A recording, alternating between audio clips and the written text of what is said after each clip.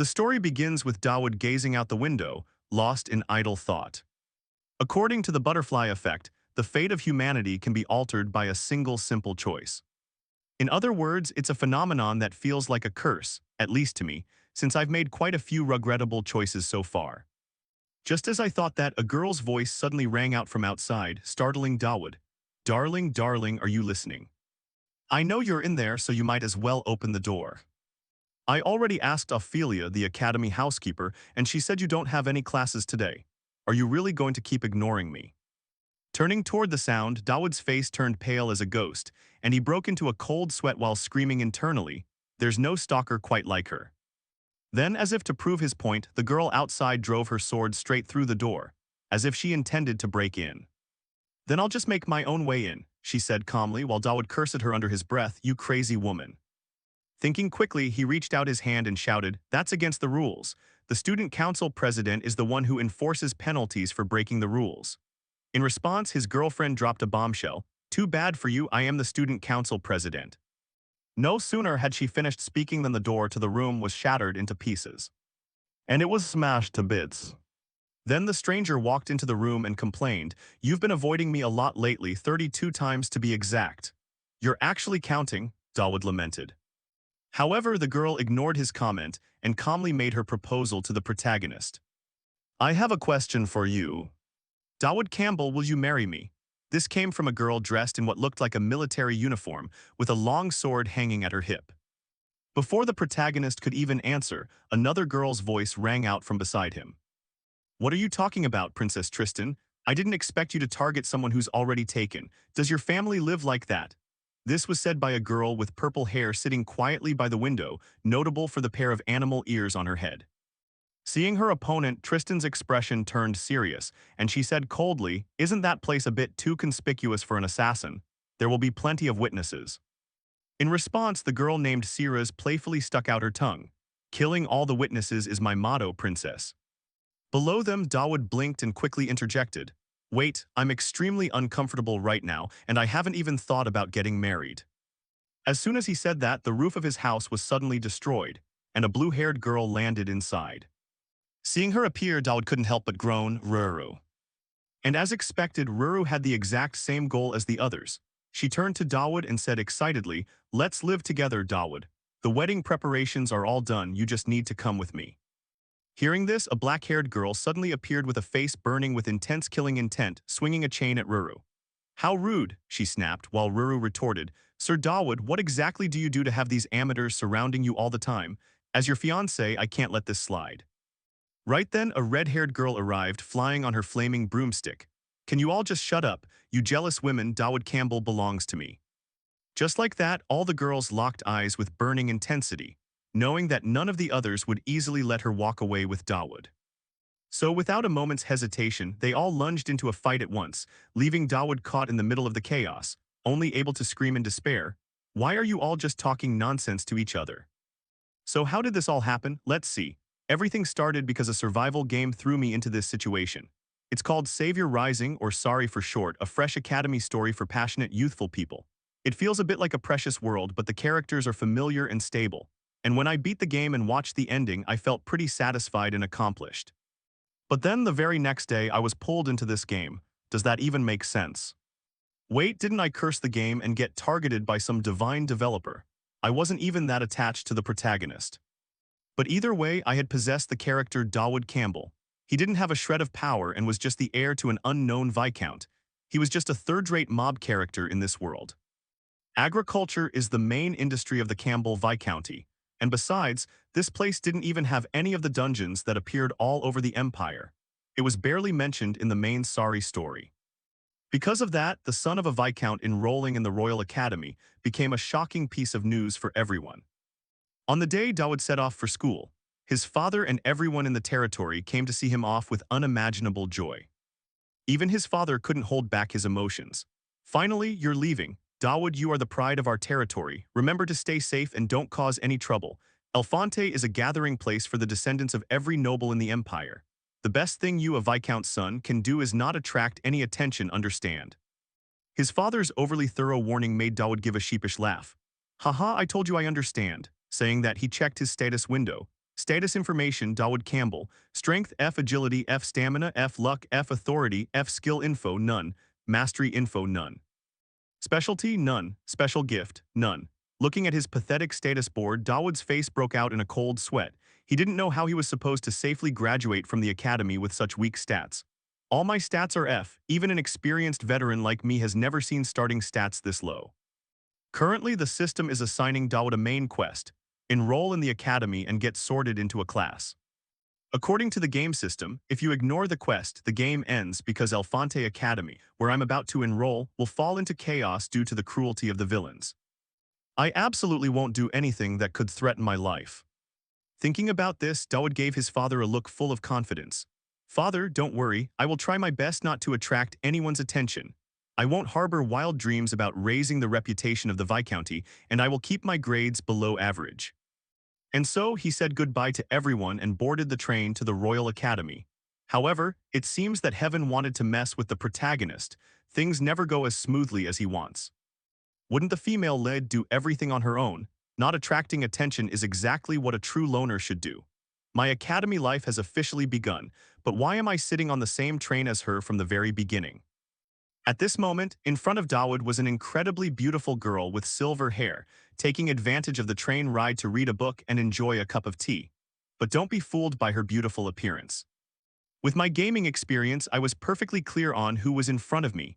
Elnor Erinerize La Tristan, the bloodthirsty barrier of 10,000 corpses, the final boss of this world. In the game scenarios, she and the protagonist constantly clashed, and she slowly lost her mind. The dormant existence of the Grey Devil eventually consumed Elnor's body, turning her into a final boss that no one could confront except the protagonist who had completed his final development. Across from him, Elnor, despite being focused on her book, seemed to sense Dawood staring at her and spoke up. "Do you need to see a doctor? You don't look so good." Hearing this, Dawood realized the villainess was paying attention to him. His face went pale, and he hurriedly waved his hand. "Ah, no, I'm fine." Elnor continued, though her eyes never left the book. "The fact that I'm sitting here instead of first class is a deliberate decision to show that our dukedom is a high-ranking noble family. Sorry for making you feel anxious. Everyone who rides the carriage with me has that kind of expression." Her voice was a bit cold, but it gave Dawood a very strange feeling. He thought to himself, she's completely different from what I remember. The keywords used to describe Elnor were always pursuing perfection and daring.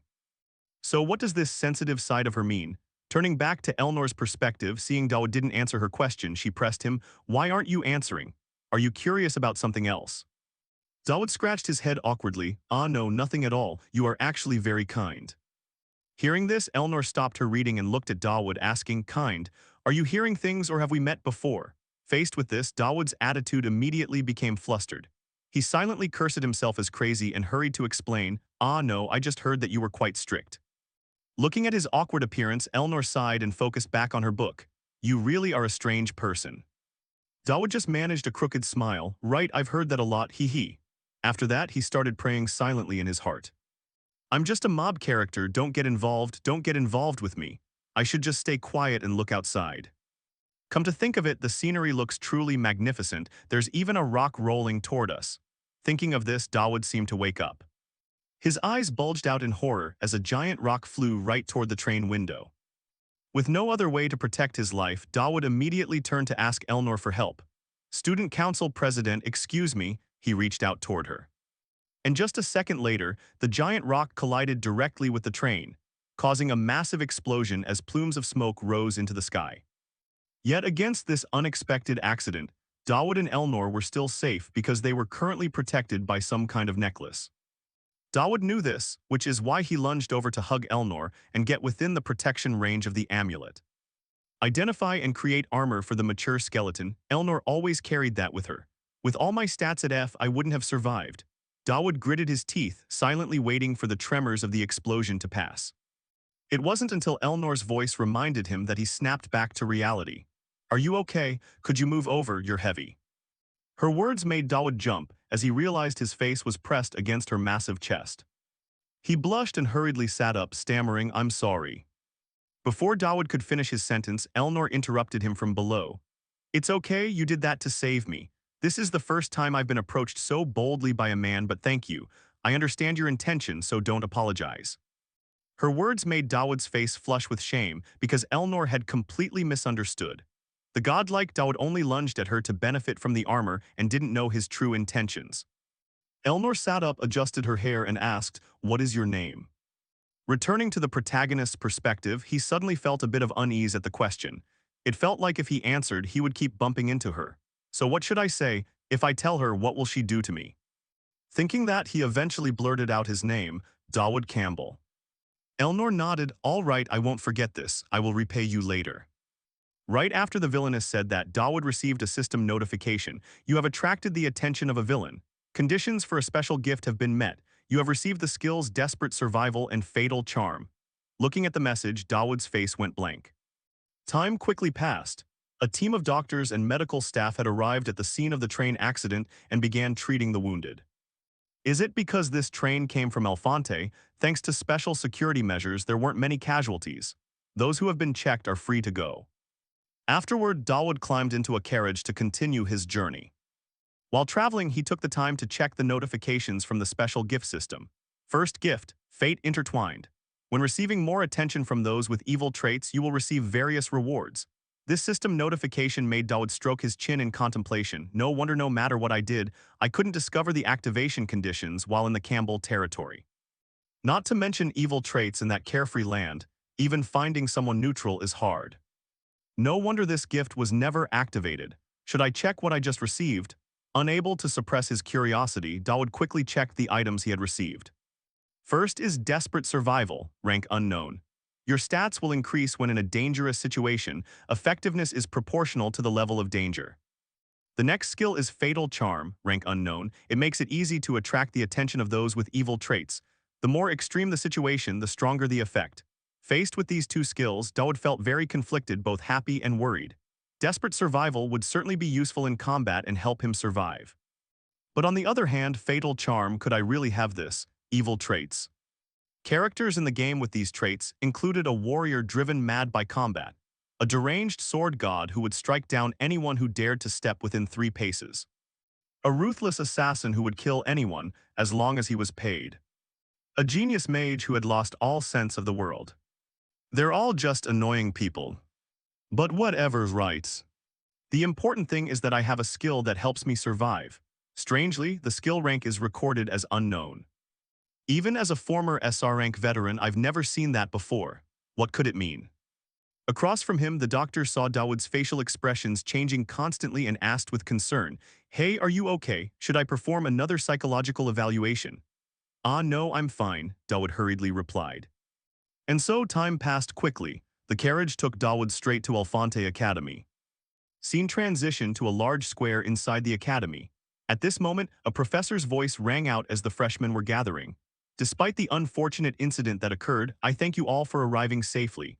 This year's freshmen are truly impressive." Returning to Dawood, he paid no attention to the professor's speech. Instead, he was thinking about his conversation with the doctor while in the carriage. Back then, he asked, "But you are only the son of an unknown viscount without any connections, right? I was also a former student of Alfonte and came from an unknown noble family. The Tristan territory has many enemies. It's best if you stay away from her from now on. If you keep hanging around those high-ranking nobles, you'll run into trouble." "I will remember that," Dawood replied. At that moment, the system also gave Dawood a notification about Elnor. Only 2 days remain until the first phase of the Faith event takes place. Thinking of that, Dawood let out a heavy sigh. Don't joke around, whether I want to or not, I'm already involved with her. In this academy, the rumors are nothing compared to the fact that she is a candidate to become the final boss. Just standing next to her is like signing my own death warrant. Before Dawood could think much more, a loud shout suddenly rang out in front of him. "Dawood Campbell, you bastard, why are you so distracted?" Hearing this, Dawood jumped out of his circular thoughts and turned his attention to the source. At this time, several other students were looking at him with mocking eyes. "Hee, look at that hick. Everyone else has finished pairing up for the duel, only you're left. Your opponent has been decided automatically," the brown-haired boy said while pointing at Dawood. Seeing that, Dawood hurriedly ran down and cursed himself. That's right, the practical test begins immediately after the entrance ceremony. Thinking that, Dawood scratched his head and asked, "Sorry, who am I paired with?" Dawood said with a calm face, but inside he was panicked. He understood that since everyone had already picked their opponents, the one left must be the strongest. And sure enough, at this moment, a girl with orange hair reached out to him and introduced herself. Hello, do you need a hand? Looking at her beautiful face with a bright smile, Dawood really couldn't smile when he realized who was in front of him. She was the greatest genius in the world. In the future, she would become the savior. This is the protagonist of Savior Rising. At this moment, Dawood could only reach out his hand to her, but the corners of his eyes were already tearing up. Am I doomed? He asked himself internally. Time passed quickly. The scene shifted to a professor's office.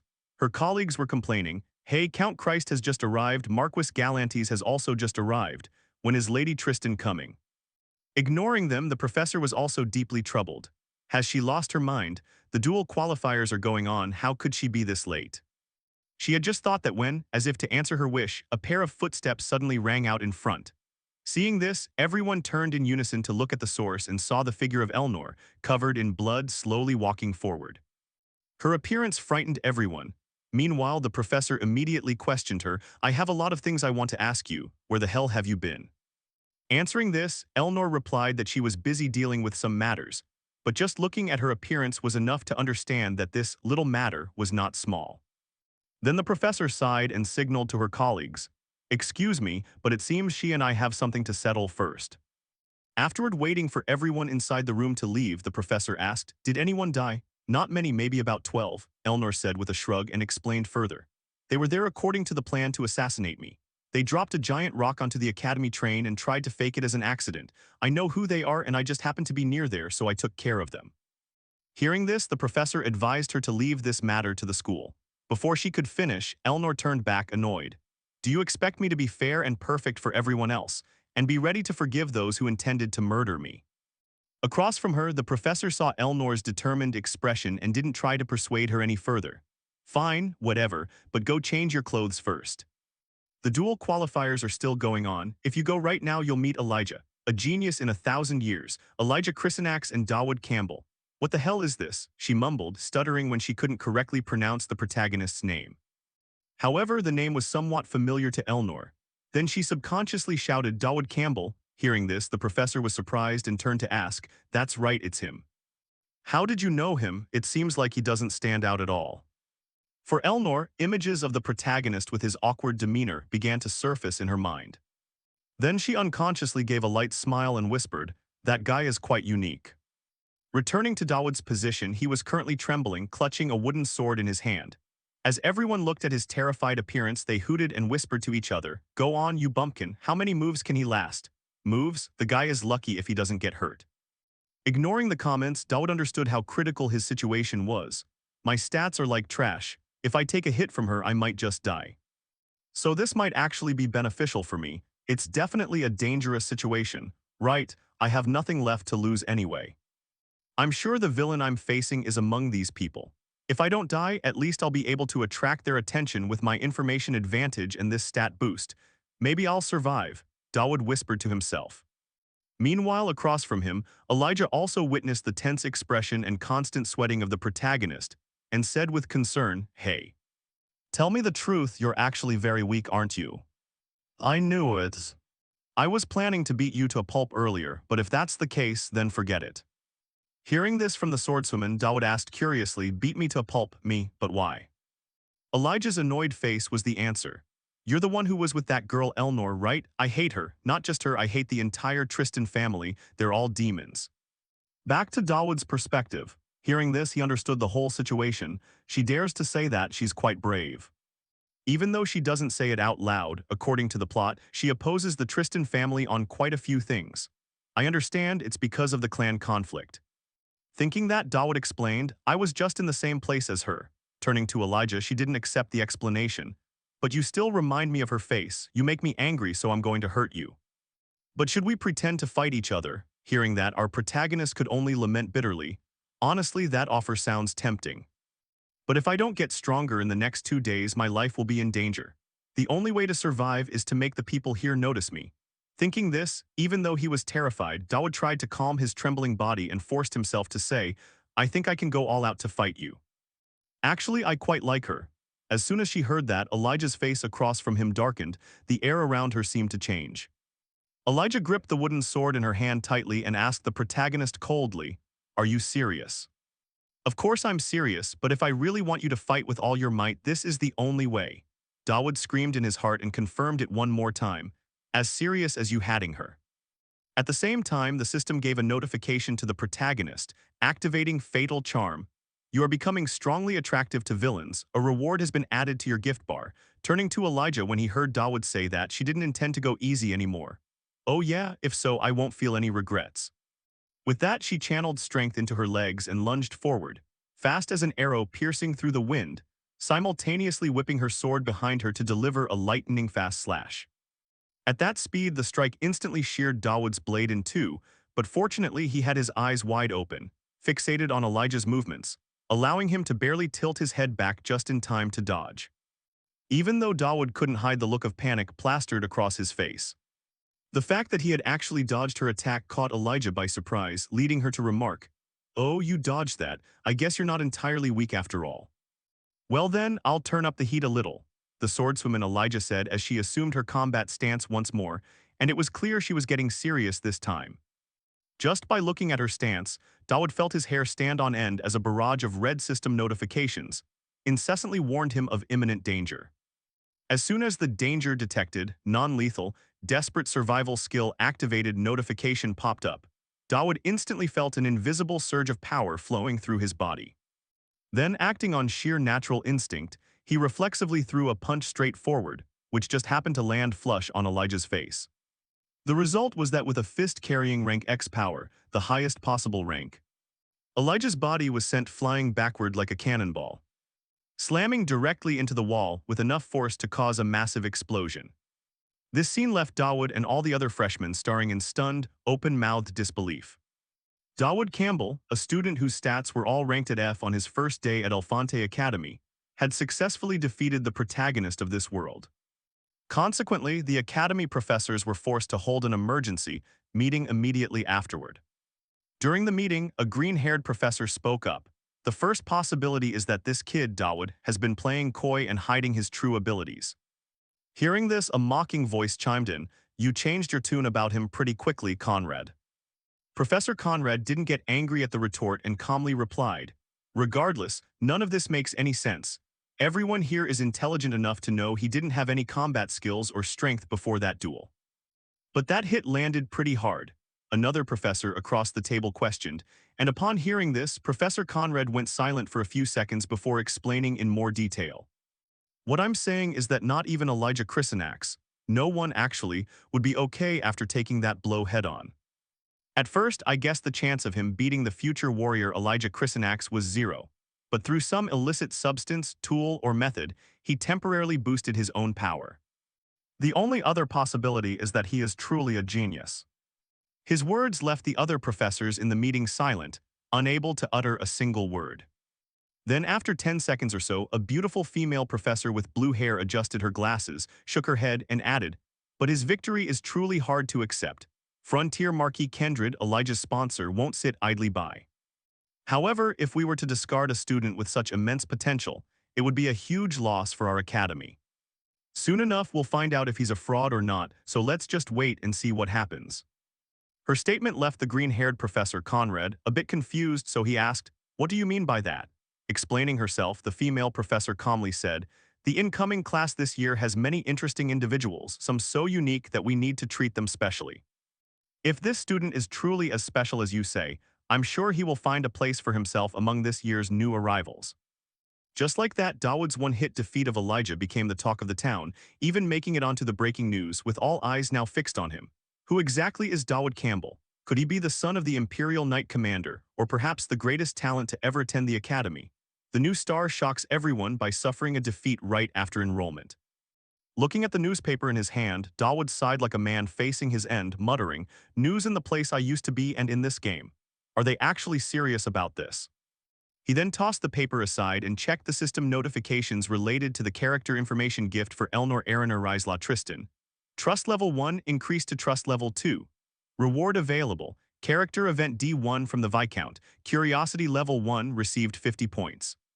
From the Viscount, interest level 3 received 140 points. Gazing at these notifications, Dawood quickly realized a few things.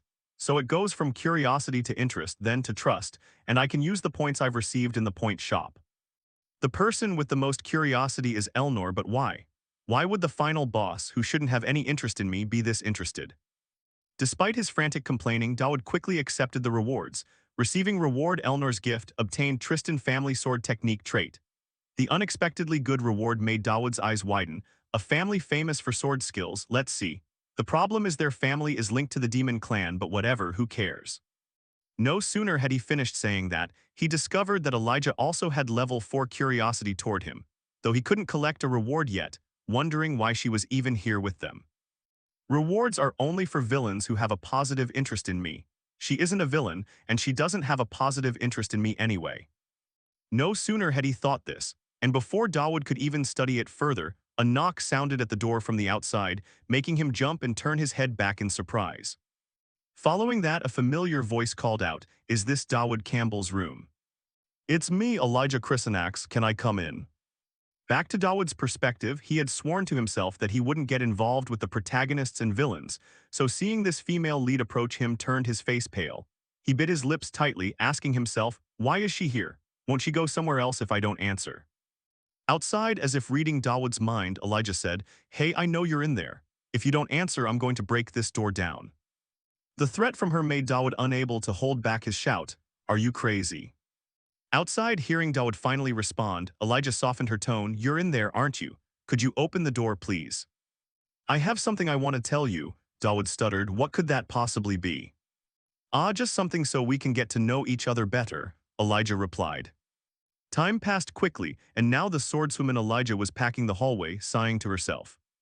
He should have agreed to it. Why be so tense? What is wrong with him? I don't know how to make friends with guys. The more she thought about it, the more frustrated Elijah felt. And while she wasn't paying attention, she seemingly bumped into someone, causing the bag of food in the other person's hand to drop to the ground. "Oh, you should watch where you're going," the person opposite her reminded her, and Elijah hurriedly picked up the food bag to help her. However, after looking up and realizing the person she had just bumped into was Elnor, Elijah froze completely. In her mind, the image of a blonde guy standing on a sea of flames, telling her to run away, began to surface. Looking at Elnor, Elijah couldn't help but tremble incessantly, and the hand holding the food bag tightened until the veins stood out. "I'm fine," Elijah replied hesitantly, and let go of the hand gripping her sword hilt. "I gripped my sword by instinct again." Elijah thought anxiously and silently observed Elnor, wondering if she could defeat her in her current state. "Elnor Tristan, she must have seen my hand right, but why isn't she thinking of how to react to it? Does this imply she doesn't even need to react to me anymore?" Opposite her, Elnor indeed didn't care about it at all. Instead, she reached her hand forward to demand it back. "Give that back here." In response, Elijah's trembling hand handed the food bag to Elnor while also wondering, "Dawood, how could you be involved with this girl?" Thinking this, after returning the item, the two of them brushed past each other. As she walked, Elijah muttered, "Turn right down this hallway and you'll reach Dawood Campbell's room." Behind her, Elnor, having overheard this, stopped and spoke up, "Wait a second." Hearing the question, Elijah's eyes showed a bit of surprise, and she nonchalantly said, "I've been with him for a while now." For some reason, Elijah's answer made Elnor's face darken as she asked, "Why?" Elnor's rapidly changing attitude made Elijah slightly confused, not understanding why Elnor was showing such hostility. So Elijah scratched her head and said, "Just to be friends. Among the freshmen, I just want to make friends, that's all." Before the swordswoman could say another word, Elnor glared at her and coldly warned, "Freshmen are prohibited from socializing with the opposite sex." "Prohibited? Is there even a law that says that?" Elijah called out, confused, but before she could finish, a red light flashed in Elnor's eyes as she said, "I just made one up. So from now on, don't you dare come near his room again." Elnor's tone, which allowed no refusal, made Elijah suspect something was fishy here. "Excuse me, but what is your relationship with him?" Replying to the question, Elnor casually turned to walk away and added, "He's nothing to me, however, remember what I just told you." Back to her train of thought, the more Elnor talked, the more suspicious Elijah felt. There's something between these two, but even if it's just to get information, I should keep trying to be friends with him. Time flew, and the scene shifted to a massive structure where countless freshmen were gathering today for the Elnor Fant Academy's class cooperation exam, which was designed to thoroughly analyze every aspect of the students. Students were divided into groups after a one-on-one duel, and because she had taken down that warrior candidate, she was assigned to the highest level group. Everyone looked so proud, yet she was the only one feeling anxious. The biggest problem is that girl. I rejected her yesterday, yet now she's in my group, which is a pain. Thinking that, Dawood spat out his water while looking at the system screen. At this point, Elijah's curiosity level toward him had reached level 5, but he still couldn't receive a reward. Close to changing the interest level, important character. A special event will take place when the interest state changes. Looking at this, the protagonist could only offer a goofy smile. Haha, she increased her interest in me again. What is going on? Now that I think about it, I had letters and food last night, which means someone is watching me. Why is all this happening to me? But whatever, just focus on the test. This shouldn't go too far wrong, right? Because this is part of the main plot sequence. In front of the group, Student Council President Elnor stood with her arms crossed and announced, "Hello everyone, I am Elnor, the one in charge of this exam." Her appearance startled the protagonist. What? No way, this can't be a coincidence. Elnor's event is supposed to happen today, but she's actually in charge of us. If that's the case, it would be strange if nothing happened throughout the exam. As for why Elnor was in charge of Dawood's group, also the strongest one, it was all because of Dawood. During the previous day's meeting of the professors, they had agreed that if Dawood was truly talented enough to subdue a warrior candidate, I'm looking forward to his performance in the class cooperation exam. Let the student council president proctor it just in case. Returning to reality, the swordswoman Elnor turned and reminded them, "First, move to the testing area and we'll receive the questions once we get there." With that, the whole group trailed after her into the building where the testing was taking place. However, they hadn't walked for long before the hallway suddenly plunged into darkness. "Wow, this place looks cool." The lights had just gone out and someone exclaimed in surprise. Observing this, the swordswoman Elijah instinctively turned to Elnor beside her. "You said we'd get the questions after getting here, right? Is this part of the exam?" Hearing the question, Elnor just mused, scanning her eyes around without saying a word. As for Dawood, he was the person clearest about the current situation because the system had just sent him a notification. Elnor event starting. Event. The next assassination attempt. The remaining assassins are still targeting her. Protect the target. Looking at the notification, Dawood could only sigh wearily. This is a trap. It's not a test anymore. Up ahead, a few students whispered nervously, "They'll handle it, don't worry, we should keep moving. Who knows what could happen here." Back to Dawood, he scanned his eyes around and realized something. Wait a minute, now that I look back, these people are all members of the protagonist's party. If I remember the plot correctly, this is where they meet for the first time. Then the people in this room are quite important to the story. Thinking of this, a flash of light sparked in Dawood's mind. He immediately pointed to the map carved into the wall and voiced his thoughts. "I think heading to the central hall is the most appropriate. There should be equipment and supplies there. Most importantly, it's a spacious area for defense, which is several times easier than this cramped hallway." Everyone must have felt it too. Council President and Elijah, we are not the only ones here and I'm heading over there. As he spoke, Dawood pointed in a different direction, which made the swordswoman Elijah curious enough to ask, why? "Because it's necessary," Dawood replied. To this, Elijah still didn't quite understand his intention and warned, "Why go that way? That path is completely opposite to the central hall." Dawood responded with a very serious face, "I can't say, but this is very important. I'll explain clearly later." "Yes, very important." "I'm not lying to them. What's more important than saving my own life, right?" Just like that, although they didn't understand the protagonist's true intention. The group quickly parted ways. The group led by Elnor headed to the main hall while Dawood himself followed a completely different path. In the quiet corridor, Dawood let out a gentle sigh. It has to succeed. It seems that defeating Elijah has made my words more credible. I just need to hide until the event ends. Anyway, the assassination target is Elnor, so they certainly won't pay any attention to me. I'll just find some corner somewhere and quietly wait for it all to end. That was what Dawood thought. However, if everything always went according to his wishes, it wouldn't be any fun at all. Just then, a voice suddenly echoed from behind Dawood. "I'm here to fix the electricity, can you guide me? My eyes aren't very good in the dark." Hearing this, Dawood glanced slightly at this guy and the system immediately alerted him. Danger detected. Returning to the group led by the swordswoman Elnor, by this time they had reached the grand hall area, and all the freshmen in the group felt the aura of the assassins hiding in the shadows. Then a girl dressed like a priest in the group nervously asked, "Hey Elijah, do you think Dawood will be okay by himself? What if something happens?" Responding to this, Elijah, having complete faith in Dawood's plan, confidently said, "Whatever he's planning, I'm sure he has it worked out. Anyway, it seems something is about to happen to us." Returning to Dawood's position, he was leading the stranger behind him. As they walked, the assassin thought, the vanguard was wiped out by that cunning woman. But that's only if we weren't here. Even this guy was easily deceived. A professional assassin like me can judge someone's level just by watching their movements. This guy is a total amateur. I can toy with him before finishing him off. I'll take his body and eliminate Lady Tristan. Thinking of this, the assassin didn't intend to play the imposter with Dawood anymore. He immediately ripped off his disguise, revealing a completely different face underneath, and pulled out a sharp, short sword while coldly speaking to the protagonist. "Well done, it's time for me to reward you." Back at Dawood's angle, after seeing the assassin's true face, he breathed a sigh of relief as if all his worries were lifted. "Phew, thank heaven, just as I thought, it's you, Hazmed. If the opponent had been a bit stronger, I might have been in danger. I'm honestly so relieved. The way you walk the nose, it's the same guy I remember." Desperate survival reached rank A. Opposite, the assassin saw Dawood acting so coolly, which made him feel a bit angry inside. What the hell is he talking about? I'm speechless. Even so, he's just a weakling. I'll finish him immediately. Thinking it, he did it. Without waiting another second, the assassin lunged forward. Meanwhile, Dawood gripped a stick in his hand. The battle between the two of them has officially begun. Shifting scenes to Elnor's group, their battle with the group of assassins was underway. Or more accurately, the assassins were being beaten to a pulp by them, with each assassin's body being hurled into the walls. All kinds of magic, sword techniques, and spells were being used everywhere.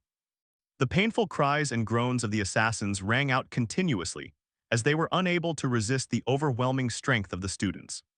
"What the hell, these guys are weaker than I thought," a red-haired student remarked. On another side, the swordswoman Elijah directed, "Falkas, freeze them all," saying that, she cast her gaze toward Elnor, who, at that moment, with just a single swing of her sword, had easily sent 4 assassins flying into the wall before her. The blow was so strong that when their bodies collided with the wall, it left large cracks. Next, Elnor stabbed the sword in her hand into the arm of one of the assassins and interrogated him. "Besides you, who else was sent? If you don't answer, I'll snap your neck." Saying this, she twisted the sword in her hand, causing the assassin's wound to open further, and he screamed in agony. Unable to endure the pain, the assassin had to spill everything. After hearing it, Elnor asked again, "You said Hazmed of the Crescent Moon. Is he in this building or around here?" Responding to this, it seemed the assassin hadn't been beaten enough to give an answer, still acting tough. "I can't tell you." No sooner had he finished speaking than Elnor lifted her leg and stomped the assassin's face deep into the floor, warning, "He's here now, isn't he?" Underneath, the assassin felt like his skull was about to be crushed. With no choice, he had to betray Hazmed and confessed, "Yes, he's with us in the back." The swordswoman Elijah, watching this scene, questioned, "What reason could you have to go that far?" Answering this, Elnor slowly turned back and reminded her, "They tried to kill me. And Hazmed of the Crescent Moon is an assassin who can change his appearance by killing others. In your opinion, who is the easiest target for him in this building right now?" Hearing this, Elijah immediately thought of a name and probed, could it be Dawood? Did he use himself as bait to lure out the strongest enemy? "They are the assassins hunting you. Why would he go that far? What is the relationship between you and him?" Not letting Elijah finish her sentence, Elnor cut the conversation short. "I told you we have nothing, at least that's what I know." Returning to Dawood's battle with the assassin Hazmed. At this moment, Hazem's thoughts were racing. "I am a professional assassin. The guardian soul is supposed to be a barrier against slashes. That only reacts to weapons, so why is it here in a place like this? This school is an ancient and mystical place, so maybe it makes sense. It doesn't matter because an assassin is a weapon himself. But why did everything turn out like this?" At this point, Hazem's situation wasn't much different from his underlings. When Dawood with just a wooden stick had beaten him until he spat blood from his mouth, the strikes delivered by the protagonist at lightning speed left Hazmed unable to react, having already taken countless blows. At the same time, Dawood received a system notification. "You have successfully used a sword technique. Your Tristan swordsmanship proficiency trait has increased." Looking at this, Dawood paused for a beat to catch his breath. Meanwhile, Hazmed, sitting with his back against the wall, couldn't stop coughing up blood, finally understanding why Dawood was so strong. "Is that the Tristan sword style? Perhaps I shouldn't have messed with him from the beginning."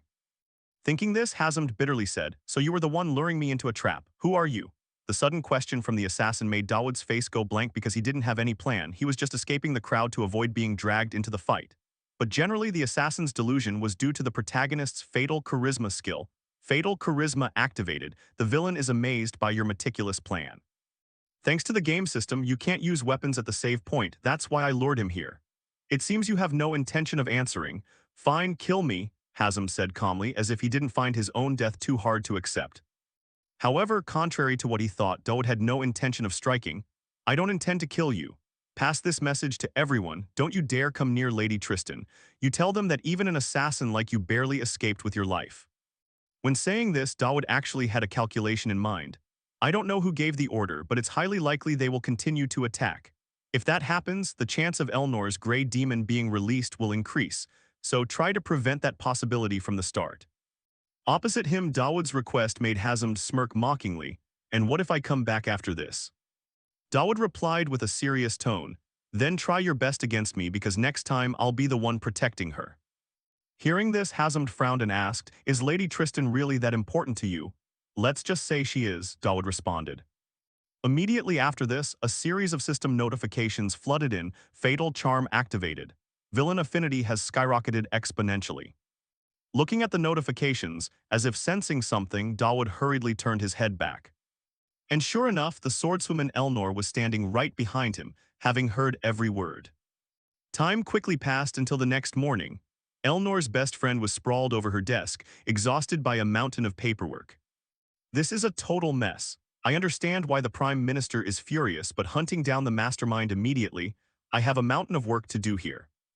The Academy is in chaos, but based on the route taken during the assassination attempt, it's confirmed there's a spy. Elnor, I know political maneuvering against you is a daily occurrence, but since this is the second assassination attempt, it's clear they are determined. But this event is different. Regardless of who is behind it, they will definitely strike again.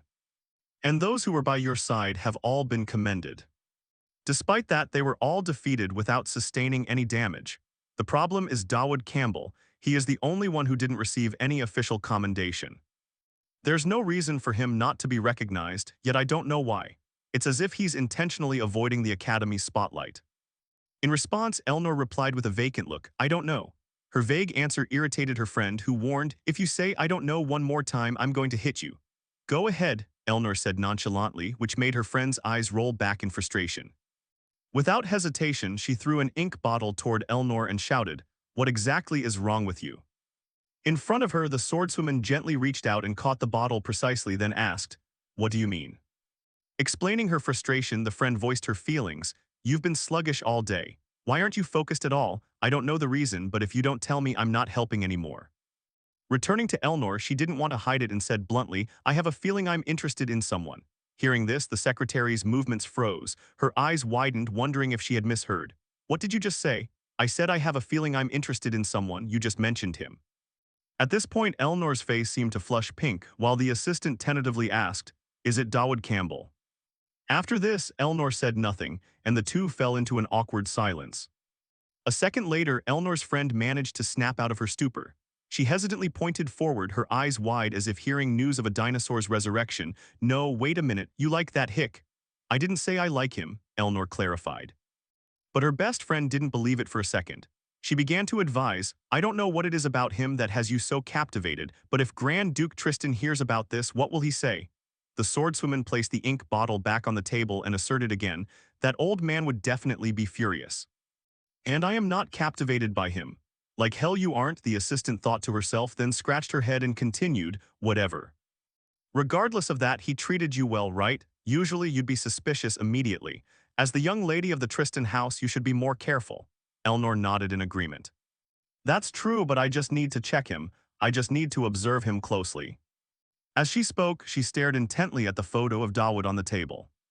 Shifting focus to the protagonist, he was lying on his bed, staring blankly at the notice in his hand, unable to understand what it meant.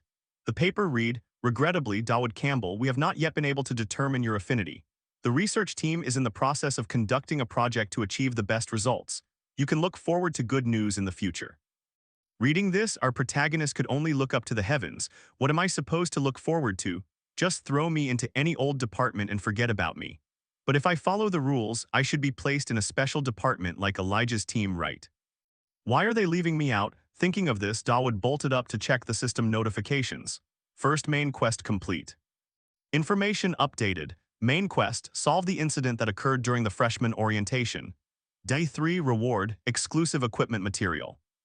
The next quest from the system gave Dawood pause.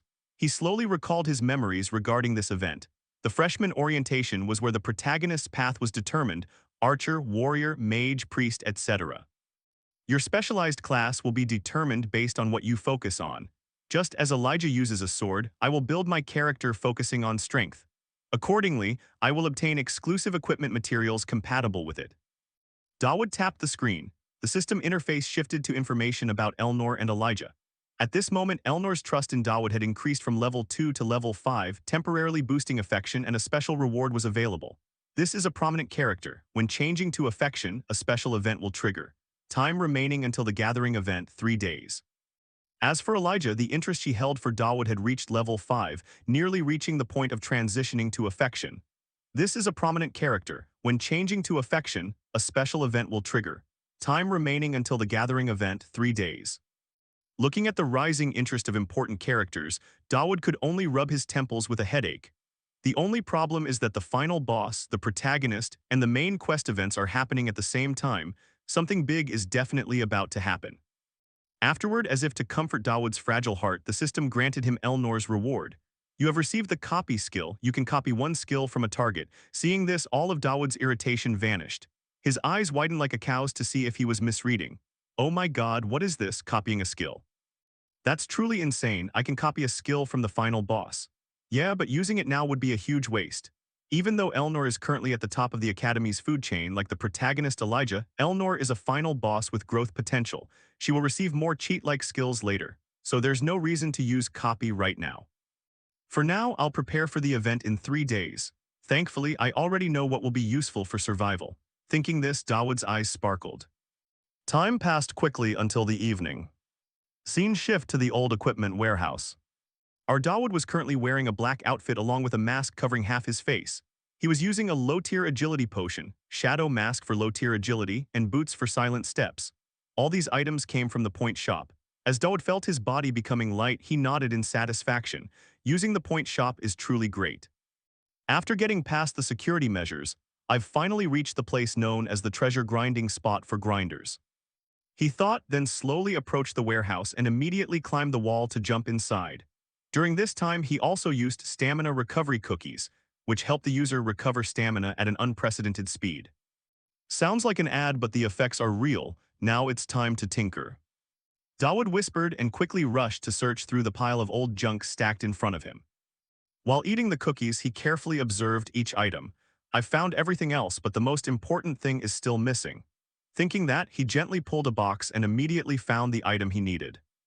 The object he was looking for was a golden incense burner.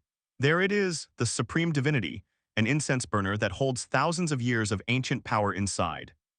Nice, finally I have everything I need. Thinking that, Dawood hurriedly reached out to pull the burner from the pile. However, things never go as smoothly as he thinks. Although the incense burner was small, it was holding the structure of the pile of junk together. As soon as Dawood pulled the burner out, its stability was lost, and it began to wobble incessantly. Then what was bound to happen happened. A second later, the entire pile of old items crashed down below, causing a cloud of smoke and dust in the warehouse. And what a coincidence! When the dust settled, Dawood discovered he was holding a beautiful girl with silky black hair. But our protagonist didn't have the time to appreciate this beauty, because he recognized who was in front of him. Yuria Greyhaunter, the boss of Chapter 2, nicknamed the Cursed Goddess of Swords. The thing I just picked up was hers, that's why she likes to hang out here. Thinking of this, Dawood's face didn't stop sweating from the tension. Afterward, Yuria's body flickered, and she immediately lunged out of the protagonist's arms. Along with that, Dawood received several red notifications. Danger detected, high-risk situation, life-threatening, desperate plea activated at S rank. Faced with this, Dawood could only awkwardly say, sorry for waking you. But before he could finish, Yuria's figure appeared behind the protagonist. Then she swung the chain attached to the sword in her hand straight toward Dawood, creating a wind-tearing sound. With just this single swing, the sword shredded all the wooden crates in front. Meanwhile, Dawood had to hurriedly lean backward to dodge the attack. Faced with the overwhelming, lightning-fast attacks from Yuria, every hair on Dawood's body stood on end. Our protagonist had no choice but to run for his life. After all, Yuria possessed an incredibly long attack range, making it impossible for him to get close to her even if he wanted to fight back. The last time was just a match with Elijah, but this time it was life or death. Even with special strength, his body still hurt. Thinking of this, Dawood realized he couldn't keep running forever, so to protect his life, he raised his hands to reassure her. "It's a misunderstanding. I didn't intend to do anything, please, I beg you." Across from him, Yuria didn't seem to hear his words. She continued to swing the chain like a machine. The sword began to carve up the ground until it was unrecognizable. Meanwhile, Dawood kept dancing with death, narrowly avoiding the sword. But no matter how he dodged, everything has its limits. At this point, Dawood was gradually being cornered by Yuria. Then the swordswoman threw her sword hard, aiming straight ahead with wind-tearing speed.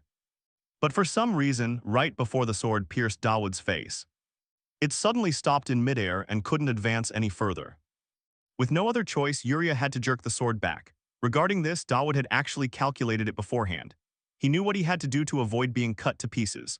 All of this was because of a curse Yuria was under, a distance of 3.5 steps. Any enemy within that range would be killed, but conversely, she couldn't take another step forward. That was the mechanism of the curse. At this moment, Yuria pointed the sword at Dawood and whispered, "Can you step forward, please?" Across from her, Dawood naturally understood what she wanted, so he refused immediately. "Why? So you can cut me." "That's right," Yuria admitted nonchalantly. Dawood looked at the determined expression of the swordswoman and nearly wet himself. "Is there no way for me to escape?" He had just thought that when suddenly a strange sound came from Yuria's stomach. Gurgle. Immediately, her face flushed red with embarrassment. But this gave our protagonist a way out. Wait a minute, this is her area where she separates herself from everyone. Even teachers don't come here often. This means, thinking that Dawood probed, "Hey, do you want to eat some cookies?" Saying that, he proactively took out his stash of stamina recovery cookies to lure her. However, Yuria was very alert. She felt a bit angry and said, "I won't fall for your trap. Are you trying to lure me with food?" Back to Dawood. He didn't intend to say much more and immediately threw a cookie forward, and Yuria's body automatically opened its mouth to catch it like a little puppy. Looking at her own action, Yuria felt a bit embarrassed and stammered, "That was just a mistake." Back to Dawood, her action didn't surprise him at all. Everyone gets hungry in this state. You can't talk to someone who is starving.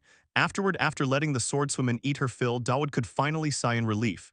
"Hugh, I nearly died there." Behind him, Yuria, while eating, asked, "But anyway, who are you? Why are you here?" Our protagonist naturally couldn't say he was there to steal, so his brain kicked into gear and he thought of an excuse to brush her off. "I was asked to feed you. Someone I know asked me to take care of you." "An acquaintance," Yuria said with eyes full of questions, waiting for Dawood's answer. Meanwhile, Dawood had calculated, saying that will be useful in the future. "There's no way I could meet Yuria this early in the game," he thought, then continued his acting. "Ah, that's right, don't worry, your sister is doing well in the Holy Kingdom. The Emperor won't pay attention to you two for a while, but you know that without me saying it. I have to hide now, I'll come back later." Saying that, memories related to the swordswoman's background appeared in his head. Yuria originally came from the Holy Kingdom.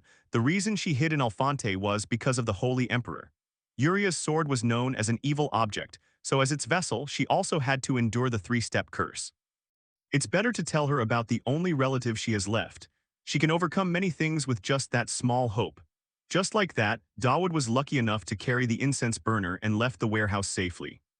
Time passed quickly until the next day, when the group of freshmen were gathered on a cliffside.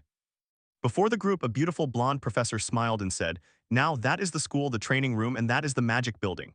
Can everyone see clearly? Everyone needs to choose a major and a minor at the orientation ceremony in a few days. Knights, mages, production engineers, and priests, everyone knows this, don't you?" Below, a student asked his question, "Do the tribes also study together with the Holy Kingdom?" Answering this, the teacher nodded and explained, "Yes, that's correct. We teach the same things here for war and representation, so don't think about transferring, okay? I will explain more about the major subjects." Behind her, Dawood already knew this information, so he calmly stood with his arms crossed and thought randomly. This is an orientation event providing more information about this world, but I can't ignore it. If not, everything I've prepared so far will be meaningless. Afterward, a brown-haired student asked a question Dawood was also interested in. Dinophilia, that is the famous void region, isn't it? Seeing this, everyone turned to look forward, where they witnessed a certain area being covered by a screen of red light. Then they all turned to look at Ophelia with curiosity. Without making them wait long, Ophelia nodded and explained, "Yes, but that place is forbidden. If you go there, you will be punished." Back to Dawood. He stood quietly watching the area ahead. That is the Void region, the place left after the historical battle between heaven and hell. That is where God's messenger fought the warrior who received demonic power. Hundreds of years have passed, but the collision of death and divine energy continues. This is the most important place for demons to be kept free. Therefore, the Holy Kingdom, the Tribal Alliance, and the Empire created a golden triangle to watch over it, including Alphonte and other academies. Beside him, a big red-haired guy excitedly raised his hand to express his intention. "Dean Ophelia, can we go closer to observe it?" To his question, Ophelia agreed but didn't forget to remind. "Let's see, standing right at the edge of the Archangel's protective shield is still okay. We can be safe while inside it." Hearing this, Dawood couldn't hide the joy on his face. "Good, the plan now is to leave for lunch and come back. I'll do some things." Angels, who are known to be able to move mountains and seas, and the Archangel, whose power is even greater, created this shield. Thanks to that, students can exist in this dangerous place. Unaware of Dawood's thoughts, Dean Ophelia said excitedly, "All right, we will have lunch here." Responding to that, Dawood walked over and asked quietly, "Can I eat elsewhere? I feel uncomfortable here." Ophelia nodded and reminded the protagonist, "Don't go too far or you will get into trouble." "Yes," Dawood replied and hurriedly left. Not far away, a few students looked at Dawood with annoyed eyes. "Tusk, that hick is showing off just because he got a little attention." Unaware of this, after Dawood left, he quickly found a place no one noticed and pulled out the incense burner he had pilfered from Uria's place. He poured into the burner powder from a unicorn's horn, phoenix feathers, and a piece of coral, causing the burner to emit wisps of light purple smoke. While Dawood puffed his cheeks to make the burner burn stronger, he thought to himself, "This is the ultimate portable incense burner of the achievement. I came all the way here to use it. It allows me to touch things that ordinary people wouldn't even dare dream of." At this moment, following Dawood's gaze, the purple smoke rising into the air caused a vortex to appear in the space. And from inside that vortex, human-like figures slowly appeared. They radiated a powerful aura that forced Dawood to cover his eyes. Afterward, from inside the vortex, Dawood heard the voices of a few people. "You said the Allied forces were where?" "No, I told you to level everything. You just simply put the drain in and left." "Ah, they said it was done by a boy named Jirian." "Look over there, kid, do you think just digging it up is enough?" someone said irritably.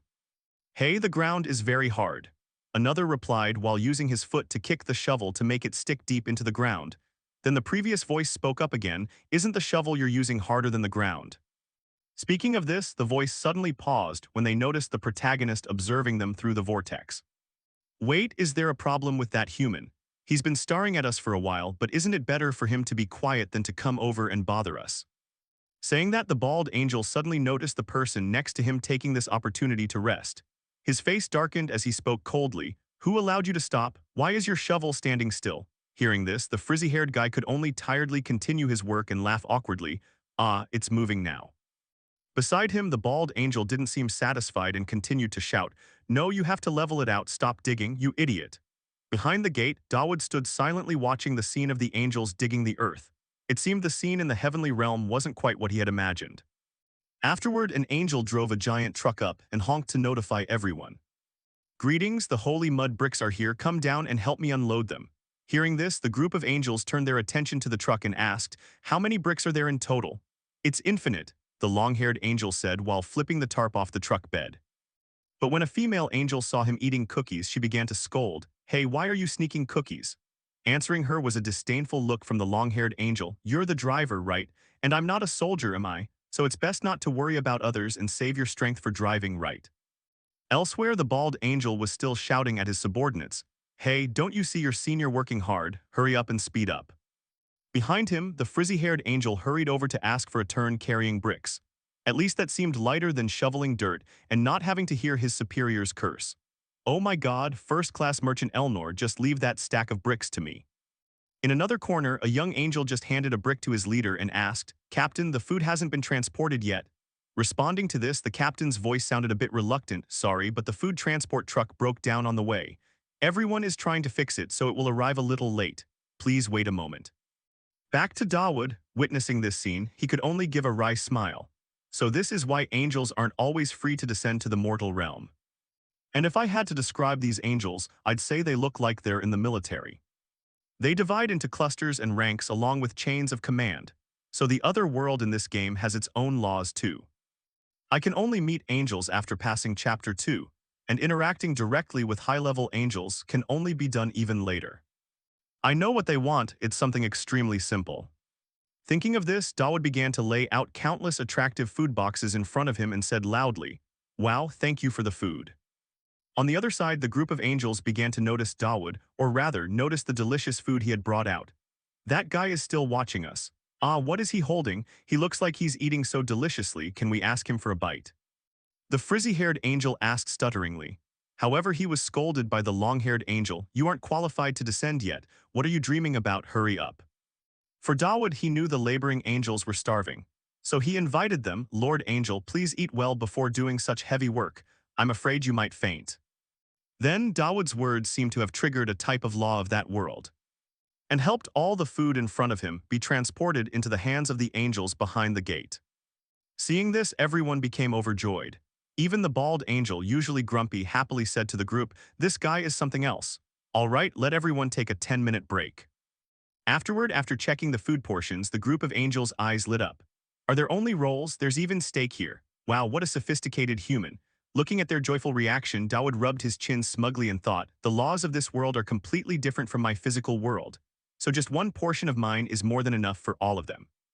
Time passed quickly. After finishing the food Dawood gave them, the bald angel nodded and turned to praise him. "Haha, so delicious. What a banquet suitable for people having to do manual labor like us. Bring that over here." "What was that?" Dawood asked curiously. "The incense burner next to you. You did this for us because you need something from us, right? Let me bless it. Bring it over here." Hearing this, Dawood didn't hesitate for a second and hurriedly carried the incense burner near the gate. Then the angel refreshingly said, "Let's see, what do you want? But it has to be within reason. I will try my best to meet your expectations." The reward from the uncle left Dawood startled, as everything was proceeding much more smoothly than he had imagined. "Wow, it's really happening just like that without any negotiation. I even prepared a card to bargain with. Are there any other story arcs in the original that are this easy?" Dawood silently pondered to himself. However, before he could even ask a question, the angel uncle seemed to have read his mind and spoke up. "Why are you treating me so well? You're thinking, it's not someone else, right? I can explain this. I can see that you have been provided with very good information. You possess a unique skill within you, but you have failed to develop it. Even if it's just a little bit, it will bring you many benefits in the future. You should start cultivating it from now on." The angel uncle spoke with a tone full of certainty, making Dawood gulp hard under his gaze.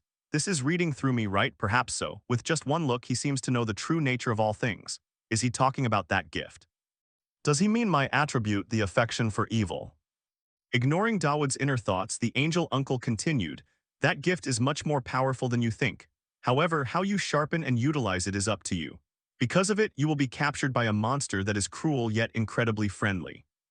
Hearing him say this, Dawood no longer had any doubts. Damn it, I knew it. After sealing that incense burner, I realized all the tactics and possibilities I could utilize. I definitely have to find an optimal plot path to ensure my survival as best as possible. Returning to the angel uncle's perspective, for some reason, he suddenly reverted to his youthful state with long, flowing hair. A common human would have immediately fallen into a state of fear. "But you seem incredibly calm, don't you? I see a magnificent man in the stage of formation. I assume I won't have to worry about anything anymore, right? I've finished the blessing." "Ah, yes, thank you," Dawood replied naively, as he had only seen the uncle sit and talk for a while without witnessing any energy usage, yet the blessing was already done. Elsewhere, another angel, seeing the uncle talking to Dawood, asked the sergeant, "Why are you telling a human things like that?" The response was a slightly annoyed look from the angel uncle. "Have you finished moving those holy mud chunks yet?" "Ah, yes, I'm almost done," the other angel replied and hurried away. Returning to Dawood, in truth, he still did not fully grasp the cryptic words of the angel, cruel yet incredibly friendly. What on earth is that supposed to mean?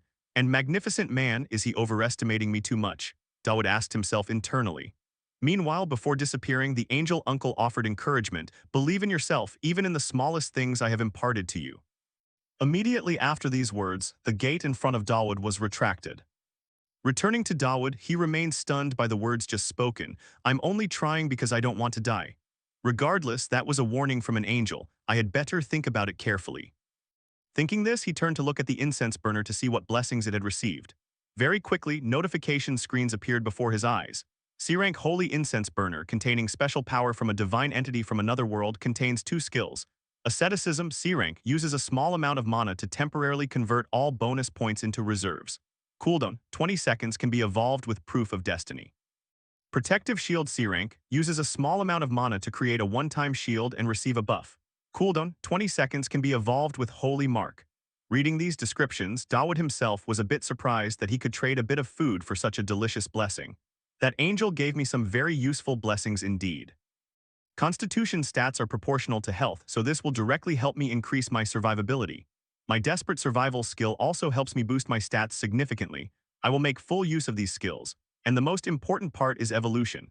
In this world, created items can naturally enhance their performance.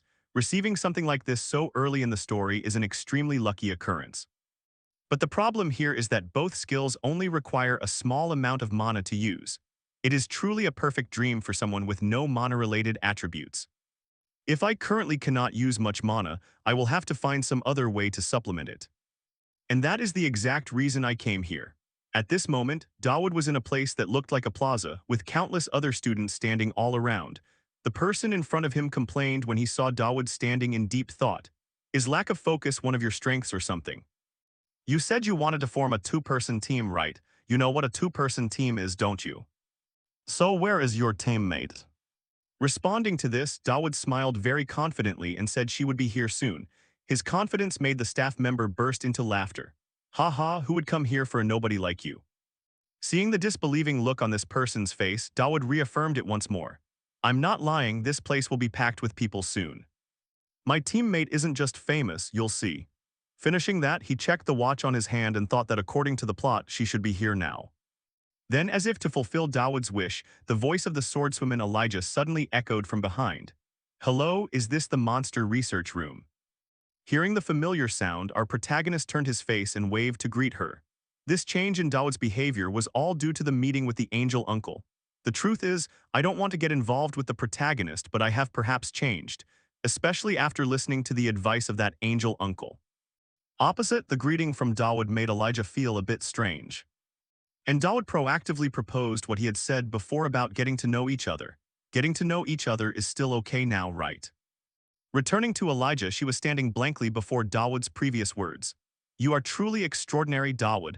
Nothing you tried here worked, so now you remember me. Because of the tactic to make them jealous, I've been bothered way too much already. Just how delusional is he, she whispered to herself. Time passed quickly, shifting the scene to the simulation dungeon at Alfonte Academy. At this moment, Dawood and Elijah were paired up and currently in a simulated battle. However, looking at the flickering red eyes in the dark, the swordswoman Elijah felt a bit anxious and asked the protagonist, Dawood, are you really sure about this? Hearing this from her, our protagonist behind her complained with a face that looked like he had just woken up. Trust each other a little. I thought you wanted to be friends with me. Do you remember that the first time we met you wanted to hit me? I remember, even though I was the one who got hit, Elijah replied hesitantly. Then immediately after, as if sensing that the monsters in front had begun to attack, Dawood gave instructions. If you want to be friends, just follow what I say. At 9 o'clock, there are 3 in total. Following his reminder, Elijah hurriedly turned to the 9 o'clock direction and naturally saw a wolf lunging toward her with a mouth full of fangs. However, thanks to the prior warning, she only needed to swing her sword to easily decapitate the wolf. But not letting her rest, Dawood behind her smiled and added, 2 more coming from above. Time passed quickly. At this moment they were facing several giant bats. Relying on his knowledge, Dawood quickly recognized this type of monster and provided a way to deal with them. Their weakness is at the top, aim for the body, don't aim for the wings. Hearing this, Elijah in front swung her sword quickly, immediately splitting the bat in half. However, she also felt a bit frustrated and gritted her teeth. Stop giving orders, why don't you come up and help me a little? To Dawood, he seemed not to hear the complaint and continued giving orders. 2 daggers will fly toward you from both the left and right, just bat them aside. Try to endure for 10 seconds. Responding, Elijah swung her sword to bat away the 2 daggers flying toward her to both sides. Then Dawood smiled and gave the next instruction. Very good. Next is a type of paralysis poison. The sprayer is on the right. Destroy it quickly. Next is dodging the arrow flying from my side. Just stand still there. 3, 2, 1. There is an attack from behind. A series of instructions was given so rapidly that Elijah began to fall behind. She barely turned around and luckily blocked the strike from the giant one-eyed monsters. The heavy blow pushed her petite body backward. As for Elijah's feelings at this moment, she felt infuriated because all the heavy lifting fell to her, while Dawood behind her just pointed fingers and gave orders. Unable to contain her frustration, she shouted, "If you knew all those things, wouldn't you do better than me? We would level up faster if we cooperated." Behind her, in truth, Dawood did not want to help. It was that he couldn't even if he wanted to. "Look, I really want to help, but I can't. I am a trash character with F-rank stats in every aspect." To explain this, in a simulated match, there is no killing intent, so the desperate survival skill cannot be activated. These are just artificial entities performing pre-programmed actions. Because desperate survival isn't an omnipotent skill, I must quickly raise my stats. Dawood silently reminded himself, while the swordswoman Elijah in front shouted to encourage herself. "Come on." With that, she gripped her sword tightly and lunged toward the protagonist with a slightly fierce face. This action made the smile on Dawood's lips go stiff. Am I too cruel? However, contrary to what he thought, Elijah was actually protecting him because a monster was sneaking up on Dawood from behind. Fortunately, Elijah reacted in time. With just one strike, she easily decapitated the one-eyed monster, saving Dawood from a visible loss. This image left Dawood stunned for a second. But immediately after, from both sides, countless colorful paper streamers suddenly flew out, accompanied by congratulatory sounds. "The speed is too fast. You have broken the record." Hearing this, Elijah's eyes showed disbelief. She turned to ask, "What is this? I fought alone, but I broke the record. Even though this is a two-person stage, what on earth is happening?" Responding, the protagonist just smiled nonchalantly. "Is it luck? The next area will be a bit harder. Let's continue." "Wish you luck." His nonchalant words made the fire of anger in Elijah's heart blaze up. She gritted her teeth, her eyes looking as if she wanted to devour Dawood alive. At the same time, in the special observation room, the professors were witnessing Dawood and Elijah's battle through a magical device. After watching both of their performances, a girl dressed as a magic department head, Purse, nodded and admitted, "It seems we have to allocate more budget for the simulation matches next year." "Do you think so?" Conrad replied. Conrad gently placed his hand on someone's head and answered, "Likely." "This is from the design department, isn't it? More importantly, it seems I am very lucky that the person I have my eye on is performing it." Hearing this, Purse was slightly surprised. "You mean that girl, the one chosen for the next term? They are progressing extremely fast. They are worth nodding." Conrad knew Purse had misunderstood, so he explained in more detail. "Not her but him, Dawood Campbell." Hearing that, Purse cast her eyes to observe Dawood and felt a bit displeased. Criticizing that fraud, isn't he just clinging to the warrior candidate? On this side, Conrad sighed, guessing right away that Purse knew nothing. "That is the problem with wizards who like to spin pens like you. A warrior candidate could never break the record on their own. Any normal person would see the warrior candidate as stronger and playing the key role in the battle. But he is the key, the positioning of his teammates, the way he gives orders with perfect timing, the seamless supportability. Each of his actions shows a terrifyingly precise judgment, as if he had been to the battlefield thousands of times." Thinking this, Conrad couldn't help but suggest, "Hey Purse, let's bet." Shifting to Dawood and Elijah's position, the two suddenly heard Conrad's voice through the loudspeaker. "I am Conrad Balthador of the Night Department. After observing you two, I have started to feel interested. The magic department head and I have made a bet. Can you two break the record that we set when we were freshmen? If you two truly succeed, I will give you the right to make any request toward Purse. But if you feel pressured by this, I won't force you. Your current record is already an amazing achievement." This request was almost impossible from the start. Dawood didn't need the professor to say anything more. He immediately took the bet. "No problem, we can do it." Dawood's quick agreement left Elijah behind him bewildered. Meanwhile, Professor Purse felt Dawood was a bit arrogant and criticized him. "Oh, look at him." Ignoring this attitude, Conrad spoke up, "I bet you will win. Now begin." Shifting to the practice area. At this moment, Elnor's close friend was complaining. "What is this? I understand you came here to relieve your mood, but lately you've been overdoing it. What on earth is happening with you?" In front, Elnor, with a face soaked in sweat from training, spoke up. "There is something I want to recall." When I was young, my mother taught me this move, but I don't remember it anymore, so I am practicing from scratch. A demon exists in the Tristan bloodline. This dark rumor has two sides. One is the extraordinary inhuman talent they possess, and the other side is the occasional outbursts of madness, erupting violence, and the collapse of reason. That is why, even though those of the Tristan family achieve extraordinary accomplishments, their later years are full of tragedies. At this moment, as Elnor drank water, her close friend asked, "That's not serious, is it?" "Right," she replied. Elnor shook her head. "No need to worry, I don't care." "Really, is that true?" The assistant girl looked skeptical. This made Elnor slightly annoyed. "I told you there is nothing that can bother me now." Hearing that, Elnor's close friend immediately said a sentence. "The information you requested, I will report immediately." "I just heard this news from a junior. Dawood Campbell is currently with the warrior candidate of the next term, Elijah." "The girl who fought Dawood before?" Elnor frowned and asked. "You mean the two of them have paired up?" The assistant nodded. "Yeah, perhaps because the simulation match requires a two-person team." Opposite, Elnor closed her eyes, trying to calm down a bit, then let out a long sigh. "I see, take me there. You just said you didn't care." The assistant yelled, but she didn't know if Elnor noticed that the water bottle underneath had been completely crushed by Elnor. Returning to Dawood's group's position. At this moment, the swordswoman Elijah truly couldn't understand what our protagonist was thinking in his head to be able to easily meet Professor Conrad's challenge. She asked, "What do you intend to do? I know you have skills, but even so, is it worth testing the all-time record?" "Yes," Dawood calmly replied without any hesitation. This made Elijah look at him with eyes full of skepticism. "Your confidence is indeed unusual. Is there any reason for you to do this?" For Dawood, of course, he was already a veteran of this game, so this minor challenge was not a problem for him. Aiming for their weak points will be easier because artificial monsters have consistent movement patterns, but I can't let her know that. Dawood thought internally and replied vaguely, "That is because you are here with me."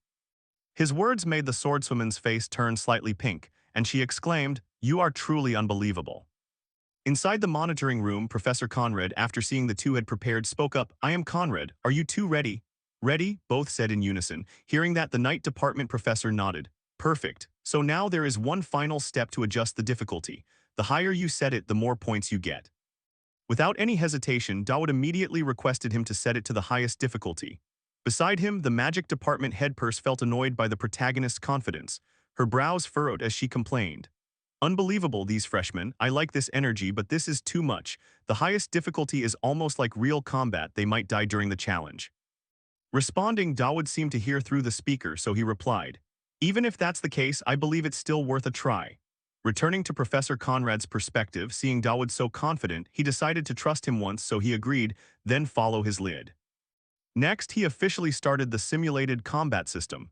Loud sounds erupted, making the beautiful face of Elijah sweat from anxiety. Beside her, Dawood saw this and smiled to reassure her. "Don't worry, the warrior candidate title is a done deal anyway." Speaking of the female Professor Peirce, at this moment she was happily enjoying tea brought by a subordinate, then complained to Conrad, "I can't believe you." Conrad replied to this complaint, and Professor Conrad reminded her of one thing, "Is this the first time you've done this?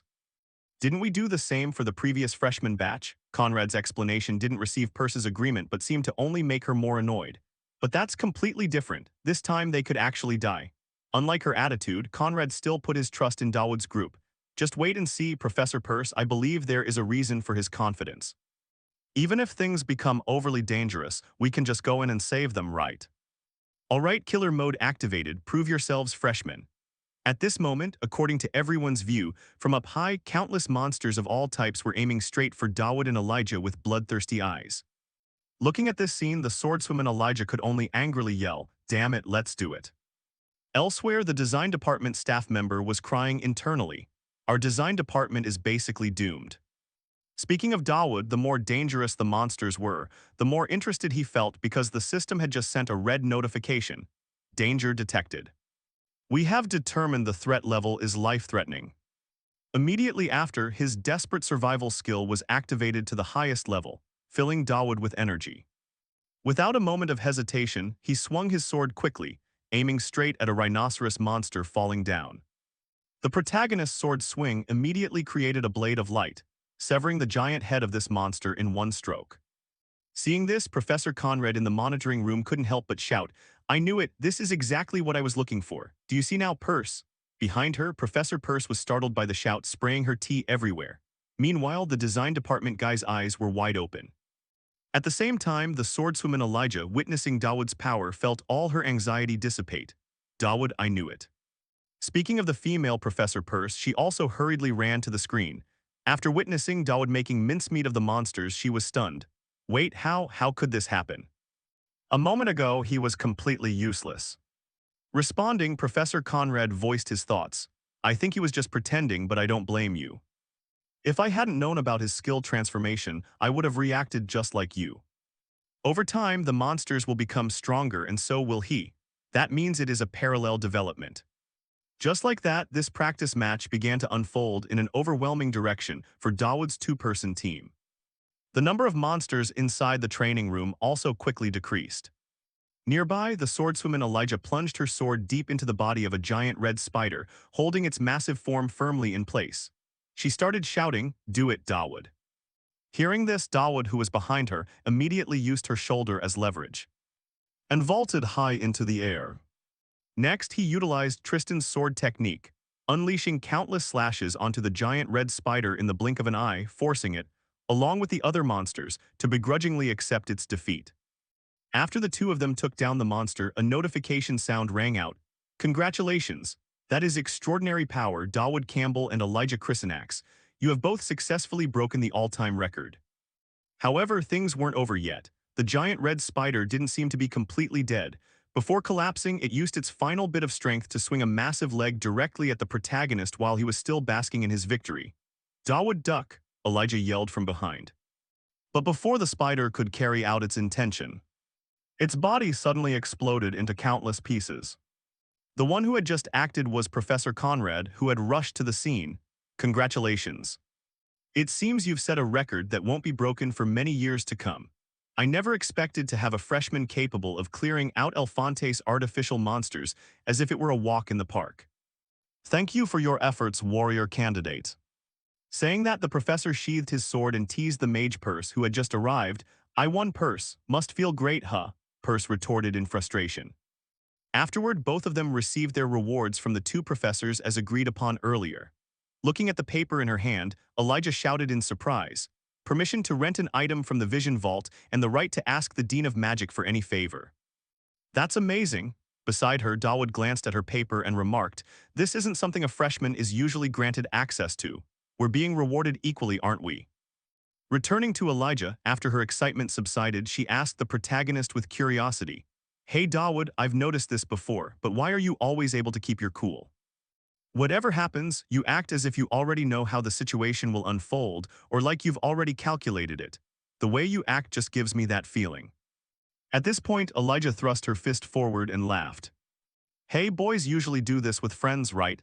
I mean, the fist bump is over there. Dawood sighed, well, if you say so, but he still extended his fist to bump against Elijah's. With this, Elijah's level of interest in Dawood reached level 5, nearly reaching the level of trust. See you tomorrow then, Dawood, Elijah said excitedly before scurrying away. Dawood watched her back and shook his head. I don't know if she's friendly or just strange. In response, a voice suddenly rang out from behind, you're telling me. Hearing this, Dawood glanced to the side and startled, Student Council President. Across from him, Elnor didn't care about Dawood being startled. Instead, she asked bluntly, do you like me? Faced with this question, Dawood was truly sweating buckets. The only thing that made him feel at ease was that no red warning notification appeared, meaning the desperate plea wasn't triggered. It seems she doesn't intend to do anything to me, but wait, isn't this too obvious? I'm not her boyfriend. Beside him, when Elnor saw Dawood didn't answer, she asked again coldly, I'll only repeat this once, do you like me? For this second question, the system gave Dawood a cautious warning, danger detected, danger detected. This notification made sweat start to soak the back of Dawood's shirt. Every hair on his body began to stand on end. He reminded himself that he felt he needed to say something. Thinking fast to protect his own life, Dawood started to bluff. Hey, Student Council President, even though I've been training with Elijah all this time, I still want to see you. His words left the villainess stunned. While Dawood, having finished speaking, cursed himself internally, what are you doing? Dawood Campbell, you actually believe that, you idiot. Beside him, it's unclear what Elnor was interpreting, but she offered a light smile and whispered, "So you're saying you've missed me all this time?" Hearing that, Dawood nodded like a chicken pecking at grain and went along with it. "Yes, that's exactly it." Why? Elnor asked suspiciously. Dawood was completely speechless. Because the last thing he wanted was to be near Elnor, so how could he possibly have missed her and have an explanation for it? Dawood started to stammer, unable to answer. Then, as if thinking of something, Elnor smoothed her hair and continued, "Forget it, maybe this is just one of those types of friendships. I understand now, is it because I saved you on the train? Just remember that priority list." In front, Dawood's expression was like someone who had just crawled out of a cave, not understanding what was happening. What list is she talking about? What is going on? Dawood asked himself in his heart. But before he could come up with an answer, Elijah handed him an invitation and said, "Don't worry about that, I came here to give you this." To Dawood, this letter made him feel a bit terrified. Is this a love letter or a challenge? What is this? Nothing like this happened in the original story. Unaware of the protagonist's internal thoughts, Elnor looked away shyly and explained, "I intended to give this to you tomorrow, but remember to open it when you're alone." Saying that, the student council president quickly left, leaving Dawood behind, who could only blankly accept the invitation like a machine. Time passed quickly after returning to his private room. Dawood immediately opened the letter and read it. He quickly understood Elnor's goal. "So she wants me to be her companion. Tomorrow is the freshman welcome party. I forgot about this. Becoming her companion isn't a big issue. I just need to spend time with her at the party." The only issue was the punishment. If he rejected her proposal, not only would her affection drop, but it could make others hostile toward him. Thinking of this, a knock on the door from outside caught Dawood's attention. He went out to open the door and saw that the visitor was Elijah. "I thought it might be you," Dawood said quietly. Meanwhile, Elijah's eyes brightened with a hint of joy. She stroked her chin and laughed, "You catch on pretty fast." "Here," she said, handing an invitation to the protagonist. "Another one of these." Dawood sighed, which made Elijah's eyes fill with curiosity. "What do you mean, another? Has someone else given this to you?" "Ah no, I mean, what is this?" Dawood hurriedly corrected. Deep down, Dawood had already guessed what the invitation was about and he nearly died on the spot. "Don't tell me she also came here with a request." Returning to Elijah's perspective, she didn't explain much and just said with a playful face, "What do you think? It's a surprise. I decided it during that simulation battle. I have to go now. It's all thanks to the rules the student council president set, but read it quickly." Finishing, the female lead immediately ran off, leaving Dawood behind with a blank face. In the end, he could only hold his head in pain and return to his room to check the letter. Why are there so many strange people in this world? I wonder what this is. I think, could it be another companion request? If it's from Elijah, it could also be a challenge request, but she said it was a surprise, so I'm done for. This is a final boss companion request to the protagonist. Wasn't this supposed to not happen in the original story? Could they not give me an easier choice? If I choose Elnor, I'll be seen as an evil figure by the protagonist. If I choose Elijah, I'll make the final boss hostile and might die because of the priority list or something. What if I reject both? I don't know what to do anymore. This must be happening because both of them are still in the interested stage. This is a big problem, should I accept both? The more he thought, the more Dawood felt that if he only chose one and left the other, it would feel like death himself was beckoning to him. Time passed quickly until the day of the freshman welcome party. The scene shifted to an incredibly luxurious and lavish ballroom. At this moment, countless students were gathered inside. Someone's voice began to ring out. "Hey, aren't you a student in Class A? I'm a Class A student, professor, they're here." Within the group, the swordswoman Elijah, in a glamorous outfit, fanned herself to dissipate the heat in the hall. She sighed, "Phew, so many people, this really is a pigsty. But regardless, thank you for coming with me, Dawood," she said while turning to look at the protagonist. Dawood, with his hair parted to two sides, replied with a cold face, "Yeah." Scene shift to a certain fountain. At this moment, another Dawood with a different hairstyle was sitting here. To explain this, Dawood going with Elijah was just a clone the protagonist had just created. It was a clone costing 1,000 points that Dawood bought from the point shop. It allowed for the creation of a copy, and the beneficial effects of the original would also be applied to this clone. At the same time, the system sent the protagonist a notification. Event, double date. You have decided to go on a date with both. That's wonderful, but don't let it be discovered until the event ends. If you fail, there will be a punishment. Back to Dawood. Looking at his information on the system screen, he sighed, "I had to use up all my points. Even though it's just at my place, maybe it will work."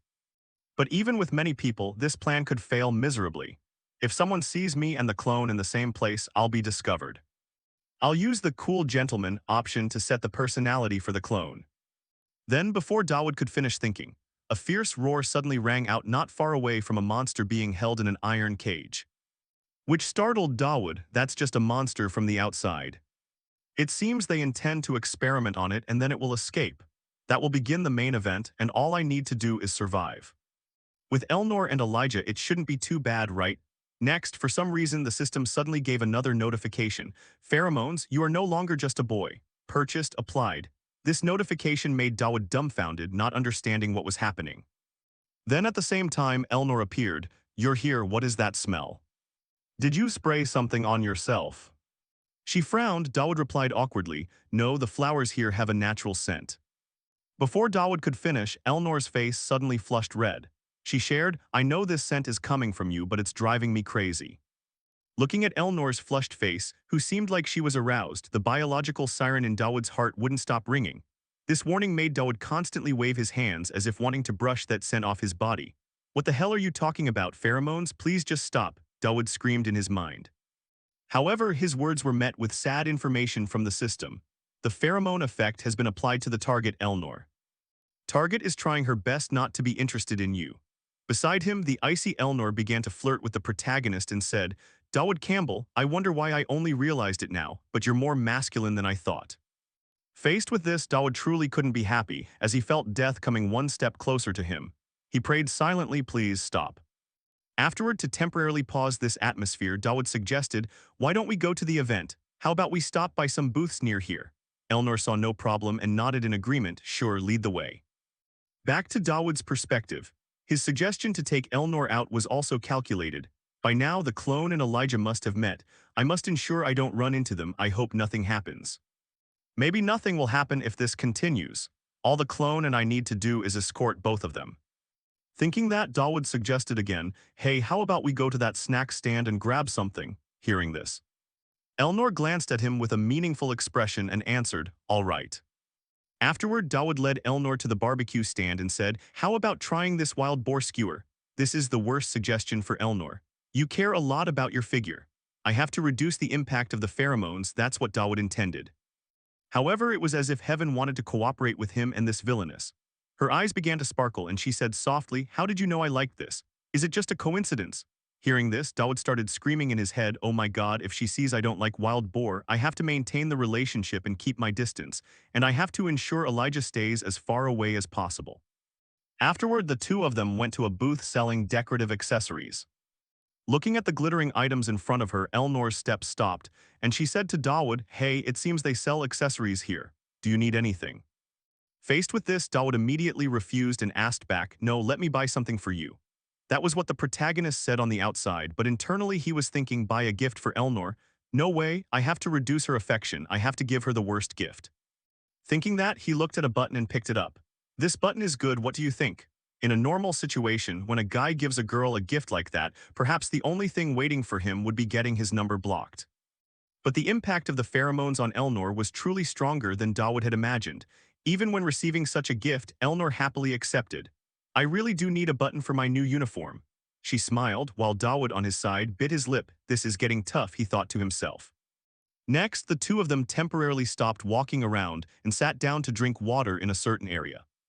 Then Elnor asked, come to think of it, have you chosen your major yet?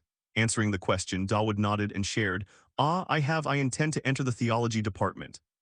The protagonist's choice made the villainess curious and she advised, theology, won't you reconsider? With your talent, it would be a waste not to enter the night department. No, there's something I want to learn in the theology department. Dawood replied, thinking that he had a reason for choosing this path. My life and the collapse of the Holy Knights are essential for me to survive. They are important to achieve the ending I want. It's the secret organization event, an event that will happen in the future. The boss of this chapter is particularly weak against Holy Knights. Across from him, Elnor felt even more curious and asked, something you want to learn? Dawood replied that to protect precious things, he needed to learn it there. Elnor asked what Dawood wanted to protect. Hearing this, Dawood turned on his acting mode. His face became contemplative as if remembering something, since I was small, I've wanted to protect that. Across from him, Elnor asked if it had anything to do with why he was getting so involved with her. That's right, Dawood nodded, but before he could explain much further, Elnor interrupted. I know the Tristan family curse well. I'm talking about the curse that turns all our family members into lunatics. Hearing this, Dawood shrugged and asked, isn't the only way to stop it through mental training? And this statement from Dawood made Elnor's eyes grow cold. She stared at the protagonist and said in an icy voice, you know the solution. Faced with this question, Dawood didn't intend to hide anything and said bluntly, the angel's blessing is a miracle where two archangels bless one person, or at least that's what they say. On this side, the villainess nodded, agreeing with the method Dawood proposed.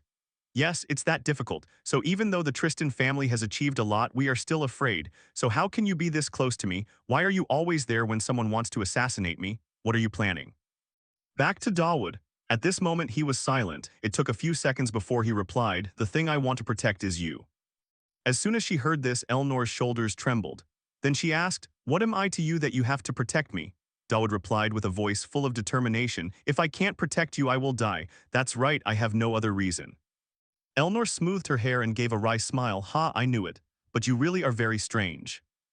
Dawood sighed heavily and complained. He had told her the entire truth without holding anything back. I hope this satisfies her curiosity. Dawood prayed to himself, at the same time in another development. At this moment, Dawood's clone and Elijah were holding wine glasses and going down to the basement, where countless monsters used for experiments were being kept. The two of them just walked without saying a word. For Elijah today, she felt Dawood's attitude seemed a bit different. Is he angry with me? Why aren't we talking? Then, to break the silence, Elijah initiated, why are we going down to the basement? Behind her, Dawood remained silent, not saying another word. This made Elijah feel even more awkward. I have to get close to him to learn more about the Tristan family. I don't know what to do with someone like him. I don't know anything about men, this is crazy. Thinking that, she observed her surroundings and frowned. And what kind of hellish place is this? This place is full of living monsters. It seems they are used as experimental subjects for students. The professors are truly socially irresponsible for leaving them in a basement like this. Elnia complained before she was distracted by the growl of a monster. She approached the cage holding this monster and carefully observed inside. There are even bigger monsters here. What? They aren't even tied up. Elijah's voice was filled with suspicion. At the same time, a device mounted on top of the cage suddenly flashed red. And immediately after, a massive explosion occurred. Fortunately, Dawood's clone reacted in time, rushing over to embrace Elijah and jump to the side. But the impact of the explosion was also extremely powerful, even making the entire hall shake repeatedly. Returning to Elijah's position, she seemed surprised that Dawood was using himself to shield her from the explosion. Why? Elijah asked instinctively. This is my job, Dawood replied coldly. No sooner had he said this than he fainted, falling to the side. Huh, what do you mean, Dawood? Elijah called out, but before she could call again, she felt killing intent directed at her. It turned out that due to the previous explosion, several monsters kept for experiments had escaped, their glowing red eyes filled with cruelty as they stared at Elijah. However, Elijah wasn't the least bit afraid. She reached out and grabbed an iron bar lying on the ground and said, well, thanks for protecting me anyway, now it's my turn to protect you. Back to Dawood's position, he immediately received a system alert. Main quest, monsters have appeared. Suppress the situation immediately. If there are too many casualties, you will suffer a heavy penalty. Reward, exclusive equipment material. As soon as he looked at this notification, Dawood didn't hesitate to stand up immediately. I have work to do, Council President, I need you to find one of the priests. Behind him, Elnor hadn't understood why Dawood reacted that way, so she wanted to ask. But the protagonist interrupted with a serious expression, please, we have to protect the students. Just like that, he started rushing down to the basement, simultaneously recalling his clone and asking the swordswoman, Elnor, are these all the monsters that were just released? Beside him, Elijah, with just an iron bar, had already taken down all the monsters intending to attack her without sustaining any injuries. Seeing Dawood arrive, she sighed in relief. You're awake? Thank heaven, but I missed one big monster. It must be somewhere on the first floor. We can stop it quickly. I think I'll rest for a bit. Saying that, Elijah's body wavered, and she had to struggle to use the iron bar in her hand to keep herself from falling. It seemed that even though she had defeated the monsters, she was almost completely exhausted. Back to Dawood's perspective. As soon as he heard this, he guessed the escaped monster was likely the bear from before. Currently, the main scenario is the top priority. If I fail, I'll face a heavy penalty. I must stop that from happening. Scene shift to the main banquet hall, just as Dawood guessed. The escaped monster was a ferocious giant bear. It was trying to attack the freshmen, but a man in the group quickly used his magic to create a barrier enclosing everyone inside. Hold on until the professors and knights arrive, ensure the barrier isn't broken. No sooner had he said this than the giant bear let out an angry roar and slammed its massive hands onto the barrier, causing cracks to appear and spread in all directions. In another corner of the banquet hall, Elnor watched the monster anxiously and said, "Currently, neither the dean nor Professor Conrad is here." Responding to her, the priest beside her shook his head, "Then we cannot let the angel's blessing be lost." His words angered Elnor, who questioned, "You call yourself a priest, there are still students here." To these words, the priest shrugged, not caring at all. "Those words are too heavy for a professor, Lady Elnor. High-level barriers like the angel's blessing aren't something anyone can use. The knights will be here soon, let's wait for them. This is the reason I tried to prevent them from experimenting on those monsters. I knew we shouldn't have given that power to the Tristan family." Beside her, Elnor could only grit her teeth, but at this moment, Dawood's body suddenly zipped past them like a gust of wind.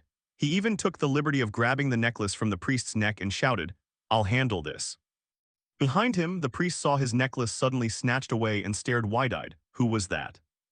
"Bring it back here, he's just a student. Do you know what the angel's blessing is?" Ignoring the shouting, Dawood quickly took out his incense burner and tossed the necklace inside. The system immediately gave a confirmation notification. Extreme Holy Relic has fused with the priest's beads. Skills available, Penance, Holy Shield. Danger detected, Fatal Threat. Desperate Plea activated at S rank. At this moment, Dawood performed a long slide, rushing past the giant bear and heading to the man who was casting the barrier. Seeing Dawood, the man asked worriedly, "Hey, wait, why aren't you running?" Responding, Dawood suggested, "I'll try to stall for time, you quickly get the students out of here." Saying that, he turned around to face the giant bear, which was swinging its massive hand at him. Without a moment's hesitation, Dawood used the penance skill, helping convert all secondary attributes into physical stamina. Next, Dawood used the Holy Shield skill. At this moment, a cross symbol appeared in front of him, emitting a dazzling light.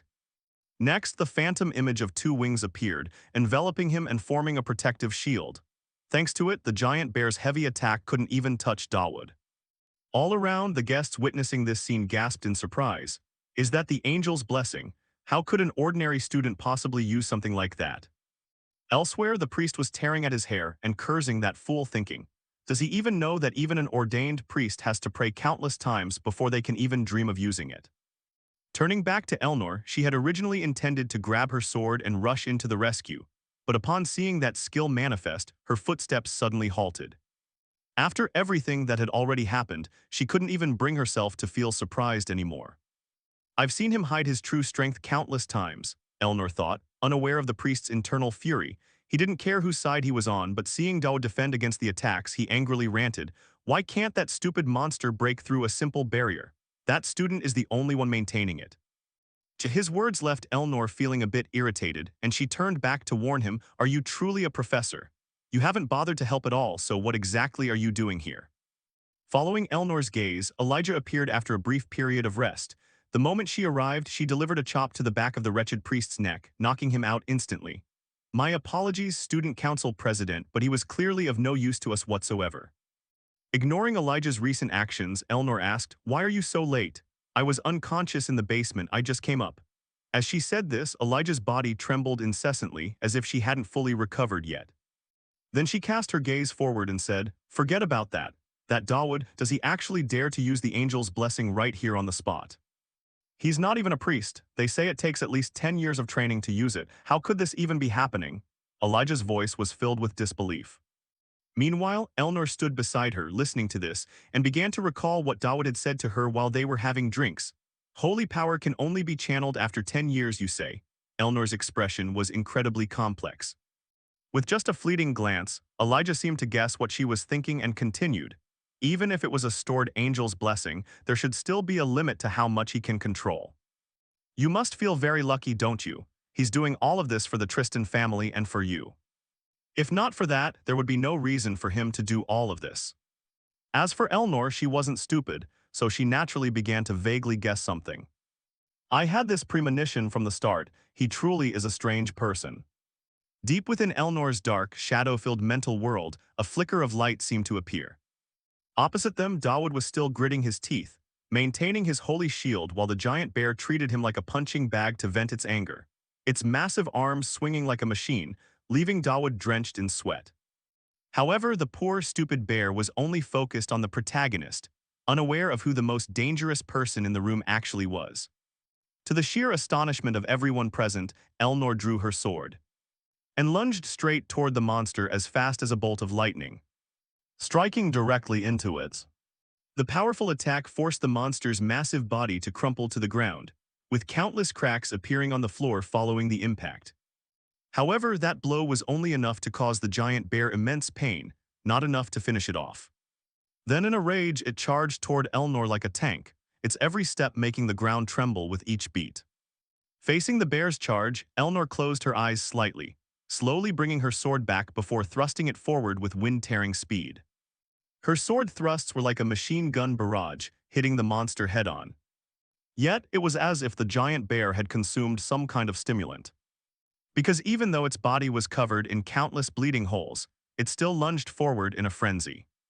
Seeing this, Elnor pivoted and activated a skill. Her blade instantly unleashed a crescent-shaped energy wave that slashed directly into the monster, sending its massive body flying backward, finally triggering a massive explosion. Beside her, Dawood witnessed this and was stunned. Is that the true Tristan sword technique? It's in a completely different league compared to my knockoff version. Wait, something is wrong. In the original work, Elnor was never involved in events like this. Along with that, as if to confirm the situation, the system issued a notification. Main quest, defeat the monster. 0 casualties, achievement, truly astonishing. Time until the knights arrive, 30 seconds. Ignoring the notification, Dawood scanned Elnor, feeling concerned for her. All the professors who defended conducting experiments on live monsters are supporters of the Tristan family. If Elnor is meddling in this, it means she is essentially admitting to her own family's faults. Elnor wouldn't care about making political moves, so why is she helping us? I don't understand. I need to finish this mission quickly, let's leave that for later. Up ahead, Elnor gently sheathed her sword and muttered, "It's over." However, there are always certain surprises in store. At that very moment, Dawood's eyes widened and he shouted, "Princess, behind you." Following Dawood's gaze, Elnor saw the giant monster bear suddenly rise from within the flames, swinging its skeletal arm straight toward her.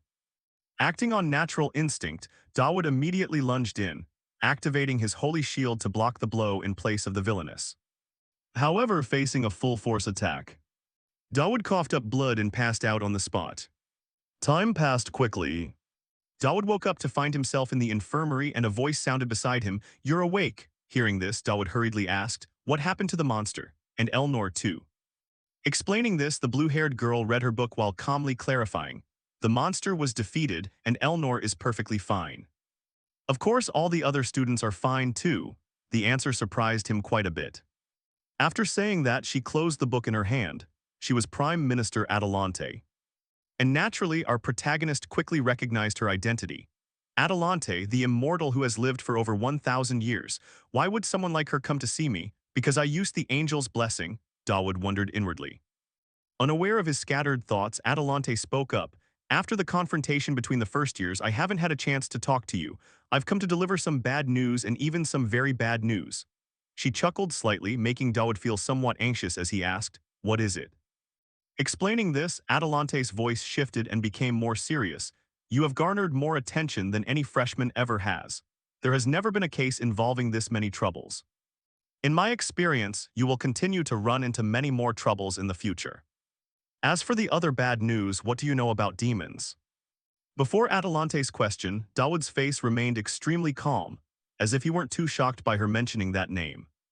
His attitude made Adelante feel somewhat amused as she laughed. "Interesting reaction, Dawood Campbell. Even though the Prime Minister is bringing this up, you don't seem worried in the slightest, do you?" Dawood replied with an incredibly bored expression, "I think I shouldn't reveal too much about what I truly know. If I did, I wouldn't know what else you might be plotting." "What do you mean by plotting?" Adelante asked in return. Dawood then began to complain about his own problem. "I'm the only one who hasn't been assigned to a class yet. I haven't even been able to attend classes." Up ahead, Adelante understood why Dawood was so annoyed. "I see, so you're upset about this situation." Also, thanks to recent events, I've had to deal with the aftermath. As she spoke, she snapped her fingers. Instantly, a dark space enveloped them both, ensuring no one could overhear their next conversation. Following that, Atalante's voice became extremely serious. I don't know if you've realized it, but currently, the ruling powers have little control over our society. This is a terrible time for them. They will do anything to recruit talented individuals, even if they have to pull them up from hell itself. Hearing this, drawing on his experience from playing the game, Dawood immediately understood what she was referring to, so he continued. The tribal alliance coup, the restructuring of the Holy Empire, and the heir to the throne. Aren't these all the reasons for the recent incidents? Beside him, Adelante saw Dawood speaking so clearly and couldn't hide her amazement. She nodded in agreement. You are correct. Currently, even though the Golden Triangle looks like friendly neighbors on the surface, underneath that shell is a fierce competition for talent. Most students wouldn't have any interest in this. Picking up where she left off, Dawood added, indeed, and because of that, the entire continent is being affected. Everything you've been involved in must have already caught their eyes. Even though it all happened, they haven't made a move. This is illogical, unless someone is intentionally controlling the flow of information. To Adelante, hearing this from the protagonist was even more surprising, as she realized Dawood was even insightful about politics. Unaware of the thoughts in Adelante's mind, Dawood continued the topic. Does that mean if I attract their attention now, it would be very dangerous? Answering the question was Adelante's cold voice. That's right, the world will perish. As her voice rang out, the ground beneath their feet suddenly changed, shifting to a scene of countless houses burning in a sea of flames. Next, Adelante produced a paper with a strange symbol on it and asked, Do you know about this seal? This is the reason I asked you about demons. Opposite her, naturally, Dawood couldn't be unfamiliar with the mark. It's the seal of the Purifiers. The Purifiers are an organization that worships demons, always acting in the shadows, an organization with the sole goal of summoning demon gods to destroy this world. Both the failed assassination attempt on Elnor and the escape of the monsters are suspected to be their doing. Both are plots aimed at the Tristan family. There is no guarantee that this won't happen for a third time, Adelante said slowly, while Dawood wondered and asked directly, Why are you telling me these things? To this, the female professor didn't explain much. Instead, she produced a black card with white markings on it and handed it to the protagonist. Although I cannot say why, I want you to take this. Seeing this, Dawood reached out to take the card because it was an item he recognized. It was the Interrealm key, a treasure that broke all rules, capable of opening doors to other worlds. Returning to Adelante's perspective, seeing Dawood wasn't surprised or questioning the card, she said, Looking at your face, I'm sure you know what this is, don't you? Keep it safe and show me how far you can go. If I'm satisfied with what you show, I'll give you a few more gifts. The conversation we just had must remain a secret. After saying that, Adelante snapped her fingers, dispelling the dark space. Dawood hurriedly assured her that he wouldn't breathe a word about this conversation. Following that, while pouring herself a cup of tea, Adelante seemed to remember something and asked, By the way, how have things been lately between you, the warrior candidate, and the Tristan family lady? Her words seemed to carry an implication, making Dawood's face twist. He couldn't understand why Adelante was asking him this, yet he replied, We're doing just fine. Adelante laughed, I hope you two can keep it that way. Why is there any reason I must do that? Dawood asked curiously. And answering his curiosity was an Adelante with a smiling face, eyes closed tight. Yes, if you don't do it, the world will perish. Again, why is the world so easily destroyed? Dawood shouted. Meanwhile, Adelante beside him still burst into laughter at his appearance. Ha, I'm not lying. In any case, the final goal of this plan can only be completed through the three of you, Adelante whispered inwardly. Time passed quickly. At this moment, Dawood looked at the black card in his hand and sighed heavily. Phew, the apocalypse. I'll think about this later, but I never expected her to give me this. This is supposed to be an item players couldn't possibly possess. There's definitely something wrong with the main script. A sense of anxiety began to grip the protagonist's mind. But before he could think much, Professor Conrad's voice rang out from behind.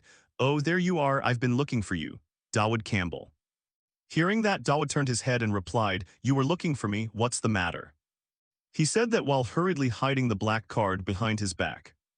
Meanwhile, Conrad seemed to know Dawood was worried about not being assigned to a class, so he came to resolve it. Even though you haven't been assigned to any class, I can't let you drop out forever. This is your temporary assignment. Starting tomorrow, you will attend class with these people. He threw a paper at Dawood as he spoke. And after just one glance at it, Dawood's eyes widened, because he knew he would be attending the same class as the two people he least wanted to get involved with. First was the class president, Elnor Aaron Tristan, along with the vice president, Elijah Chrysanax. Looking at these two names, Dawood's face immediately broke out in a cold sweat. "The apocalypse is coming," he shouted. Returning to Dawood, he could only sigh inwardly. The two of them have been like this for a while. Thanks to them, now all the attention is focused on me, just because I'm standing between the warrior candidate and the Tristan family. Whatever, just focus on my own business. He said that while checking the system screen. At this point, the trust Elnor had for Dawood had gone from level 5 trust to level 1 affinity. Reward ready to claim. "Oh nice," Dawood exclaimed and hurriedly checked the reward. The system screen displayed the information. Basic Tristan sword technique, 58% effectiveness. A sword technique of the prestigious Tristan family. The user can use this effect effectively with any weapon. Basic deep breathing technique. A breathing technique that helps the body increase durability and stamina to the extreme. This skill supplements the effectiveness of Tristan's sword technique. Looking at this, Dawood stroked his chin in thought. Both these skills support each other based on physical enhancements. This is perhaps one of the most excellent combo skills. The only person who can combine both these skills effectively is Elnor. The reason she became the final boss is because of her extraordinary ability to use them. Thinking of this, he glanced at the information screen related to Elijah. Elijah Chrysanax, Curiosity level 5 increased to Interest level 1, reward ready to claim. You received the skill, Elnorank Demon's Law. Use your influence to resist the good individuals related to you. The following individuals will have to accept one request from you. Keep your allies close and your enemies even closer. The higher the influence level on good individuals, the greater the value of the reward. If you can make the good become minimal, you can receive a larger reward. Back to Dawood, the vague description of this skill made him genuinely unable to fully grasp it yet. What does this mean? Can I receive rewards by making good people become bad? Dawood wondered inwardly. Time passed quickly, shifting the scene to a forest somewhere. At this moment, Dawood's class was gathered here. Seeing everyone was present, Professor Conrad said loudly, "Welcome, chickens. In this Survival 101 course, we will practice necessary survival skills. If you don't want to lose your lives in dungeons or ruins, you had better prick up your ears and listen clearly. What you have to do today is simple. Go into the forest and bring back here whatever you think will interest me. You have 10 minutes. Responding to this request, someone in the student group raised their hand. "Professor, are there no grading criteria?" Answering the question, Professor Conrad smiled and shook his head. "No, it's whatever you fancy. The student council president and I will grade it, so good luck you guys." Up ahead, naturally, the students couldn't easily accept such grading criteria. Immediately, some voices of opposition rang out. "That's not fair, Professor." Hearing this, Conrad had no intention of changing his decision at all. He even turned and shouted to urge them, "Life is mainly experience, you chickens. 5 minutes until we start." Just like that, there was no other choice. The students in the class started dividing into groups and discussing what they should find to hand in to that unpredictable teacher. While they were discussing, Dawood shrank back into a corner and thought about the skill he received from the reward. Keep allies close and enemies closer. What does that mean? How can I make good people become bad? Dawood wondered. But before he could think of an answer, the swordswoman Elijah walked up and suggested, "Dawood, do you want to work with me?" The suggestion surprised the protagonist, who asked in return, "Shouldn't you be working with your friend?" "Come on, you and I are friends, aren't we? Why don't we work together?" Elijah said with a smile. Dawood sighed inwardly. "Go join the protagonist's party. No, if that happens, I'll become an obstacle." Dawood reminded himself internally. Turning back to Elijah, seeing Dawood didn't answer, she poked her fingers together and asked softly, "What's wrong? Are you not feeling well today?" Responding to this was a cold look from the protagonist. "No, it's just that we aren't that close." His words made the smile on Elijah's face stiffen and then vanish. Then, whether out of frustration or not, the female lead turned and left immediately. How unfortunate, huh? Fine. Not far away, the nun looked at this and felt a bit worried for her friend. Meanwhile, Dawood glanced slightly at Elijah and thought, "That was a bit harsh, she looks annoyed." Just after thinking this, another long-haired guy came to bother Dawood. "Dawood Campbell, what is the relationship between you and the warrior candidate?" Hearing the call, Dawood looked up and quickly recalled information about the person standing before him. Talian Armand. He is the second best student in class after Elijah. Later, he also becomes a sub-boss in Chapter 1. What's the problem with him? Dawood asked inwardly and replied, we're just acquaintances. Up ahead, Talian's face began to get angrier and cold. There's a lot of nasty talk about the result of your battle. Why do you keep trying to get involved with her? At the same time, a notification screen appeared, reminding the protagonist of the Elnorank Demon's Law. A good person has been dragged into your reputation. Looking at this notification, Dawood seemed to have begun understanding how it worked. A flash of light appeared in his eyes and he thought, a state has been updated. Seems like I met the condition by annoying him, huh? Since he'll be a sub-boss later, maybe I can make use of him. Simultaneously triggering the demon's law. Unaware of the plots in Dawood's mind, Talion continued gritting his teeth in interrogation. Tell me the truth, was the outcome of that battle rigged? You can't hide it from me. Responding to the words, Dawood stood up and whispered into his ear with a cryptic tone, that's right, it was rigged.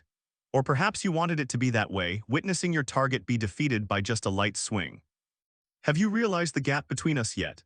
Dawood said while offering a mocking smile, while Talion's eyes widened in rage. Then, as if wanting to teach Dawood a lesson, the blonde Talion suggested. Then why don't we try betting? Let's bet on who gets the higher score in this exercise, how about that? To his offer, Dawood was exactly what he was hoping for, so he accepted immediately, fine, perfect. Shifting back to Professor Conrad's position with the student council president Elnor. At this moment, the professor also seemed to discover something and said, hey, student council president, didn't I tell you to help grade the students? Don't you think doing this is a bit arbitrary? Hearing that, the swordswoman Elnor shrugged, I've been serious from the start. Her nonchalant words made the professor look at her with a confused gaze. Really? Then explain why Dawood Campbell has a perfect score before he even submitted his paper. It's because he deserves it, Elnor said while looking to the side as if wanting to avoid Conrad's gaze. Naturally, Conrad couldn't accept this reason. He shouted in interrogation, what did you just say? Up ahead, Elnor cast a glance at Conrad with an annoyed expression and asked back, seems like you aren't satisfied with how I grade. Conrad said, why didn't Elnor try putting herself in his shoes to think about it? Elnor responded immediately, if so, then why can't you observe him a little bit to verify yourself why he deserves a perfect score? I'll be right back. Saying that, the student council president turned as if to leave, but Professor Conrad wasn't about to let her go that easily. He immediately reached out, grabbed her shoulder and pulled her back. Hey, wait a minute. I know you're trying to get close to him, Elnor, Conrad said. Elnor replied with an incredibly bored expression, of course not, I just don't want her alone with the warrior candidate. There's a possibility that something might happen between them. Please let me go and check. Her words were met with a firm voice from Conrad. Well, even if I don't give you permission to join, I can certainly kick you out. What do you think? At this, even the villainous Elnor was left speechless. Scene shift to the position of the priestess, Elijah's best friend. At this moment, she was watching Elijah in front of her with worried eyes. She seemed so strange today. Following the priestess's gaze, Elijah was fighting the monsters with intense fervor, as if she were using them to vent all her frustration. Not far away, the big red-haired guy let out a breath and remarked, all the strongest monsters are gathered here. Could there be something special nearby? Responding, the blonde archer nodded and explained, you guessed right, this is a rare mineral deposit area. If we can get a few gems, we might avoid getting low grades. Hearing this, the brown-haired boy with glasses directed, all right, stop hunting monsters for now. Luca, help me move these minerals. In front, it seemed that the internal agitation within Elijah was growing, causing her to pour all her fury onto the monsters. With every punch, a wolf was sent flying high into the air. What was even more peculiar was that a dark purple light seemed to be gathering in the center of Elijah's chest. The only one who could feel it was the priestess behind her. This made her feel a bit uneasy. The color of darkness, dense emotions, I can see it all. Even though she's not showing it on the outside, she's definitely very angry. Thinking this, the priestess couldn't let this state continue, so she asked, hey Elijah, how have you been lately? Responding to her words, Elijah softened her scowl and turned to answer, lately, nothing special really. Hearing this, the priestess couldn't hide her worry and added, even so, if there's anything bothering you, I can help. Rejecting her kindness, Elijah brushed it off, what are you talking about? Nothing at all. Behind her, the priestess felt this case was a bit difficult to handle. Even if she says so, I'm worried that her emotions might override her reason. She thought to herself and continued, I know there's something bothering you. Across from her, Elijah began to sit down at the base of a tree and sighed in admission, phew, is it that obvious? I can never lie to you, Trisha. Afterward, the priestess Trisha quickly caught on, Dawood Campbell. He keeps keeping his distance from you and all you want is to be friends with Dawood, right? Beside her, Elijah replied with a touch of frustration. Even though we've been through a lot lately, I don't think it's necessary to draw a line between us like that. Faced with this situation, Trisha asked with a hint of doubt, could it be that that isn't Dawood's true intention? Hearing this, Elijah glanced at her. Not his true intention, what do you mean? Explaining her thought, Trisha shared, he's just a boy from a small baronial family while you are a warrior candidate. If people see you going around with him, there will definitely be a lot of gossip. Hearing this, Elijah's small face changed and she asked in a panic, is this how he's trying to help me? Although Trisha wasn't sure if she was right, she agreed for the moment to reassure Elijah, yes, perhaps he's worried that he might cause unnecessary misunderstandings. Even if he keeps his distance now, once his reputation is solidified, he will definitely still consider you an important friend. Does he really think like that? Elijah stroked her chin, wondering to herself, and spoke about Dawood. At this moment, he was running for his life to escape Talian's attack. While next to him, countless necessary system notifications appeared. Talian's rage is reaching its limit. You have subjected him to extreme humiliation. Your negative influence has become permanent. You have triggered the demon's rule and received a command reward. Behind him, he gripped his spear and rushed forward as fast as he could. His voice and face were filled with rage. You bastard, I'm going to kill you. I'm going to skewer you like a piece of meat. Saying that, he gritted his teeth and thrust his spear forward as fast as a machine gun, making Dawood's scalp tingle. He gritted his teeth, pouring all his energy into his body to accelerate. For Talian, seeing Dawood only running and not daring to engage made him even angrier. Don't run, fight like a real man. Why do you keep taking the killing blow after I've done most of the damage? In front, Dawood stopped hearing the complaints, suddenly turned back and raised his hand.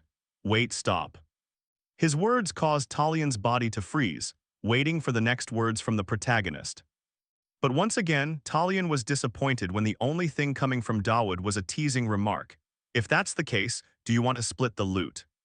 Looking at Dawood's annoying face, the blonde guy felt as if he had reached his breaking point.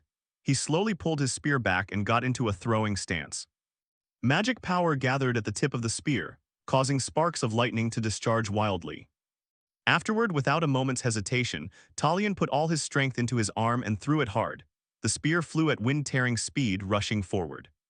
However, before it could fly more than a few meters, it collided with a sword, causing the spear tip itself to be sliced in two. This surprise left Talian's eyes dazed, while the protagonist even forgot to keep running. Turning back to observe the one who had just struck, it was none other than Elijah. Don't touch my friend, she said in a cold voice. For Talian, seeing Elijah appear made him act foolish. Then he greeted, Elijah, long time no see. I suppose this is the first time we've met again since the monsters escaped. Responding to this well-intentioned greeting, Elijah rushed forward, held the sword in her hand to his neck and reminded him, wrong. This is the first time since you lost to me. Beside her, Dawood watched this, his face sweating, wondering internally where exactly did she pop out from. Returning to Talian's perspective, looking at the sharp blade close to him, he struggled to say, ha ha, it's truly good to see you again. To Elijah, she didn't intend to waste time on meaningless pleasantries, so she questioned him directly. What were you just planning to do to Dawood? Don't tell me you were bothering him. No, Elijah, I was just, he stammered to explain. But the swordswoman didn't even let him finish before performing a leg sweep, causing Talian to crash to the ground. Next, she placed her foot on him, pointed her sword straight at his face and warned, I don't want to hear your excuses from down there. Talian was truly scared out of his wits. I know, I understand, but why do you keep protecting him, someone as talented as you? He wanted to advise her, but Elijah didn't want to listen and cut him off. You don't need to care who I'm friends with. I hate people who think they're better than others and then get angry at them. But he's deceiving all of us, Talian shouted. However, she shook her head to deny this. He's doing this just to teach us a lesson. He's not the kind of unreasonable, cruel person you think, though it isn't like that. Do you want to be taken down in one blow like last time? Elijah said, staring at Talian with sharp eyes. These words seemed to help him wake up. Could I have died? Thinking this, the hair on Talian's body stood on end. All his battle spirit dissipated, and he hurriedly knelt in front of Dawood. I'm sorry, Dawood, I won't come near you without permission again. On this side, Elijah saw that Talian had accepted his defeat, so she calmly sheathed her sword and said, try to get along with each other. Saying that, she coldly left just like she had appeared. This left Dawood a bit pensive. Truly a warrior candidate, she's good at teaching others a lesson. I wonder if we're even still considered friends. At this moment, I guess we're still friends, at least for now. Wait, that's not important. Right now, I still have to receive points for the assignment. Time passed quickly until late afternoon. Currently, our protagonist was carrying a bag on his back to return and report the results to Professor Conrad. However, at this moment, the priestess Trisha blocked his path. Wait, Dawood, we've met before, right? I'm Trisha. Hearing this, Dawood quickly recognized her and nodded. Ah, you're Elijah's friend, I remember now. Speaking, Dawood started to sigh internally. In both the original story and now, she always drags out the conversation. Unaware of Dawood's thoughts, Trisha got straight to the point. Yeah, I have something I want to ask. This might be a bit troublesome, but Elijah. At this point, Trisha's voice stopped when she discovered the protagonist had moved forward.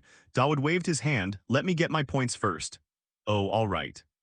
Trisha replied, looking at the disappearing back of the protagonist. Trisha also couldn't hide the worry on her face. He made Elijah fight Talion. Usually she would try to talk to resolve problems, not draw her sword right from the start. You are the problem, Dawood.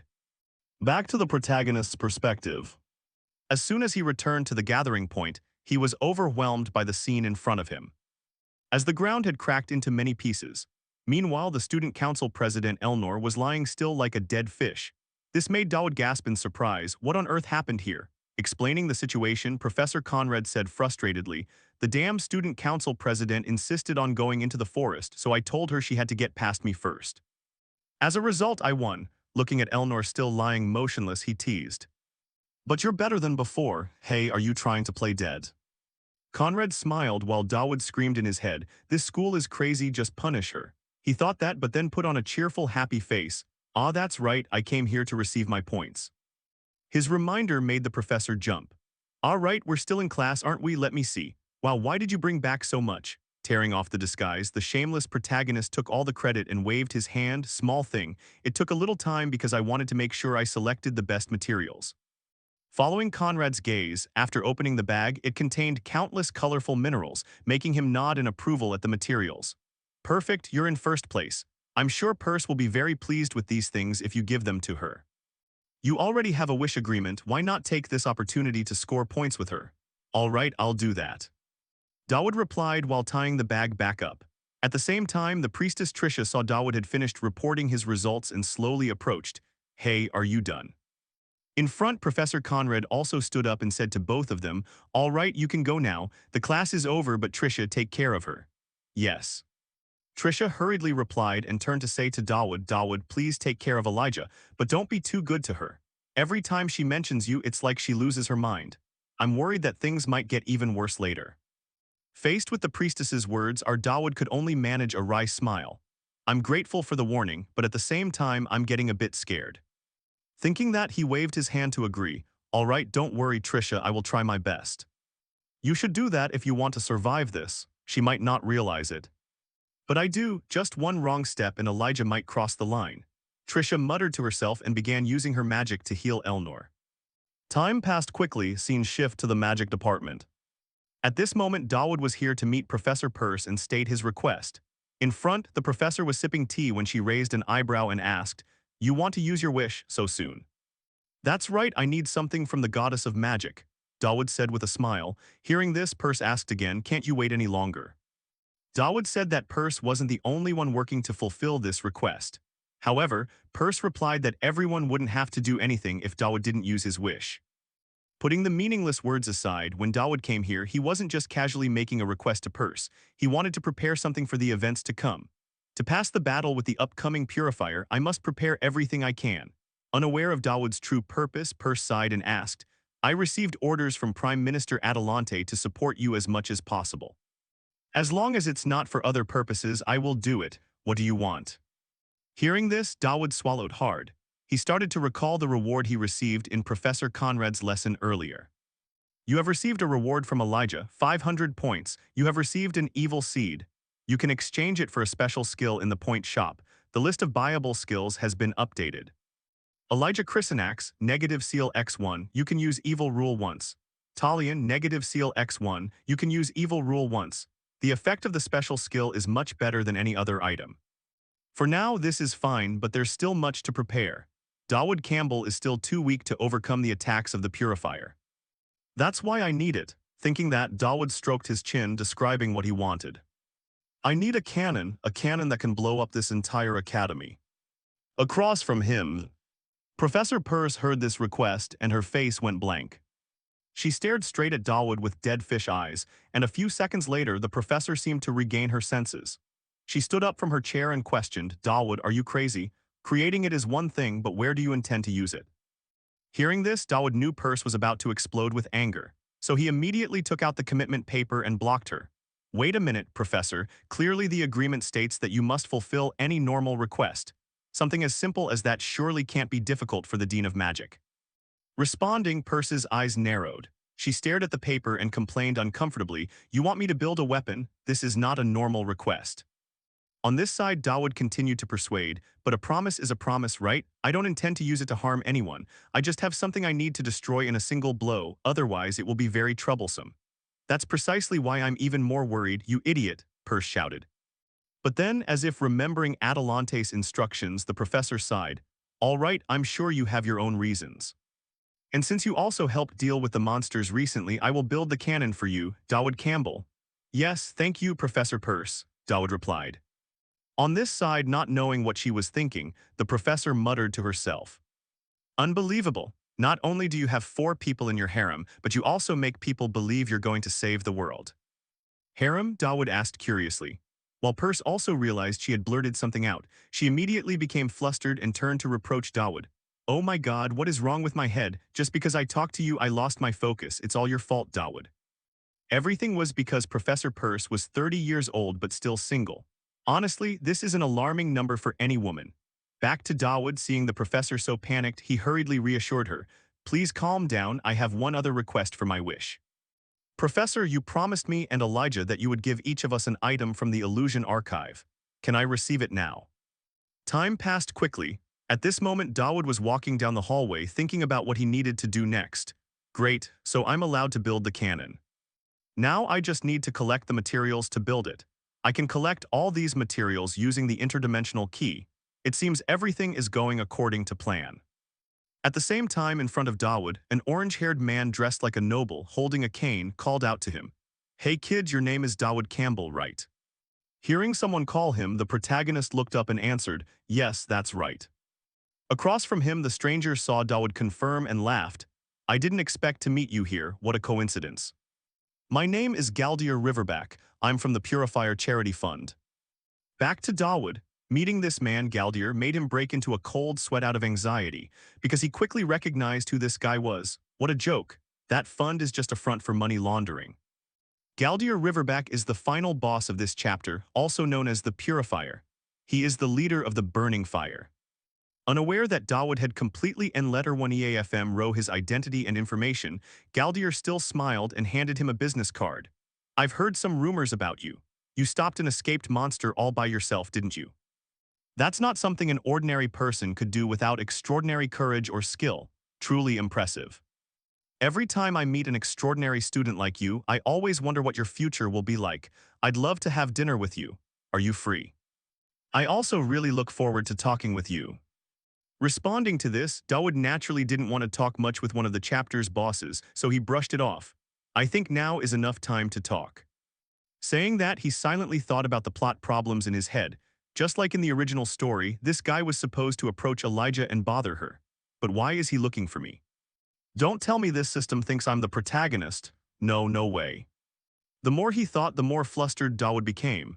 Then he scratched his head and said, I'll think about it. Across from him, Galdier naturally assumed Dawood had agreed to the meeting, so he turned to leave. In 3 days, meet me at Sunset Eye, I'll be waiting for you. Seeing him decide on his own like that. Dawood silently cursed his ancestors in his heart. Hey, I said I'd think about it, damn it. Thinking that, he looked at the shiny business card. The golden light was enough to nearly blind him. Oh my god, my eyes hurt. Alright, I'll go, okay, the protagonist sighed internally. In reality, there's no way for me to avoid this event. Like before, everything can only be a yes or no. What I can do, what I know, what I don't know, and all the risk factors. If I consider everything in this situation, defeating the Purifier isn't impossible, but I still don't understand why I have to take on Elijah's role. Perhaps I messed everything up from the start, but for now I'll deal with the present, I'll worry about everything else later. Thinking this to ensure his survival for the meeting with Galdier, Dawood went to look for his health insurance. In front of a certain room, Dawood gritted his teeth. He raised his trembling hand to knock on the door and said inside, "Elnor, are you there?" Hearing the familiar voice, the student council president Elnor was surprised and asked, "Dawood, what are you doing here?" Responding, Dawood hesitated. No need to come out, I just have a small matter to discuss. Because of this, are you free in 3 days? At the same time, Elnor's assistant was also in the room, complaining, "Return the books on time, President. You haven't even read a single one, you just let them gather dust. Did you rent them just to look at the covers? Do I have to pay the late fees for you?" Before her friend could say more, Elnor raised her index finger to her lips to silence her. While Dawood, unaware of this, continued stating his request, "President, that day I want you to spend some time to go with me to a certain place." "Just the two of us?" Elnor asked again. "Yeah, that's right." Dawood nodded. "Where?" Elnor asked. "There's a place called Sunset Eye, do you know it?" Dawood mentioned the location Galdier had set. However, the assistant inside the room heard this and her eyes widened. "Hey, that's a famous dating spot." Without letting her speak further, Elnor reached out and pushed her aside to ask Dawood outside. "I know, so why do you want me to go with you?" Explaining this, Dawood just hesitated, saying he would tell Elnor when they met on that day. Scene shift to a moment in Elijah's past. At this time, young Elijah was sitting sulkily on a hill of flowers. Behind her, a voice rang out, "Hey Elijah, so you were here." Responding, Elijah just muttered, "Shut up." Then the voice continued, "Hey, I said I'm sorry, I won't tease you anymore." Hearing this, young Elijah turned around angrily, her face tearful. "Liar, you think pushing me down the hill was a joke?" This question made her brother just scratch his head awkwardly. "Well, next time I'll only attack you when you're still lying on the ground." "Stop bullying your little sister," Elijah shouted, while the brother just rubbed his hands and laughed. "Ha ha, I was only joking. You only want me to be strong, right? You don't want your little sister to be defeated by anyone. Hey, try these cookies I brought from the Baron's house," he said while holding out a paper bag, but Elijah was still frustrated. "No need." Even though she said that afterward, she reached out and snatched the bag, then asked, "Did you steal these?" "Don't call it stealing, I just took the leftovers," the brother hurriedly corrected. Afterward, he sat down next to Elijah and shared, "Thanks to the Baron, I'll be able to be promoted to an apprentice knight immediately. I'll go to the battlefield. I'll have the opportunity to experience new things and explore this world. Who knows, maybe I'll earn the title of guardian." Beside her, Elijah just ate the cookies and said with a skeptical look, "Yeah, keep dreaming. Someone who bullies his sister all day, how could you possibly become a guardian?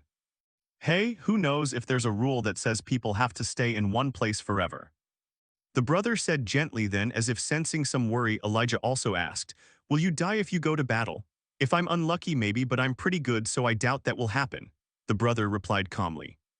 Then, not knowing if she was still angry at her brother or not, Elijah sarcastically said, "I hope you get unlucky and die. Go ahead, you always tease me, bother me, you never listen to mom and dad, all you know is how to hold a sword and fight. I hope death is waiting for you." Faced with her words, the brother just gently offered a smile and asserted, "If I become a guardian, I will always be there to protect you." Back in reality, while Elijah was sleeping in her room, she was suddenly awakened by someone calling her name. Even though she was quite tired, she still got up, opened the door, and asked the person outside, "What's going on?" The person who came to see her was none other than Dawood. He scratched his head awkwardly, "Sorry. Since I'm from the countryside, I'm still not used to everything here. I apologize for what I said about not wanting to be friends with you." As he spoke, he held out the bag in his hand. "Oh, I brought some cookies from the kitchen, they're pretty good." This left Elijah quiet for a moment. Then she quickly grabbed the bag and shrugged, replying, "Why are you apologizing? That's not cool at all, we're friends, right? Anyway, go get some sleep." Before she could close the door, Dawood spoke up to reveal his true purpose. "Wait a second. I need your help with something, could you come with me for a moment? It's very urgent," he said with an incredibly eager face. Elijah, seeing this, felt a bit uneasy, whispering to herself, "Is he crazy?" Shifting scenes to Student Council President Elnor. At this moment, she was busy with miscellaneous paperwork, while the voice of her assistant friend continued to echo beside her. "So, we've finished processing all the teaching materials. I'll also check the fees from the clubs. The only thing left is the matter of the transfer students. I heard we'll have some students coming from the Tribal Alliance. She belongs to a cult that collapsed after the coup, definitely the daughter of one of the tribal leaders." Now they are basically exiles and there will be many followers coming with her. But in reality, her whole family is seeking asylum here. Her name is Ruru Garuda. Have you heard of her before? I heard she's quite famous, surely you have. Elnor replied with a bored expression, though looking at her face, it was impossible to tell whether Elnor had actually heard of Ruru before or was just brushing off the conversation. Ignoring this, her friend added, and next semester a real saintess from the Holy Empire will arrive. She is coming here in person, Elnor frowned and asked. It seemed this was an issue Elnor cared about. Clarifying the question, the assistant spoke in more detail. They say an entire delegation is coming with her, but given how things are being handled, the principal has probably used some of his influence. Returning to Elnor's perspective, having two more important people moving to the academy suddenly made her feel a bit weary. Having to prepare to welcome a saintess, and on top of that, the daughter of a tribal leader. This academy is definitely plotting something. Well, this place has always been like that, President. The assistant's reminder made Elnor realize with a start. That's right, it seems all the trouble is crammed into this environment. Oh, that's true, I forgot. Beside her, the assistant friend saw Elnor so worried and asked why she was worried about that. It's not like you've only been here for a day or two. Elnor just sighed in response, it's just that I'm not in a good mood. Shifting to the location of Dawood and Elijah, the two of them were now lying down, stargazing together. I never expected the school to have an observatory. The night sky is so beautiful. Responding to her friend's words, Elijah felt slightly confused and asked Dawood, do we really have to do this right now? Dawood replied in a calm voice, I have no other choice, this is the only way everything will fit perfectly. Okay, wait a moment. He checked the controller in his hand, and currently both of them were lying in the claw of something that looked like a catapult. And it truly was a catapult.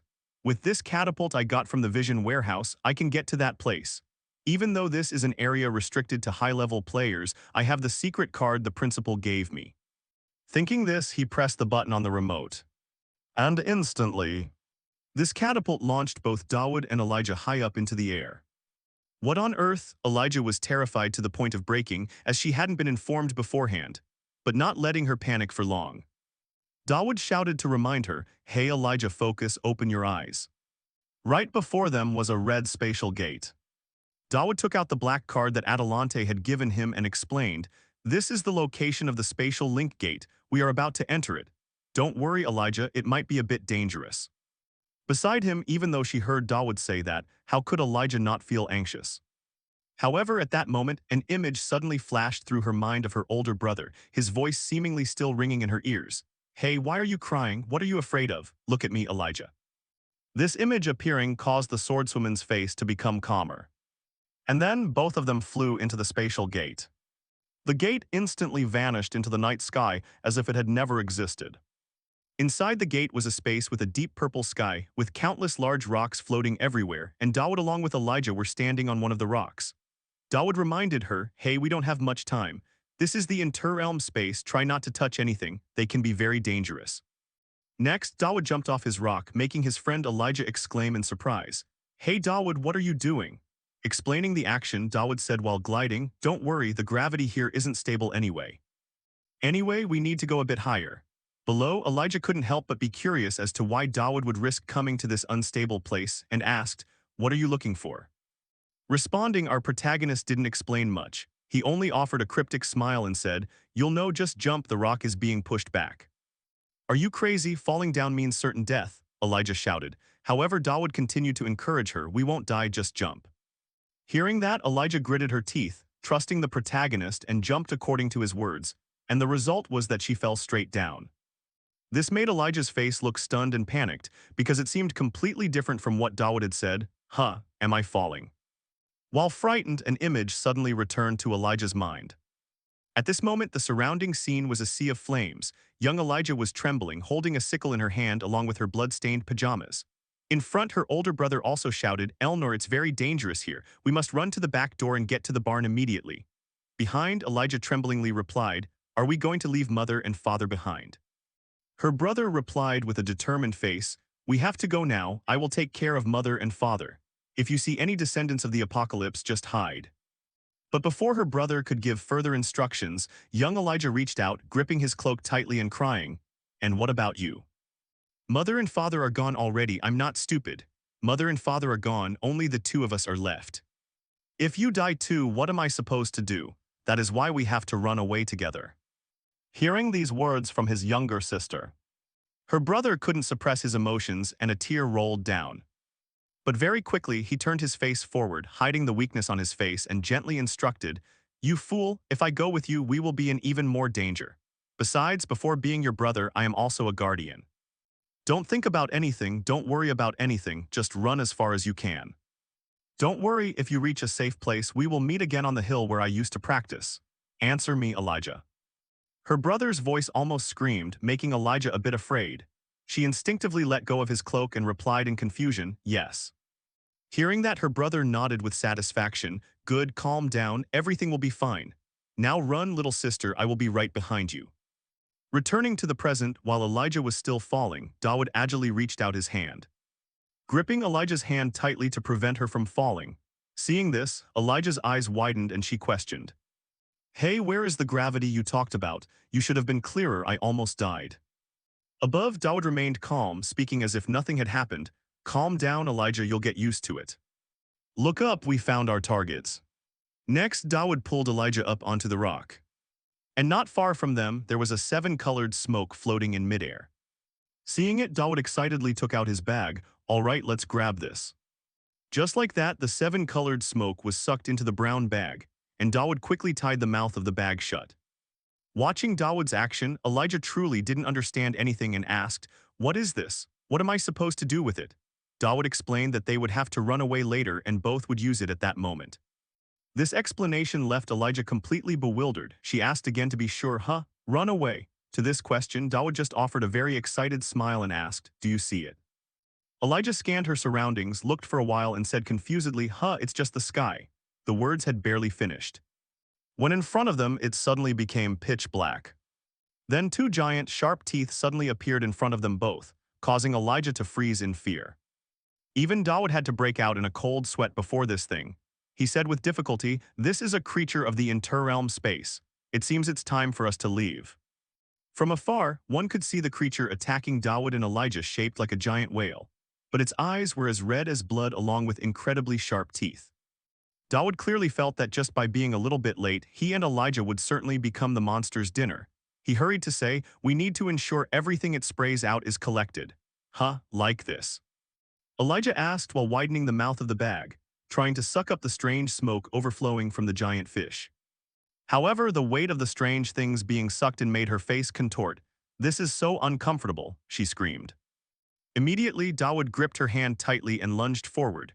Behind them, the giant fish opened its massive mouth, as if wanting to swallow them both in one gulp. But just as the sharp teeth were about to close, Dawood and Elijah passed through the spatial gate, escaping the purple sky and landing safely on the ground. The feeling of playing with death right behind his back made Dawood break into a sweat. "Just as I calculated, it worked perfectly with the card's duration." Thinking this, he turned and asked, "Hey Elijah, are you okay? Are you hurt anywhere?" Elijah didn't answer immediately. Instead, she angrily pulled her hand away from Dawood's, her eyes blazing with anger. "Don't tell me this was all planned by you from the beginning, including the escape." "Of course, everything went exactly as planned." Dawood smiled, his face full of pride. "The Gregory Shadow tactic is a trick quite easy for a long-time player like me." But from Elijah's perspective, the anger in her burst forth more strongly than ever. "Hey, why didn't you tell me we were going to the interrealm space?" Dawood hesitated slightly but calmly replied, "Because I thought you wouldn't follow me here." "You thought right." Elijah gritted her teeth and threw the bag in her hand forcefully to the ground, complaining, "I tied it up. I can't believe you woke me up just to do this." Saying that, she turned and walked straight to her room without looking back. Dawood looked after Elijah, feeling a bit guilty. Finally, he spoke up, "Thank you, and I'm sorry for not telling you beforehand." But just as he finished his sentence, the system sent him a news alert that Elijah's favorability level had increased rapidly. It was now interest level 4. Dawood's face went blank. "Wait a minute, I thought after this incident her favorability would go down, but on the contrary it increased strongly. What on earth is going on?" While Dawood was sinking into a confused stream of thought up ahead, Elijah was also lost in memories. The moment Dawood gripped her hand, confidently pulling her away from the monster's jaws, her heart beat faster instinctively. Time passed quickly, shifting scenes to the position of the principal Adelante. At this moment, it seemed she had just finished exercising, her whole body soaked in sweat, and while tying her hair, she asked someone in front, Is this the item I am thinking of? Hearing these words, the person opposite replied, I don't know what you are thinking, but this is indeed that spiritual entity. Atalante immediately realized something and asked again, Does that mean he is using that in the different dimension, is that right? Hearing this, Dawood held the card, raised it, and admitted, That's right, but didn't you give me this so I would do that? Principal Adelante replied with a slightly complaining tone, But I didn't think you would do it this quickly. And why does your hair look like that? Before her eyes at this moment, Dawood had an incredibly disheveled appearance with frizzy hair. Tears still lingered in the corners of his eyes as he shared miserably. I was just struck on the head by lightning from department head purse. I was on my way to deliver the spiritual entity obtained from the different dimension. But, before he could finish his sentence, Adelante understood everything. Then I understand, Purse must have panicked quite a bit. She is a highly skilled wizard, but she's also quite a coward. Setting this aside, Dawood asked vaguely, Was this item enough according to your requirements? Principal Adelante, you said if I could make you satisfied, you would give me more gifts, right? Hearing this, the principal shrugged and replied, If it was just that item alone, other magic towers could use mountains of gold to buy it for me. Therefore, you don't need to think about that anymore. Returning to the main issue, Dawood knew these words couldn't fool Adelante, so he said directly, It's not exactly because of that gift. Truly, I have something I want to ask for help with. Anyway, spiritual entities are the consciousnesses of great figures left behind in this world. I want you to be able to transfer it into my item. Can you do that? Hearing Dawood's request, Adelante was slightly surprised and praised him. Wow, if you do that, the consciousness within it will gradually awaken and grow stronger over time. This is truly a strategically calculated and quite clever choice. Dawood, in that case, which item do you want me to transfer it into? Dawood replied, That item is. However, not letting him finish, Adelante spoke first. I have something I've been wanting to ask you for a long time. But how can you be so powerful? You defeated assassins with your bare hands, took down the warrior candidate with just one move. Recently, you even stopped the magic beast from attacking everyone, and now this. Why are you so obsessed with power? She said while staring intently at Dawood, waiting for his answer. But our protagonist only pondered.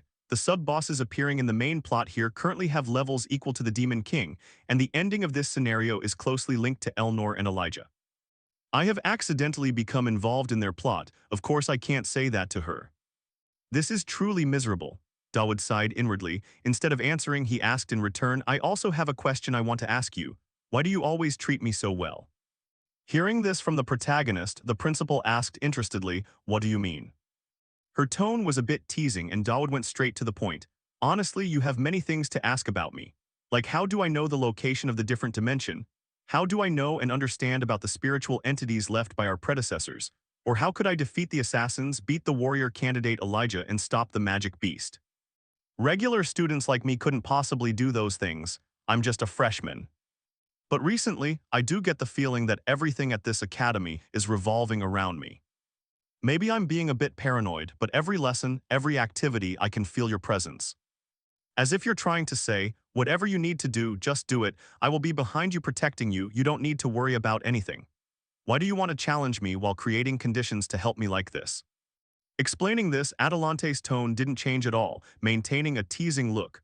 Honestly speaking, I don't understand how you can talk to a principal like me and dare to say something like that. That is truly unacceptable behavior, but regardless, you've figured it out, haven't you? Why do I bestow this favor upon you? Is it perhaps because I find you cute? The unexpected answer left Dawood's face blank. He started sighing inwardly. I knew it. If I had known she'd say that, I wouldn't have asked. Anyway, she has already agreed to transfer the spiritual entity to me. Now I just need to cultivate it to increase synchronization, and the consciousness within it will awaken. If I can persevere in cultivating it from Chapter 2 onwards, everything will be quite useful to me. But first, I need to complete this mission. Time passed quickly until the evening. Main Mission Chapter 1, The Purifying Guild. Solve the incidents happening at the Sunset Eye. At this moment, Dawood was present near the Sunset Eye restaurant area. He scanned his eyes around as if searching for someone. Right at that moment, Elnor's familiar voice rang out beside him, You've arrived. Hearing the familiar sound, the protagonist turned to reply. President, have you been waiting long? Not long at all, just about 6 hours. Elnor said while nonchalantly touching up her lipstick. At this moment, she was wearing an incredibly luxurious outfit, her hairstyle had been changed, and a red dress hugged her small waist tightly, further accentuating her hot physique. Looking at this beauty, even Dawood stood stunned for a few seconds, his face reddening slightly as he thought, wait a minute, 6 hours. That means she came here even before it got dark. Opposite, Elnor witnessed Dawood's confused face and brushed her hair, explaining in more detail. That's right, since it's rarely a full moon night, I wanted to prepare everything very carefully. This is your first time going out of the academy campus to hang out, isn't it? That's exactly right, the protagonist admitted. However, he couldn't even look Elnor in the eye as usual because he was too embarrassed. This made her feel a bit interested and tease, why aren't you looking me in the eye? This was the first time Dawood had gone out with a girl outside of the school grounds. Truly, you could say this was like a date. So it was understandable that this boy was shy. Returning to Elnor, at this moment she reached out, gripped Dawood's hand and quickly pulled him along. Let's go, there are many places we need to visit and the queue is also long. Just like that, not long after, the two of them pulled each other to the Sunset Eye restaurant. However, in front, a crowd was waiting. Oh my god, don't shove, who knows who's so crowded, someone shouted. While Dawood saw this scene and had already guessed it, just as I thought, there are too many people here, will we be able to get in? Dawood wondered. At the same time, his friend Talion in his staff uniform was checking his notebook and yelled, Number 27, I'm calling for the last time, if you aren't here, I'm canceling your ticket. Cancelled number 27. On to number 28. Hearing this sound, Dawood couldn't help but be surprised. Huh, that's Talion, why is he here? Opposite, Talion saw Dawood walking over and also came forward to greet him. Is that Dawood? Do you still remember me? I'm working part-time here. My family doesn't give me pocket money, so I'm a bit strapped for cash. Then his gaze shifted to Elnor. President, you're here too. Saying this, Talion's tone suddenly became hesitant, as if he just had a suspicion. Strange, Dawood, why are you with her? What kind of relationship do you two have? Are you dating? Before Talion could finish his sentence, Dawood immediately denied, we're not dating. After saying that, he reminded himself. It's true, if I go with the president like this, who wouldn't suspect? Clearly, in everyone's eyes, this is a date. Returning to Elnor's perspective, she didn't know Talion, so she asked, Hey employee, as the student council president, can I get priority? Of course you can, Talion replied happily. Meanwhile, Dawood seemed to notice something strange about Talion, so he asked, Wait a minute, Talion, are you wearing some kind of necklace? The question made the blonde guy slightly surprised, but he quickly took out a necklace and explained, I'm wearing one given to me by the Purifying Guild. You know about them, right? That place is run by Marquis Riverback. Returning to Dawood's perspective, in front of him appeared a skill notification, target control activated on Talion. Just by looking at it, Dawood quickly realized the problem. He hurriedly warned, right, but don't wear that anymore, and remember to tell the other staff members not to wear it either. Dawood's tone was somewhat serious, making Talion nod in agreement even though he didn't understand why. Okay, I understand. Returning to the protagonist, the fact that all the staff were infected with control skills made him feel a bit uneasy about this meeting. After I raised my favorability with Elijah enough, the main plot changed significantly. This means now Marquis Riverback's attention will shift to me. In short, now I need to be more careful. Since the plot has been changed, I also need to act accordingly. If he has set his sights on me, I must prepare a way to deal with him. I have to teach him a lesson. At this moment, Dawood and Elnor also quickly walked inside the restaurant. As soon as they stepped inside, a familiar voice called out. Marquis Riverback had been waiting for them from before, greeting them politely. Very happy to meet Lady Tristan and you as well, Dawood. Then this crafty Marquis Riverback also said to Elnor, My lady, let me borrow student Dawood for a moment. We have some business we need to attend to. On this side, Elnor was momentarily stunned, but immediately refused. Ah no, who gave you permission? Before she could finish, Dawood, who was behind her, hurriedly stopped her. He whispered into her ear, President, it's okay. Afterward, he continued to say something else into Elnor's ear, which made her eyes narrow as she turned to look at Dawood with an expression full of astonishment. Unaware of this, Riverback up front kept running his mouth. The young lady will be guided to a special room. It will be done soon, it won't take long. It seems Lady Tristan and student Dawood have a pretty good relationship, don't you think? If you're finished talking, follow me. He spoke with a grin, his eyes squinting into slits, but within that smile lurked a hint of malice. Just like that, Dawood and Elnor were taken to two separate rooms. And as soon as he sat down, before the protagonist could even drink a sip of water, the old man across from him went straight to the point. Do you know why I called you here, student Dawood? Responding to this, the protagonist, seemingly unwilling to waste time talking with such villains, played his cards on the table. Ah, is that not because you all intend to cause chaos to resurrect the devil during the full moon? When security is lax, it's easy to assassinate many students, creating powerful demonic energy from blood and death, releasing monsters everywhere. Using assassins to deal with the knights, creating more chaos and fear to awaken the devil sleeping in the bloodline of the Tristan lineage. Is that right? From the beginning, the assassinations and monster attacks were also caused by you. But I have already reported this entire plan to the dean, and everything has been handled. What do you intend to do now? Dawood asked, staring straight at Riverback. Riverback's eyes widened to the max, wondering how Dawood knew his plans so thoroughly. He thought to himself, what? Now I understand why the prophet had his eyes on this guy. Harmless on the outside, but his heart is deeper than a venomous snake. He is no ordinary person. Thinking this, his face contorted. However, when thinking about what he had prepared in advance, he confidently said, "Impressive, but my subordinates have already controlled Tristan. I bet you didn't see that coming." No sooner had he finished speaking, as if to refute his words, Elnor kicked the door open and rushed in. Her kick shattered the door into pieces, sending sharp wooden shards flying everywhere. Seeing her blood-stained appearance, Riverback shouted, "Impossible, Princess Tristan, but how? How can this be?" To explain this, we must return to a few minutes before Elnor was taken away by Riverback's subordinates. Perhaps due to being too confident in their own strength, they didn't bother to hide their arrogance as they ordered, "Princess Tristan, come with me, there is somewhere we need to go." Their cocky expressions reminded Tristan of the whispers Dawood had given her earlier. "President, the devil worshippers are about to flood in. Regarding that frenzy, have you been feeling any discomfort lately? I don't know what will happen later, but sometimes it's good to vent a little." Thinking this, she slowly stood up and coldly said to the group, "According to imperial law, devil worshippers can be dealt with immediately and reported later without issue." Behind her, a brown-haired thug reached out to touch her pale shoulder and mocked, "But do you even have the capability to handle us? Fine then, hurry up. I intended to capture you alive anyway, so be good." Before the words were even out of his mouth, the thug's face suddenly stiffened when a terrifying killing intent began to radiate from Elnor. And her mental state seemed to change drastically. "Do you think I can't do it?" Speaking, she reached out and grabbed his head. Then slammed it down hard, shattering the tea table completely. All around, the remaining thugs gritted their teeth and drew their weapons. Damn it. "Don't kill her, she's the most important target in the plan. Injured is fine, but don't kill her." They shouted and began to overwhelm her with their numbers. But these weaklings weren't even enough for Elnor to warm up. With the terrifying strength of the Tristan bloodline, she began kicking them away one by one. Her sharp sword glided gently past their throats, leaving the thugs to scream in despair. And the more she fought, the redder Tristan's eyes became, making the thugs' hair stand on end.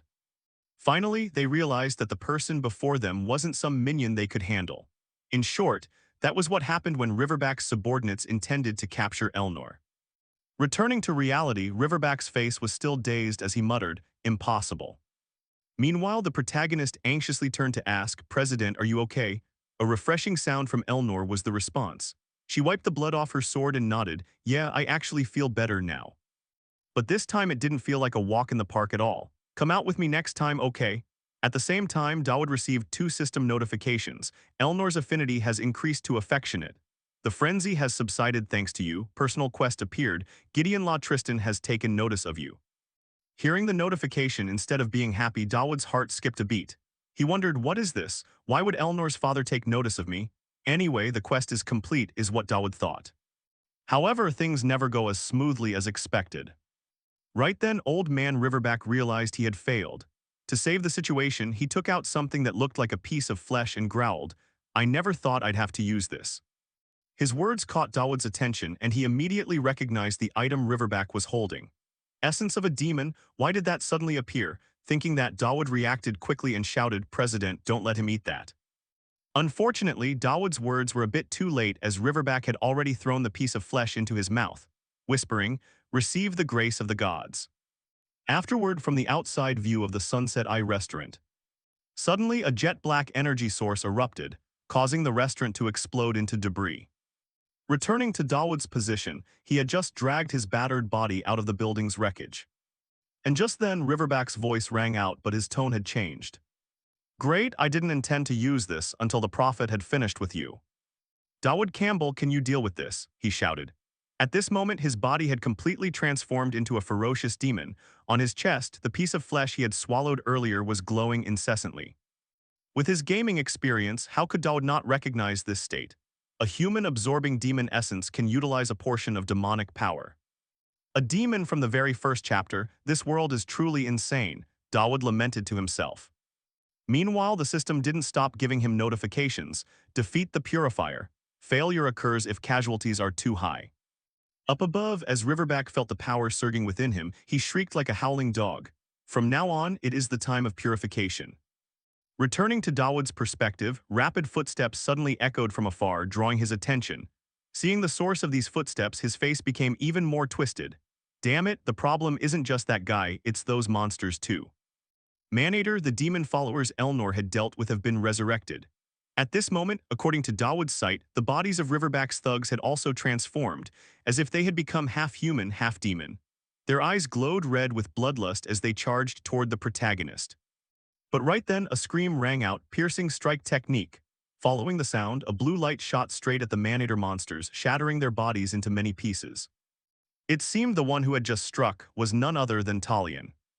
Looking at the devastated scene, Talion could only give a foolish laugh and ask, "What the hell is going on? What are these monsters? And where is Marquis Riverback?" "Oh, you saw my technique? I'd love to hear your feedback," Dawood replied bluntly.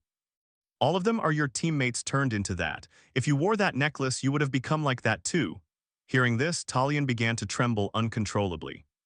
Then he looked at the protagonist and asked, "Is this a situation set up by the Marquis himself?" Dawood nodded. "That's right, if you don't want to witness a real hell from now on, listen to me." Dawood's tone was filled with seriousness, which changed Talion's expression. He hurriedly nodded and asked further, "I understand, but what about Dawood? What do you intend to do?" Dawood replied, "I have to go deal with something else. I have to protect the civilians and stop the Marquis. Anyway, run, Talion." For Talion, he realized that if he stayed, he couldn't help Dawood and Elnor at all. So the young man took off running immediately. And after he had left, the student council president Elnor looked at Dawood and asked, "Do you know where the Marquis went?" In front, Dawood stroked his chin, pondered for a few seconds, and answered, "Yeah, I have a theory. The goal of the demon followers is always the same. They sow despair and chaos everywhere. And bring pandemonium, the land of demons, to this world. There is only one place he would aim for." Time passed quickly, scene shift to the position of Marquis Riverback. At this moment, he had flown right in front of a golden energy barrier. In the distance was the sealed land where the battle between angels and demons had once taken place. Looking at the massive barrier in front of him, Riverback wasn't even confident that he could destroy it completely. "Even if I can't break the entire protective barrier, at least I can cause some damage." Saying that, he began to gather magic power in his palm, forming a black energy sphere that emitted a suffocating aura. But before he could launch the attack, Dawood's cold voice rang out from behind, "All right, stay right there." The familiar voice suddenly appeared, making Riverback unable to hide his astonishment. He turned back to look at Dawood and said, "Dawood, how did you know I would come here?" Dawood replied with a mocking smile, "It's too obvious. Your actions are too easy to predict. You received demonic power, so naturally you would come to the place where the devil was sealed." The image at this moment was Dawood being carried on the back of Elnor, rushing to this location for speed. Although it was a bit embarrassing, Dawood didn't care much about it. Up above, Riverback wasn't panicked by the appearance of the two of them. In fact, he felt a bit delighted. "Thanks to you being here, I don't have to waste effort looking. After I kill you, I'll capture Princess Tristan." Returning to Dawood's perspective, he looked at the president and cautioned, "Whatever happens, we must survive, understand?" Elnor answered with a nod, "Yeah." Internally, she thought, the level of trust he puts in me is truly hard to get used to. But I must also be worthy of that trust. That is the pride of the Tristan family. Thinking this, she tightened her grip on her two swords. Next, she pushed her legs off the ground with immense force, sending her small body soaring into the air like a cannonball. Seeing this, the demon Riverback was startled, but he quickly raised both hands to his chest to block the attack. Meanwhile, down below, Dawood took the opportunity to act. While running, he shouted, "President, over here." Seeing this, Riverback up high, though unclear about Dawood's plan, couldn't let him act. He shouted, "Don't you dare touch it." Finishing, he unleashed a barrage of black lightning, striking straight down. It was just a pity for him that Dawood, with his incredible dodging skills, managed to evade all of them, leaving Riverback's eyes wide open. How is that possible? He wondered, still surprised, not understanding why Dawood could dodge all of his attacks. When President Elnor's blade reached his person, seeing this, Riverback hurriedly waved his hand to retaliate. The powerful attacks from both of them collided, creating a shockwave that blew them both away. Up above, streams of black lightning were still raining down. As for Dawood himself, he could only run as fast as he could. Afterward, Riverback felt increasingly uneasy and hurriedly chased Dawood from behind. "Fucking pests, fight, don't just run away like that," Riverback shouted. And right behind Riverback, President Elnor stuck to him relentlessly. This began to make the Marquis feel a bit irritated. How annoying, Princess. Following this, Riverback's entire body shriveled slightly and released an extremely powerful source of energy, blowing both Dawood and Elnor away like trash. However, the attack hadn't ended yet. While Dawood hadn't yet managed to stabilize his posture, Riverback used a skill called Shadow Claws, firing a black arrow carrying destructive power, aiming straight at the protagonist's position. He shouted, "I will definitely end you."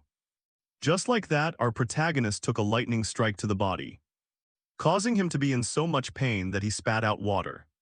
Finally, his body was blown away like garbage toward the back. Up above, Marquis Riverback saw Dawood's eyes roll back and laughed as if he had won the lottery. "There are more people here than I thought. It seems you're all out of tricks now." Hearing this, Elnor stood in front of Dawood to protect him. "Get up, Dawood, I'll stall for time, you go first."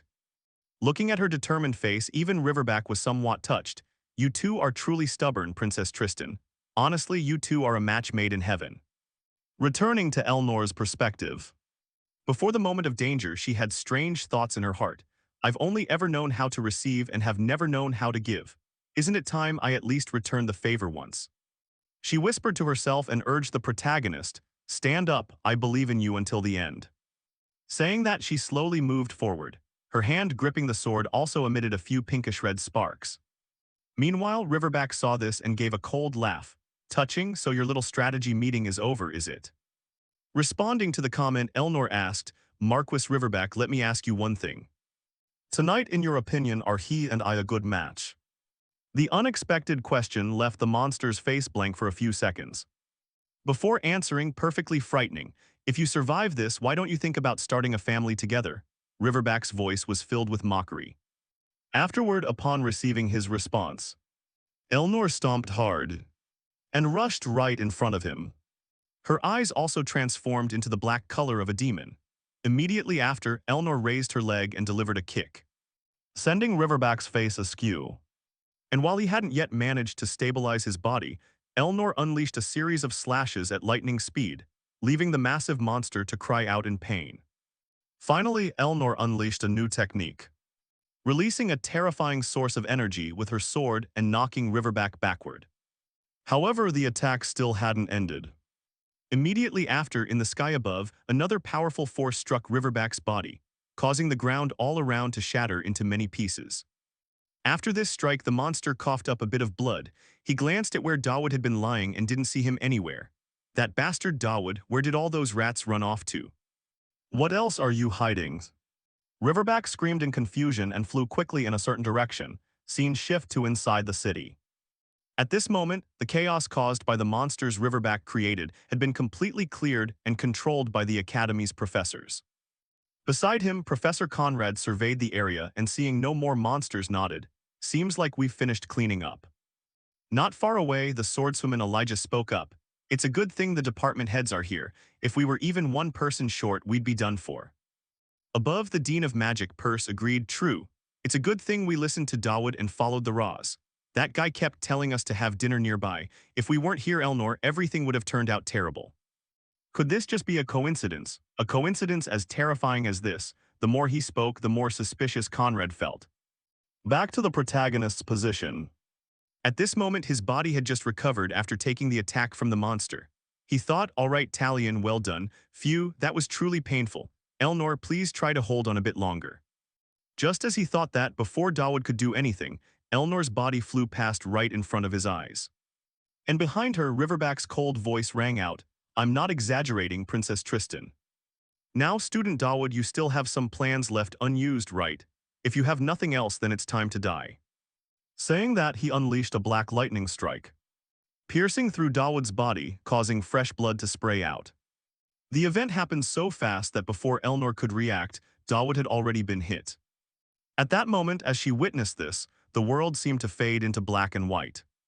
Returning to Dawood's perspective, the attack made him feel quite painful, but it didn't seem to be a fatal blow. He gritted his teeth in agony. Then, at the same time, the system gave a reminder. Fatal charm has been activated. The target has begun to. This was a rather disjointed notification. But Dawood felt something. He hurriedly looked up and saw that Elnor's appearance had completely changed. A pair of demonic horns had sprouted from her head.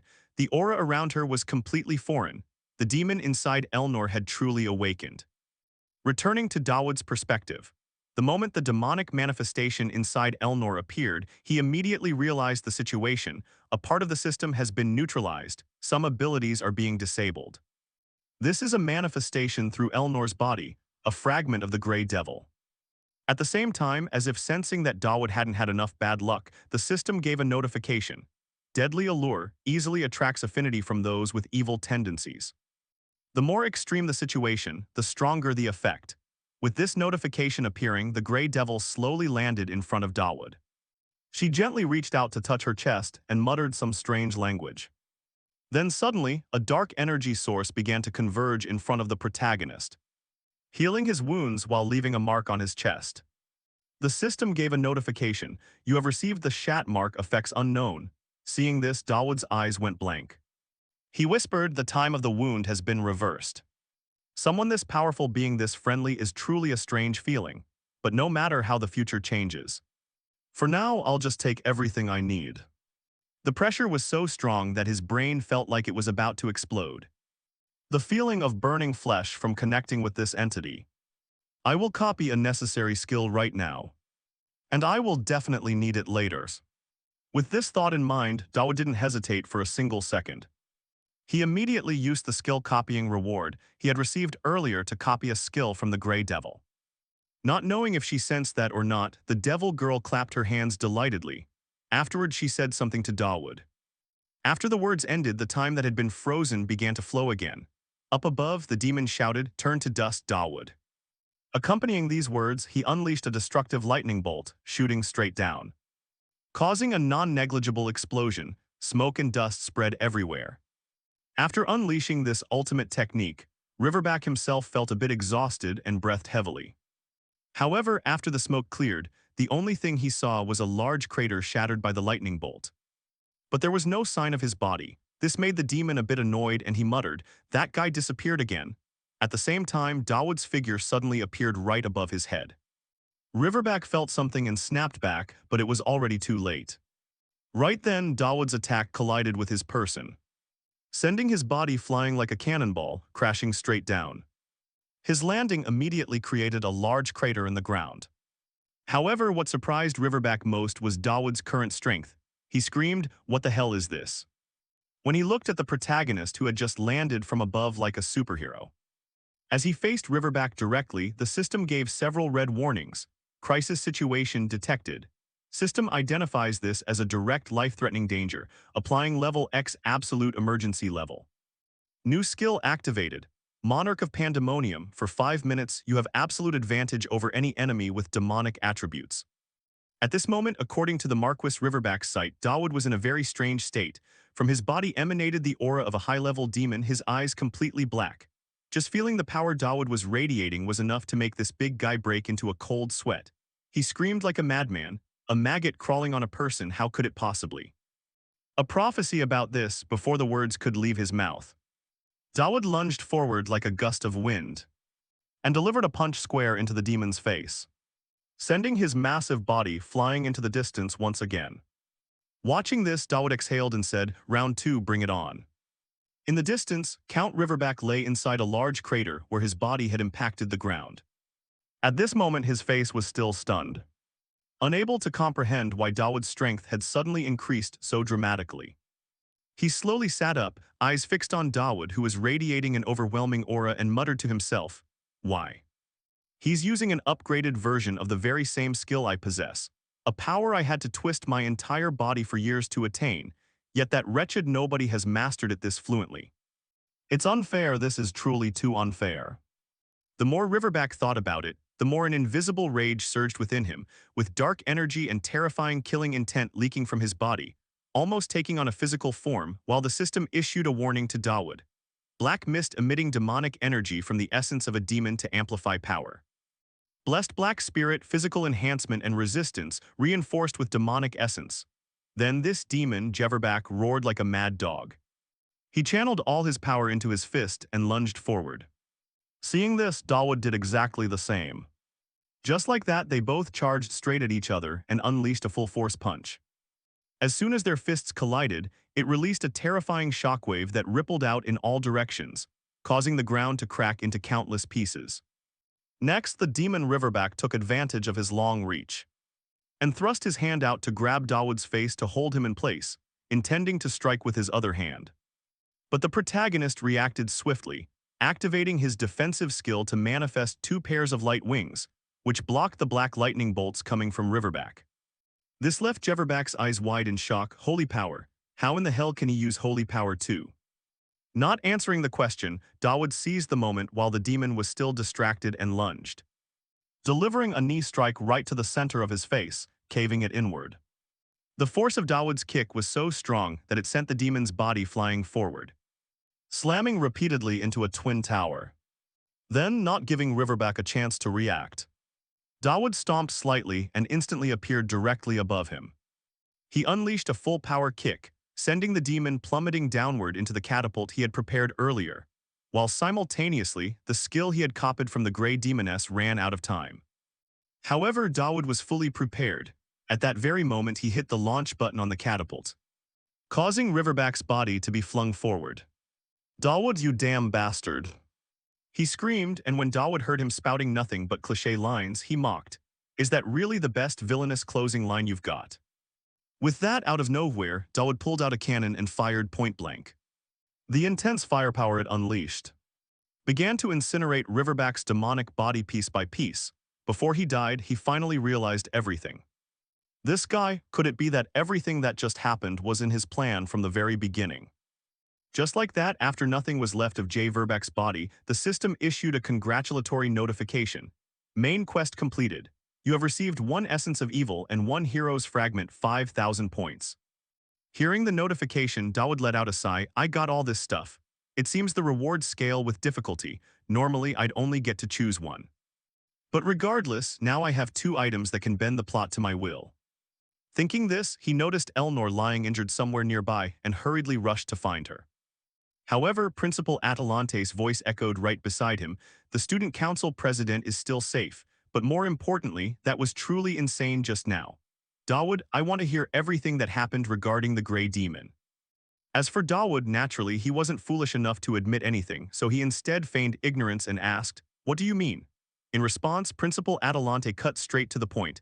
"I'm asking because I already know, student. You have been involved with a demon, haven't you?" Time passed quickly, shifting to a medical room where Elnor was still lying unconscious, receiving a blood transfusion for treatment, when someone's voice called out, "Is the transfusion ready?" Another sound replied, "Not yet, but it's almost there. What's the current heart rate?" "Below 50 beats per minute. Damn it, why hasn't the priest arrived yet?" Hearing the constant, chaotic noise, Elnor's eyes slowly opened. While she waited to recover, Dawood and Atalante were having a serious talk. Atalante spoke first. "One of the Grey Demon's abilities is corrosion. It has spread to the surrounding area with you at the center. The Church and the Holy Empire will certainly keep an eye on this. You have become the eye of the storm. Did you act knowing full well that such a serious incident would occur?" For his part, he had decided long ago to abandon the lifestyle of a background character, especially in a situation where he was dragged into an affair with a demon like that. Thinking this, he shrugged and replied, "To be honest, I think I was just lucky." Atalante frowned, shifting the conversation to the Grey Demon. "The strongest among the lords of the chaotic hell is the Grey Demon. As I suspected, it used Student Council President Elnor as its host." Hearing this, Dawood's expression shifted slightly, and he asked, "Principal, you knew about this beforehand?" In response, the beautiful principal nodded. "From the very beginning. First of all, thank you, Dawood, for fighting to protect the Academy and Elnor. You may enter now, but listen very carefully. What I am about to say is top secret. While speaking, she snapped her fingers, causing Dawood's body to hover and fly in front of her, making him rest his head on her lap as she continued. After the final battle of the hero, the shards of the demon's soul were scattered everywhere. If just one shard appears in this world, the remaining shards will automatically congregate around that person. Because the gray demon awakened, even if only for a moment yesterday, the remaining shards will also appear soon. Without needing her to say much more, Dawood, who had completed this cursed game, was naturally perfectly aware. It was the same in the original plot. Demonic hosts always brought catastrophe. The Red Demon's host once caused the Red Knight event, a major tragedy that wiped out Elijah's entire family. These soul shards and hosts were selected randomly each time the game was played, except for Elijah and Elnor, who were fixed. Unaware of what he was thinking, Principal Adelante continued sharing information. The Holy Empire's intelligence network is terrifying. They have already compiled a list of candidates who could be hosts, and Elnor is among them. I have tried my best to gather them all here at the Academy. Hearing this, Dawood began to find Adelante's decision slightly difficult to understand. Select and gather them all in one place. It sounds great, but gathering all those dangerous people in one place seems a bit reckless. As for Adelante, she seemed to notice Dawood's puzzled look and explained, true love. Once a demon's host truly loved someone, and the result was that the demon's soul shard was completely destroyed. Love erased the seeds of destruction. And it seems the gray demon likes you very much. When Dawood Campbell heard that, a bad premonition suddenly arose in the protagonist's heart. He hurriedly shouted, What are you talking about? No way, that's not it at all, he countered. However, Principal Adelante had observed everything from afar. She said, I saw it all from a distance. It healed your wounds, you were even clapping and acting happy, right? Dawood stammered in response, maybe it was just because I looked pathetic at that moment. But before he could finish, Adelante interrupted, in short, whatever the reason, the point is that it happened. The demon seems strangely affectionate toward you. Dawood, your judgment, knowledge, and actions have already been proven. So I honestly ask for your help. Please charm the hosts of the demons. Saying this, she brought her face close to Dawood's, a move that immediately made Dawood jump back. He hurriedly jumped to the side and refused. What? No way. The principal saw that Dawood was flat out refusing, thinking he was afraid of the difficulty she shared. I will do everything in my power to help you flirt effectively, rest assured. Dawood screamed as if the house was on fire. No, that's not the problem. Adelante continued to persuade him. Don't worry, all the current candidates are female. This is a golden opportunity. Even the demon is clapping for you, right? You can surely pick up a few regular girls, can't you? Use every necessary means to charm them all. And destroy the demon's soul shards, then the world will be saved. Returning to Dawood's perspective. If cursing were allowed here, he would have done it. Oh God, if it were that easy, I'd already have a girlfriend by now. Principal, wait, didn't you say you needed true love? So how many girls do you want me to juggle? To this question, Adelante knew it was extremely difficult, but aside from relying on Dawood, she had no other options left. It won't be easy. The demon worshippers are targeting them, and the hosts are not ordinary people. But even so, I must ask for your help. Please save humanity. Saying this, she bowed her head with extreme sincerity, making Dawood want to log out of this game immediately. Instantly thinking just that, Dawood didn't dare say it out loud, only managing to ask, Principal, I think I know the answer, but what if I can't charm them? Adelante replied, I mentioned this in Chapter 14. Humanity will perish, the world will be shattered, and a dark empire ruled by demons will appear. Time passed quickly, shifting scenes to Elnor's medical room. At this moment, the student council president had awakened from her unconscious state. She hurriedly scanned her surroundings, and after realizing she was in a medical room, she muttered, Did we win? At the same time outside, a reminder sound from someone rang out, You can't just barge in like this. The student replied with a sigh, Come on, I was here yesterday too, I even skipped class for this. She couldn't have woken up this early. As she said this, Elnor's assistant suddenly barged into the room and discovered Elnor had awakened, making her happy to the point of tears. She hurriedly ran over to hug her best friend and scolded, How could you do that? You crazy girl, you're going to drive me insane. I thought you were a goner, what the hell was that? What kind of battle was that? Beside her, Elnor remembered Dawood, who had fought alongside her, and asked, Calm down first. Calm down. How is Dawood? In response, her friend wiped away her tears and explained, Dawood, He's already been discharged. Actually, he wasn't seriously injured at all. You were the one who was truly badly hurt. We really thought you wouldn't make it this time. Her best friend's words made the president feel a bit suspicious and ask, if I ended up like this, how is Dawood completely unscathed? Returning to the secretary's perspective, she began to recall her conversation with Dawood not long ago. Looking at her friend lying unconscious and unresponsive, she couldn't hide the worry on her face and whispered, it's already been 2 days. If she doesn't wake up, Dawood Campbell, I'll deal with you personally. Hearing that, Dawood could be sure that Elnor would never die that easily. So he solemnly affirmed, Senior Elnor is not the type to die because of such a trivial thing. I guarantee she will wake up in the next few days. Dawood's confidence made the secretary scratch her head in confusion. How can you guarantee that? Dawood replied with a gentle face, because I'm still alive. A person who is willing to risk their life just to protect someone else. The Kaiso family was never weak. Returning to reality, her friend smiled and changed the subject. Anyway, let's forget about that for a moment, President. Now that you're awake, there are several things that need your approval. Beside her, Elnor, seeing she had just woken up and already had to work, complained and reminded her, hey, I'm still a patient, you know. Ignoring that, the assistant quickly flipped open her notebook and assigned the task. Now for the unpleasant news.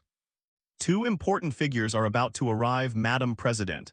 The first is Saintess Lucian. Hearing that info, Elnor stroked her chin, frowning in thought, and asked, isn't she supposed to enroll next semester? Explaining this, the assistant shared her thoughts. That's correct, but they have decided to let her enroll next week. Because of the incident involving her ex-lover, the Holy Empire and the Inquisition are starting to act. Originally, I wasn't going to talk about the other person. But Sir Gideon will be coming to the academy. Hearing that name, Elnor's face showed a flash of shock and she muttered, my father is coming here. At the same time, inside a strange room, a silhouette looked outside, speaking with a satisfied tone. The bustling atmosphere of this city is quite pleasant. Inside the room, Saintess Lucian was smoking while complaining, hey, can you close the window? The light bothers me. Her words made the strange figure almost laugh out loud. How interesting. A modern-day saintess who dislikes the light. In the back, Lucian exhaled a puff of smoke and mocked. If you spent most of your life in a dark prayer room, you'd be the same way. Her words made the young blonde man quiet for a few seconds before replying, is that a bit of a dark turning point in the story? Saintess Lucian continued to remind him, close the window, night. Responding to the request, the blonde guy said, I want to enjoy this piece for a little longer. Hearing that, Lucian felt confused and mocked the piece. A demon worshipper and a saintess in the same room, and you're talking about peace. The blonde knight laughed, I thought we were a little closer than that. Just like that, the tension from their first meeting faded. Not letting him speak further, the saintess's face became cold, setting clear boundaries with him. We are cooperating, we have the same goal, don't think for a second I want to be your friend. Do you think that's even possible? Her face was full of mockery. But the blonde knight didn't feel angry. He said, those who hold the leash that binds you. 2 destinies are choking my life, we are all the same. Returning to Lucian's perspective, she continued to exhale a puff of white smoke. And whispered, think whatever you want, you fool. At least I still have someone I need to protect. At that moment, a silhouette suddenly appeared in her mind, her younger sister, the same girl Dawood had encountered before. My beloved son, summer is coming soon, isn't it? Father heard that summer where you are is much hotter than at home. Remember to take care of your health. Father sent some fruit, remember to share it with your friends. I heard there's a parent-teacher meeting coming up. But our family is busy preparing for the harvest, so it's hard for us to make it.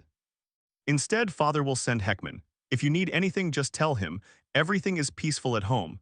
Don't worry and remember to just blend in, just don't try to stand out. A group of students was diligently running forward.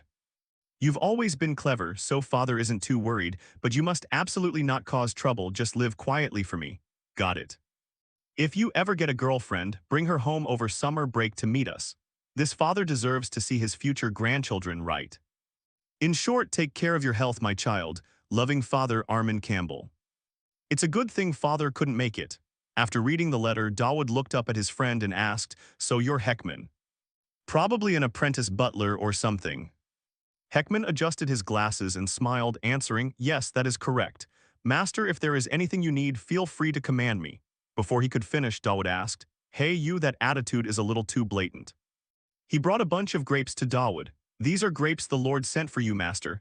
Dawood put them in his mouth and asked. Seedless grapes, he answered honestly, are they sweet enough? At this moment, some other students walked by, looking at him with judgmental eyes. That guy is just one stunt after another. Now he's bringing a butler to school, probably trying to play the noble here. Look at him eating all of those by himself. Hearing that, he wiped his mouth and pushed the bunch of grapes toward the butler. Heckman, here we need to pretend we're close friends. Do as I say, eat all of these for me. His sudden request left him slightly bewildered. Bowing while taking the grapes, he complained, yes. Dawood spoke up, I guess you're just going to be an apprentice butler your whole life. All right, that's enough. This is not the time to enjoy ourselves. What the principal said is truly unimaginable. In his mind, Atalante's words surfaced, charm all the demon host candidates and save humanity. The system displayed a notification. Elnor Tristan, affection level 1 reached, quest activated, the inherited curse appearing in 7 days. Gideon Tristan, curiosity level 1, quest activated, the inherited curse appearing in 7 days. Meanwhile, he thought to himself, put world peace aside for now. These immediate quests are more worrying and it doesn't end there, the system showed again. Main quest chapter 2, the king has passed away appearing in. The boss fight in chapter 2 is the real problem. I have to plan ahead for the boss fight. Wait, I never met Gideon in the original story. What should I do now? Returning to reality, Heckman looked at the sky with a satisfied expression. Master, it's terribly hot here. Dawood didn't pay much attention, as several other thoughts kept circling in his head. In the original story, he appeared as a corpse. Even though he isn't a father who is close with his daughter, a father is still a father. Originally, Gideon's death was the trigger for the awakening of the White Demon. But I made it wake up right during the Chapter 1 boss fight. Damn it, everything is a mess. The fact that he's still alive means the script I know can change infinitely. He thought to himself, all right, Elnor's father, I will meet you. Must avoid him at all costs, yes, must avoid him. But if we do cross paths, I must definitely extract something out of him. Only then will I have a chance to deal with the Chapter 2 boss. Dawood looked at Talion, who was pinching his butler's cheek, and asked confusedly, Hey Talion, what are you doing to my butler? His question made the blonde guy slightly embarrassed. A butler? I thought he was being bullied. How can a guy like this do any work? Dawood pointed straight at his face, sounding annoyed. Since you touched my butler, today I'm borrowing your sword for the day. This sudden attitude shocked him. Why? But immediately after, he knelt before him and presented his sword, giving me such honor all of a sudden. Go ahead, Dawood, take it and use it. He was also caught off guard and immediately explained, No, I'll return it. Not long after, our protagonist Dawood sought out Elnor to make a request. Elnor looked at him with an intrigued expression. Interesting. You signed up for the theology department, yet you want me to teach you sword fighting? Dawood gestured to the side, explaining, After the demon incident, I realized many things. I realized that relying only on divine power makes me too weak in physical battles, so I want to learn the Tristan sword technique, even if it's just the basics. While saying this, he thought to himself, thanks to the passive increase in affection for villains, Elnor will keep sticking with me for a long time. She lowered her head, smiling with disdain. That's the first time you've said something worth listening to. If it's a constructive suggestion from a junior, I'll help out a little. Looking at the way she drew her sword, he thought, must seize this opportunity to copy her sword technique as much as possible. To successfully build a relationship with Gideon, there probably isn't any path other than sword fighting. Suddenly, a voice rang out, what a rare sight this is. The student council president has 100 things to do, yet she has the mood for this. Elijah stepped closer, private tutoring, huh? Elnor glanced over and replied, they asked me. Hearing that, Elijah immediately looked at him and asked, really? But the president specializes in one-handed swords while Dawood here uses. He raised his hands and smiled awkwardly, explaining, it's fine, one-handed sword or whatever is fine.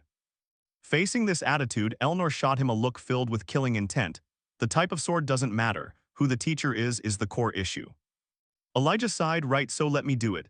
I have experience as a trainer, so it's much more logical. Hearing that, her face turned black and she shot a look at her. Are you implying your sword technique is better than mine? How could a junior like me ever beat the president? Elijah finished and reached for her sword, slowly stepping forward. They turned toward each other, talking back and forth. But I'm sure the Tristan's sword technique has a weakness. Oh really? Then show me that weakness, will you? How about under the condition of not using any power?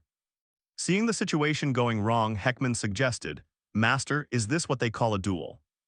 Elijah held her sword in front of her gaze incredibly determined. The power of the Tristan house is something that should never be used, President. Elnor, standing opposite her, directed a cold gaze toward her. I too would like to see just how far this goes. Dawood, hearing the words of the two, couldn't help but panic. You told me you were going to teach me, didn't you? Why are you two lunging at each other? Heckman, standing nearby, could only offer a wry smile. It seems the two of you have been annoyed with each other for a long time, huh? Elijah gripped her sword and lunged forward. Then I'll take you up on that. Faced with her haste, Elnor remained unimpressed, casting a glance and nodding, wasted movement. As the blade was about to touch her neck, Elnor didn't react, only watching in silence. A sharp glint flashed in Elijah's eyes. Unexpectedly, she raised her sword to block Elijah's strike. Elnor braced her arm, trying to hold her ground as firmly as possible. After gaining momentum, she quickly lunged forward, pushing her away. Witnessing this display of strength left her astonished, thinking to herself, so fast, not only fast but also very powerful. What are you doing, Elijah? Are you planning to let a demon get the upper hand? Suddenly, Elnor's eyes widened in shock. Elijah, no longer on the defensive, immediately pushed back. Elijah pulled her sword back, looking extremely cautious. Elnor feared that the family she belonged to was truly a family of demons. No matter how noble the blood in her veins might be, sooner or later, she would be possessed by a demon and go insane. Regardless of whether you want it or not. At the same time, in her mind, she recalled the scene she had witnessed as a child. Looking at the devastation before her eyes, Elijah seemed unable to believe the truth of the situation. Returning to reality, her gaze grew cold. In the end, she's just a sacrificial pawn for a demon. She slid her feet back to brace herself and channeled her power, a bright red flame engulfing her sword. After getting into position, she immediately lunged forward to attack. Watching the spark rushing forward at a dizzying speed left him and his butler stunned. And at the same time, a huge question mark seemed to appear in Dawood's mind. Elnor remained perfectly calm, watching the movement of the sword. Emotions are truly hard to control. Right after that, she lunged in front of him, avoiding her attack. The flames seemed to slowly subside. Elijah looked at them, her expression a mix of surprise and apology. Sorry, but Heckman was so scared he started foaming at the mouth and fainted on the spot. Dawood was incredibly shocked, eyes scanning the scene. Is this even human reflex? It's even faster and stronger than before. Could it be that she has already started to merge with the fragment? Elnor saw them not responding, so Elijah tried to explain. It's because I went overboard, sorry about that. President Elnor glanced at her, slowly cautioning. Your swordsmanship isn't bad, but warrior candidate. You need to train in other things besides swordsmanship. You can't hurt your teammates, right? Realizing she was completely wrong, she didn't persist and bowed her head to apologize. Yes, Dawood, sorry about that. When she saw he had regained consciousness, she couldn't help but be surprised. Where did he disappear to? In the middle of the large forest. Looking at Elnor's condition, it wasn't the time for delay. If I stay this negligent, everything will be ruined. I have to risk my life to get stronger. Anyway, I never intended to become a pure swordsman. To survive, divine power is essential. Not just swordsmanship, but divine power must also be leveled up. And to do that, Uriah was busily eating an apple. Suddenly his voice rang out from afar. Living well lately, you still look healthy, huh? She stared at him in astonishment. You are Uriah Greyhaunter, the younger sister of the Saintess. Now it's your turn to help me. Amidst the deadly space, a strange voice rang out. Still wishing for someone to come save you, or hoping someone will become your friend. Then that very thing will only make you suffer more. You should have realized that early on. Hope is merely the prelude to despair. Accept it just like your sister did. Drops of bright red blood fell straight onto her face. Everything around her eyes began to dance. It seemed that at this moment, Uriah was falling into a deep pit of despair. And a cold gaze looked down at her, followed by a voice. You are just a cursed sacrificial pawn destined to be alone until you die. That is the path to protect everyone, and it is also your mission. It seemed a dark space was slowly swallowing her whole. Uriah startled awake, sweating profusely from the nightmare, finding herself lying on the white sheet. Her face was still immersed in fear. From above, a beam of light shone down on where she lay. Uriah reached out to pluck an apple from the tree, and then slowly ate it piece by piece. Done. At this moment her basket was overflowing with red apples. And while chewing, she glanced to the side. Dawood stepped forward from behind and asked, "Living well lately? You seem to be in good health, huh?" Hearing his voice, she immediately turned her head. A chain suddenly appeared.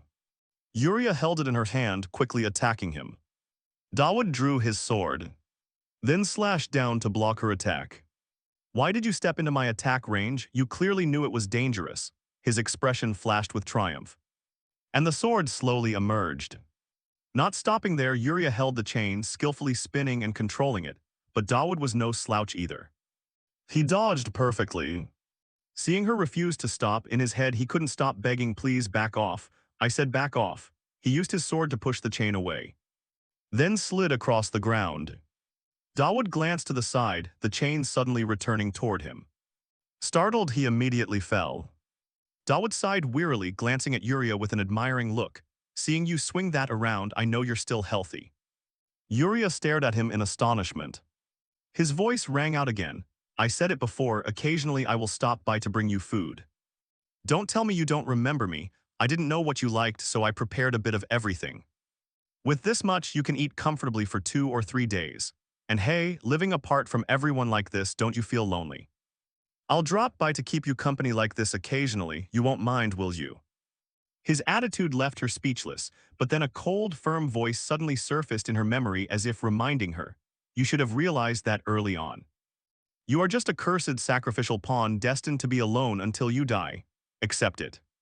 Returning to reality, Dawood looked toward Yuria and tried to persuade her, "Feel free to eat, I'm leaving now." That memory resurfaced, him standing in front of Yuria, uttering words that extinguished her hope. "Wishing for someone to come save you, or hoping someone will become your friend, then that very thing will only make you suffer more." Yuria stared blankly at the pile of food in front of her, then slowly picked up a loaf of bread. The weapon was tossed aside. Yuria held the loaf of bread in her hand, treasuring it like a treasure. Tears of resentment slowly fell onto the bread. It doesn't hurt at all." Time passed quickly. Back to Dawood. The system displayed a notification. Fatal allure villain affinity increased significantly. Yuria Greyhunter, interested level, phase 1 reward can be claimed. Dawood startled awake from his sleep. "What is it this time? I've only played with her for a few days and I'm already at phase 1. Whatever, let's check the reward." The system showed, Swordsman Concentration Skill B rank, increases reaction speed and accuracy in combat. He slowly turned on the water faucet. Not bad. If combined with hanging by a thread, it will be very effective. At the same time he thought to himself, "Wait, is that brat Heckman still sleeping? Truly uselessly relaxed. Parents, nobles, royalty and merchants will all be attending. I practiced hard with Yuria because today, on the system board, swordsmanship no weapon restriction can now unleash a low-chance armor-piercing effect." He turned to wake up his butler. "Heckman, wake up, we're late." Heckman, with a sleepy face, slowly replied, "Let's go, young master." Dawood quickly fastened the last button of his coat, his face full of eagerness. Today, just making an impression on one single person is enough. At the same time, he thought to himself, Gideon La Tristan, the swordsmanship genius who didn't appear in the original work. At this moment in town, the Iron Man looked at the old man and suggested, "Master, if the ground is uncomfortable, please step on me." The old man replied, "It's fine, occasionally one has to take a stroll in a rustic place like this." Nearby, a few people approached with eager faces. "I heard that this year even the Holy Emperor is coming here. Could it be true? That magnificent knight group from earlier? Oh my god, it must be true. The Holy Emperor is really attending. Hey, our son is participating in the tournament. He got into the school as the second highest scorer, so how could he not participate?" In the center stage, after seeing everyone gathered, the MC began to introduce, "Dear parents, gentlemen and ladies who have traveled from afar, our Elefante Academy is the leading educational institution of the Empire. We are deeply honored to welcome you to this observation session. The traditional welcome event, Bat to Roye, will begin soon." A man slowly stepped up, his expression unable to hide his panic. Wait, that person, could it be? Two people sitting nearby were equally shocked. Hey, are you kidding? Why is he in a place like this?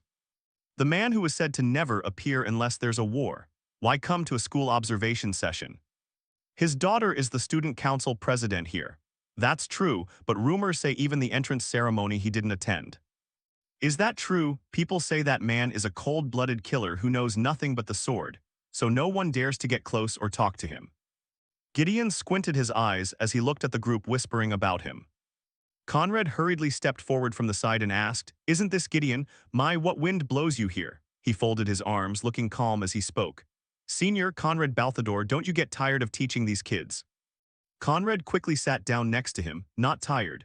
"What wind blew you all the way here? Training? How is catching up with the first-generation Grand Duke going?" Gideon folded his arms and sighed wearily. "Just training, so I came out for some fresh air." "I'm still training according to what's written in the texts. People say you have to make Mount Tai your own." Hearing this made him curious and he asked, "Hard to understand, so how are you carrying it out?" His face turned dark as he replied, "First, I sliced the mountain. It was truly a crude and vicious method." Down below, the MC's voice rang out again. "Dear guests, please pay attention. The competition will begin shortly. The students participating in the duel are all volunteers." Conrad looked down and explained, "The competition will take place under the supervision of professional professors and medical staff." The MC smiled at the audience and continued introducing, "All kinds of weapons everyone desires have been prepared in wood. Now, contestants, please enter the field." Right after that, the crowd immediately buzzed. "Go for it, my daughter, you have to get into the top 10. He slowly stepped onto the stage, thinking in his head, "Damn it, why am I feeling so shaky right before going out? Did my character feel like this too? Damn it, I knew I shouldn't have participated." "Is it absolutely necessary to catch Gideon's eye?" Talion on the side smiled and spoke up. "In this match, Dawood and I will have the final showdown." Elijah is a warrior candidate, so she retreated, so that isn't impossible. The MC's voice rang out, "Now, contestants needing weapons, please come collect them." Elijah looked ahead, thinking in her mind, "Dawood, why are you so stubborn to participate in this match? Is it his hobby to occasionally toy with the weak, or is it that noble sense of responsibility?" The presenter's voice continued, "Choose calmly. The match will begin in 1 minute. The goal of the match is simple, be the last one standing. That student will receive special points. Those who reach the top 10 will also receive bonus points." Heckman below cheered him on, "Young master, I think just getting into the top 10 is enough." Dawood sighed to gather his spirit. Thinking Gideon must be sitting somewhere, right? Look at me, look at me." Elijah was also equally nervous. "I'm watching, so don't worry, Dawood, I trust you, but if anything happens, I'll help." The MC began, all contestants greet each other. Elnor at this moment up high looked down in silence. In the audience, Gideon looked up. She announced, "Prepare to begin." When the MC's voice faded, all contestants on the stage simultaneously grabbed their weapons and rushed toward their opponents. Talion brandished his sword toward him. "Ooh, Dawood, I won't hold back." His strange behavior made him confused. Why does this guy keep targeting only me? Nevertheless, there wasn't a shred of time for him to ponder. Dawood reacted quickly to block his attack. Dawood stared, his expression extremely triumphant. "Is this the third one?" The brat Heckman watched silently from the stands. Dawood raised his sword, ready to attack. Seeing that, he frowned slightly. The two of them look happy, huh? The system suddenly displayed a danger warning. Ruru lunged and kicked at him from behind. Seeing her appearance left him shocked. Ruru looked at him, smiling triumphantly. "What are you doing? Come on." Ruru Garuda, second daughter of the Alliance's great clan. A character appearing in Chapter 5. Talion was attacked, his eyes squeezed shut as he cried out. Thinking in his head, and most of all, Elijah looked ahead and asked confusingly, "Who is that?"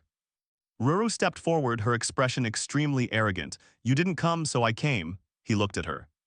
Thinking, a brat who loves to hit people. Magic is the body-strengthening technique of the Alliance. Even for me, having activated hanging by a thread, I'm not sure I can win. At this moment, she's definitely stronger than Elnor. Talion knelt on the ground, unable to stand up due to the pain. "Did you protect this weakling? Dawood, you protected the opponent you were fighting against." Dawood sighed silently and looked up at the sky, thinking, why on earth is this Ruru kid participating in an event like this? This is a point in time when she shouldn't even be known to many people yet. Unexpectedly, his attitude suddenly did a 180-degree turn. "I will definitely get you to first place today." Seeing this scene left him feeling helpless, thinking, if you have time for that, just run, Talion. Talion stood up and stepped forward to block his path. "Hey, new face, if you're aiming for this side, you'll have to step over me first. I am Talion Arman, the runner-up of the freshman class. Think you can handle me?" Ruru looked at him and asked, "You're the runner-up, then I won't hold back." She suddenly pointed her finger straight at his abdomen. The system displayed a notification. Swordsman's concentration activated, reflex speed and accuracy increased. Dawood looked on with a stunned expression.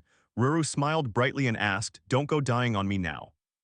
Ruru moved with lightning speed, leaving Talian's eyes wide with sheer terror, as he was sent flying away by a single simple move. Dawood held his sword in front of him to resist, and several others standing nearby were also blown away. Talian was struck until he coughed up blood, clutching his sword in front of him, doing his best to block her attack. It was clear that even though he had parried, the impact force surged straight through. Seeing this power, the people in the stands were buzzing. Woe are those freshmen. Elefante really did pick some good ones. Ruru looked at him, feeling quite smug. What's wrong?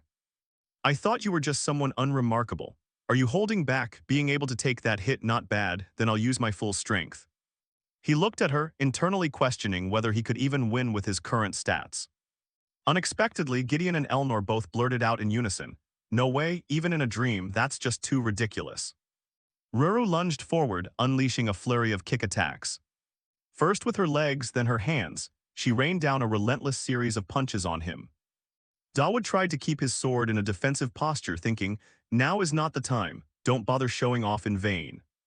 Suddenly he blurted out, wait. I give up. Ruru was stunned by this. Up above, the crowd wouldn't stop whispering, what a coward, a noble with no self-respect. Did you just say you give up, classmate? He answered honestly, yes, I'm heading down. Elijah, who was observing from nearby, also commented, a wise choice, Dawood. Dawood slowly stepped down from the arena floor. What are you booing about? If you want to fight, go ahead and get up here yourself. None of you have the guts anyway. The MC felt a bit awkward. Well, it seems the winner has been determined. Isn't that right? There are still players on the field, so let's continue. Ruru didn't seem very satisfied. It was just starting to get interesting. She gritted her teeth, her face clearly showing her fury. Damn imperial bastard, who the hell are you? The system notified. Fatal charisma has planted the seeds for an explosive affection. Dawood turned back, seeing her terrifying power when she was angry, and let out a sigh of relief. Running away really was the right move. It's not like there's a rule against surrendering. Suddenly, a plastic bag appeared out of nowhere, enveloping his head. And when it was removed, he found himself in a different room. Beside him, Gideon spoke in a strange tone. Dawood Campbell, what is your relationship with my daughter? Hearing this left him panicked, thinking, wait, I'm not mentally prepared for this yet. Dawood sat up straight, his expression quite anxious. She is someone who has helped me a lot in my school life, we're just friends. Gideon sat nearby, leisurely sipping tea. Did you learn sword fighting from her? Dawood's eyes widened as he observed him. Stay calm, must stay calm. Only then will everything go according to plan. Then he replied, no sir. The man added, then who did you learn from, the Tristan sword style? Internally he thought, just as I predicted, Grand Duke Gideon has realized it. So he spoke up, you realized, sir. Facing his question, the man asked in return, the foundation of the family sword style, how could I not recognize it? Answer me, who did you learn it from? Dawood frowned, carefully calculating, absolutely refusing to show any signs of tension. The man in front of him was a blade, showing any openings would mean total failure, so he cautiously answered, someone you also know, sir. The Sword Emperor has always been enigmatic, to the point where he even sought out a minor baron family in the countryside like ours. Simultaneously, he silently prayed in his mind, please believe me. Hearing this, the man suddenly spoke up, my master taught you, that's an interesting bluff. Continue, the best way to hide a tree is to create a forest. A small lie must be covered by a larger one. Dawood looked at him solemnly asserting, it's the truth, he even had a request for me. Hearing this, the man asked again, a request for a person like you, he nodded in confirmation. Yes, precisely, he gave me a mission. Grand Duke Gideon La Tristan, please learn sword fighting from me. Gideon slowly turned his head to look at him and asked, and it was a request from my master, he replied, yes, that's right. Upon his affirmation, the man's face immediately darkened. Can you take responsibility for those words? He didn't hesitate for a moment, answering, I can. Gideon heard this and didn't refuse further, immediately accepting, very well, very well. Can I really take responsibility? I don't know, I just have to believe in the power of the original work. After all, this is my first time meeting him. Out of all the players, he was the only one who had managed to meet Elnor's father. The rumors were endless, but his strength was undeniable. This person is evaluating me, it's only natural he would. Suddenly appearing out of nowhere and speaking such nonsense, his skepticism is completely understandable. But this meaningless silence is truly hateful. Gideon pointed his finger straight at him and asked, "Didn't block it, huh?" Hearing his question left him stunned. Huh? The man's brows narrowed, a flash of cold killing intent flickering. "You are already dead." The wooden table and the teacup on it suddenly split in two. This is the invisible blade technique, a slash unleashed without a sword. The ultimate of the ultimate techniques in the knight's skill tree, yet he uses it this easily.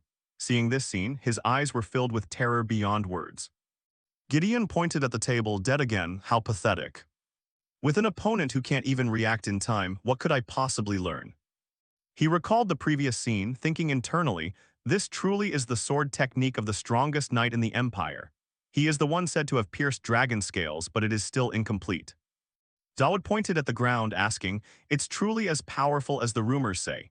"Sir Gideon, but if it were in completed technique, shouldn't the physical movements be omitted?" Hearing his question, Gideon was slightly taken aback. "What do you know to dare say such a thing?" In his mind, he recalled, "I only know it because I'm bluffing." The diary found after Gideon's death in the original work recorded the entire process of how he became so powerful, including the content about his master, his family, and everything else. His face showed a hint of anxiety, cautiously looking at him. "The goal you want to achieve." "I heard there is such a thing." Facing his statement, Gideon frowned in thought. He added, "To sever the family's curse, there is one thing that must be cut." Simultaneously in Gideon's mind, he recalled his master's instructions. "Disciple, cutting through the sea is easier."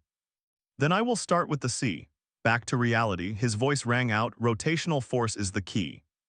At the moment the mental image is formed, the sword path must be traced perfectly, rotational force. "Sir, try channeling it a bit stronger." Gideon didn't answer, closing his eyes in silence. "Truthfully, I have no idea what this is. I'm just recalling what Gideon wrote in his diary. The advice that his future self sent to his current self. The rest is up to him." Suddenly at this moment, large cracks appeared on the ceiling. A brilliant golden light flashed into the space. Gideon stared in astonishment at the source of that light. Standing opposite him, his eyes showing clear skepticism, "Who on earth are you?" Indifferently, he smiled and replied, "I am merely someone who hopes Sir Gideon will become stronger." Simultaneously, he thought to himself, "Only then will you not die and Elnor won't be corrupted. Anyway, I got it. The Tristan family's immunity privilege. Even if you commit any crime, you will not be judged by the law." This is an authorization document written by Gideon himself. Gideon is currently the Empire's executioner, the one who handles the royal family's dirty work in the shadows. It's no different from a dog on a leash. Anyway, this amnesty document will be very useful when proceeding to Chapter 2. The system notified, fatal charisma has planted seeds for explosive favorability, skill enhanced, destiny charisma enhancement. The more recognized you are by villains, the greater the reward. Dawood looked at the document, his eyes filled with astonishment. This can be enhanced too, the system kept alerting, received enlightenment from Gideon. His butler was still soundly asleep. Enlightenment, upon understanding a villain's ability, you receive a similar ability. The added ability can be used identically for a period of time. Looking at the notification lines on the system left him confused. What kind of skill is this? Gazing at the light through the window pane, he murmured inwardly, "Perfect timing. This is exactly the ability that adds wings to what I'm about to do." A moment later, Dawood looked at the letter, his expression a bit tangled. After writing down his plan, he immediately closed the book. The upcoming plan, just creating this much should be enough, right? Dawood smiled with satisfaction. "Even though it's not going to be easy, I already said I'd take responsibility for Gone. The Tristan family. I will definitely protect everyone." In the classroom, the instructor was actively lecturing, so within every human body, these creations of the gods, divine power is innate. This thing has a completely different mechanism than mana. Why? Because everyone can use it without needing to be chosen. However, reaching a level where one can truly utilize divine power. Finally, the lecturer scanned the classroom, seeing many empty seats and couldn't help but feel frustrated. Did that brat come here to sleep or to listen to the lecture? Why are there so many empty seats? Ha ha, damn it. It's all because of that bastard Bach, leading monsters into the school or bringing zombies along. I don't care about him anymore. A demon worshipper is way beyond the line, isn't he? Furthermore, these brats this semester are unbearable. They're all defiant. Then there are some who even dared to hit the professor on the head. Currently, no one knows that the relationship between me and Jay Verbeck has become terrible. Just endure a bit longer and then I'll quit. That's right, just quit. Anyway, here, he spoke up, I have a question. How to cultivate divine power. This made him extremely angry. That bastard. Seeing his student had no interest in studying, he became a bit annoyed. Divine power or whatever, just keep using it constantly and your proficiency will increase. And you call that a question? Dawood rested his chin on his hand, replying nonchalantly, a question is still a good thing, Professor. Hearing that made the lecturer extremely angry, losing his composure. The lecture for today ended. Looking at the pile of papers under the desk made the lecturer increasingly furious. That bastard is truly a piece of trash. Why has he been like a thorn in my side from the very beginning? He frowned in annoyance, thinking, so I must quickly grab this bunch of secret information and go find a job elsewhere. That way I won't have to see those damn students anymore. And that stupid old principal, I'll leave this damn empire for good.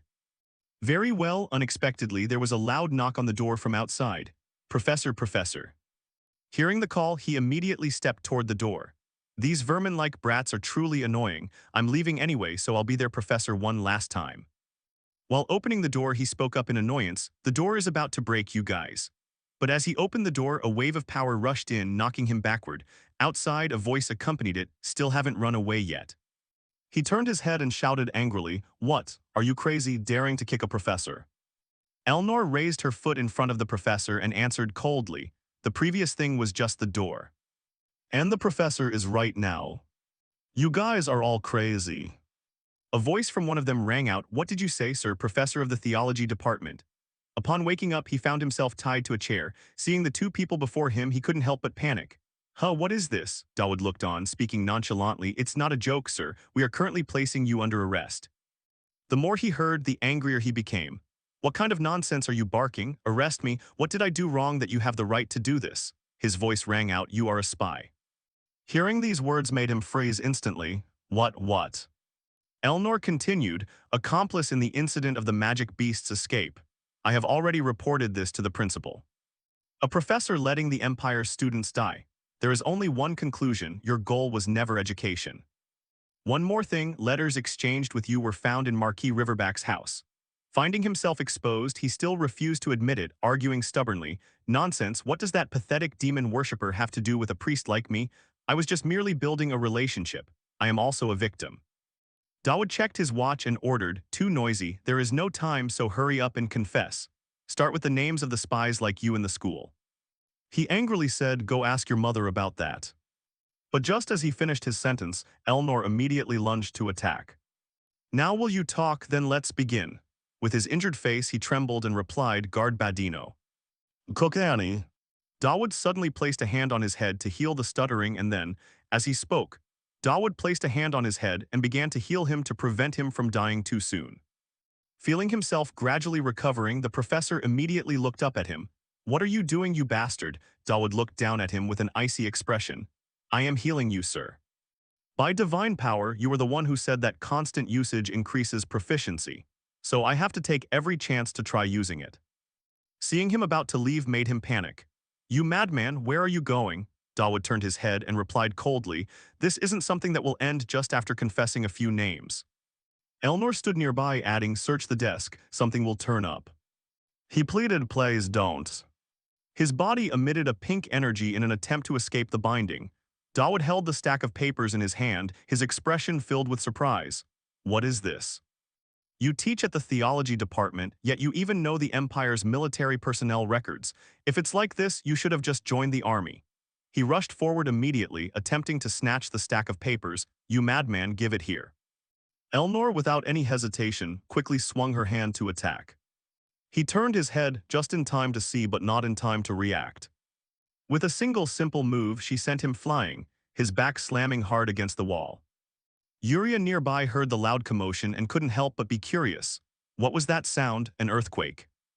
Looking at the pieces of paper slowly falling, he smiled. Professor, is this everything? Seems like everything. Now we just hand this over to the school's night squad, right? As for him, at this moment, he lay motionless on the ground. Suddenly, he spoke up to stop her. Wait, senior, I am still a freshman. I want to learn more about divine power. He lay on the ground, his breathing heavy. Right, now I know why I don't like that brat. The last time, he was similar to the guy I met with Riverback. In his mind, he recalled a past scene. He was kneeling on the ground, respectfully saying, "Oh, pioneer, first time meeting you." From above, a strange voice descended. "If you ask about me, you will die. If you reveal you have seen me, you will also die. If you forget me, then dying would be more pleasant." He looked down, his expression pensive, thinking. It definitely feels like that strange, bizarre, and capricious feeling. One of their voices rang out, "Now let's start the healing." Sir, he looked at him, his expression panicked, thinking as if something was being commanded. Inside the house, the voice rang out, "Thank you, senior, thanks to you. My divine power has increased to the point of affecting even the soul. We've caught a rat dressed as a professor. Senior, have you relieved any of your fatigue yet?" Elnor, standing behind him, spoke up. "Well, I don't exactly have a hobby of tormenting the elderly for amusement." A system notification popped up. Elnor's frenzy is showing signs of improvement. In his head, he thought, she's clearly vented it out now, hasn't she? There's no helping it, senior. This isn't a problem that can be solved with logic. Suddenly she asked, "Hey, do you have nothing to say to me?" He was looking at the keychain in his hand and replied, "Nothing." Suddenly she stepped closer and asked, "You met my father, didn't you? Why did you meet him?" Dawood was startled, breaking into a cold sweat. "Me, why do you ask?" She repeated, "I'm asking you that." He stammered but remained clear, "Yes, the meeting did happen, but I never revealed it to anyone outside." Elnor was still confused. Dawood panicked, tried to encourage himself. "Damn it, a variable has appeared. Think of something, this guy." She continued to press him. Finally, Dawood managed to come up with a story. "Last time during the match, I used the sword technique you taught me. His Highness was just curious about who this kid was, so he called me in. It was nothing major." Finally, she decided to turn and leave. She knew her limits. She pulled her hat down, blushing as she reminded him, "Before you protect me, learn some manners first. Call me President." Heckman followed behind, complaining, "Young master, did you just go out with Lady Tristan again?" "Honestly, Baron said to try not to attract any attention, didn't he?" Dawood replied happily, emphasizing, "In this school I only have 3 friends and one of them is that very Lady Tristan." Heckman sounded worried. "Young master, isn't that a bit autistic?" Dawood had to correct him. "Actually, those are relationships that are hard to call friendships." Dawood changed the subject. "What about you? You're quite conspicuous for a butler. Where did you get that?" Heckman held his half-eaten ice cream and explained, "They were giving them away for free outside to cheer for the midterms. There were 31 flavors." Dawood suddenly remembered something important. "Right, the midterm survival exam is coming up. Soul, corpse, divinity fragments have met the fusion conditions. I can awaken the soul's consciousness." He turned and ordered, "Heckman, that's an order. Go try all the other 30 flavors and come back to report." Heckman quickly obeyed and left. "You got it, young master." He thought to himself, that kid might not actually be a real butler. Dawood sat on a chair, deep in thought. Now I can awaken the ghost of the Gregory mansion. He recalled the important details, thanks to the boost in divine power from healing the priest. Dawood sighed, trying to find an answer. Anyway, when the ghost is awakened, the spirit of a great person will appear to help the player grow, but it's random. I don't know which of the great figures will appear. This is always a variable. What I worry about most is not finding the right person. If someone who doesn't mesh with me appears, Dawood narrowed his eyes in tension, then that's also a loss. Afterward, he proceeded with the opening ritual. What is this? Is this damn gas station card here too? In the stands, flags were waving alongside the cheers. So cool. Dawood turned pale, sweating profusely as he inspected it. A knight, who is this? Spearman Frederick Tanker Johan. He tried to search his memory. Who are they? It feels like I've seen them somewhere. First of all, they don't seem like bad guys, just that is enough. Who is this? Oh, that person turned around. Guardian of the Dawn, Caliban Chrysanax. Dawood suddenly realized in a panic that it was Elijah's brother. He felt utterly helpless. This was a complete collapse.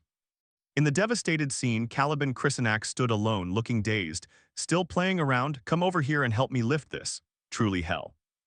Elijah shed tears over the crimson tragedy caused by the vessel of the crimson demon. And Elijah's brother stood up, Guardian Caliban, who sacrificed his life to stop the crimson tragedy. Caliban Chrysanax became a great hero. He became a hero through that sacrifice. Images of his father. Images of his mother. Elijah cried incessantly. You said you would come back. You said if I waited you would come back. From that event, Y also followed in her brother's footsteps. However, every death was just a tragedy for their family. On the day she lost all her loved ones, Elijah decided to follow her brother's path, becoming the one to destroy the demon that had made her an orphan. Cheers rang out, hit harder, the one who takes first place among you will fight Elijah. Upon reaching adulthood, Elijah was awarded the title of the only special class warrior of this national defense training batch. Everyone gave Elijah a round of applause, the official royal decree. For the warrior candidate was also awarded. Since then she had become a warrior. The teacher was announcing their test. The midterm exam will be held fairly in the form of four-person team battles. Who is the main enemy of the Empire? Monsters and demon worshippers, exactly. Ephante is the agency established to fight them. Combat and survival ability are the main points for the midterm exam. Dawood turned to ask, how is it? Caliban, your sister is living well here. Caliban Chrysanax seemed incredulous and asked, so you mean the kid? M.H.M. My sister is currently a warrior candidate for the Empire, he confirmed again. Yes, it's official. Caliban Chrysanax laughed amusedly. This kid was just a snot-nosed brat the other day.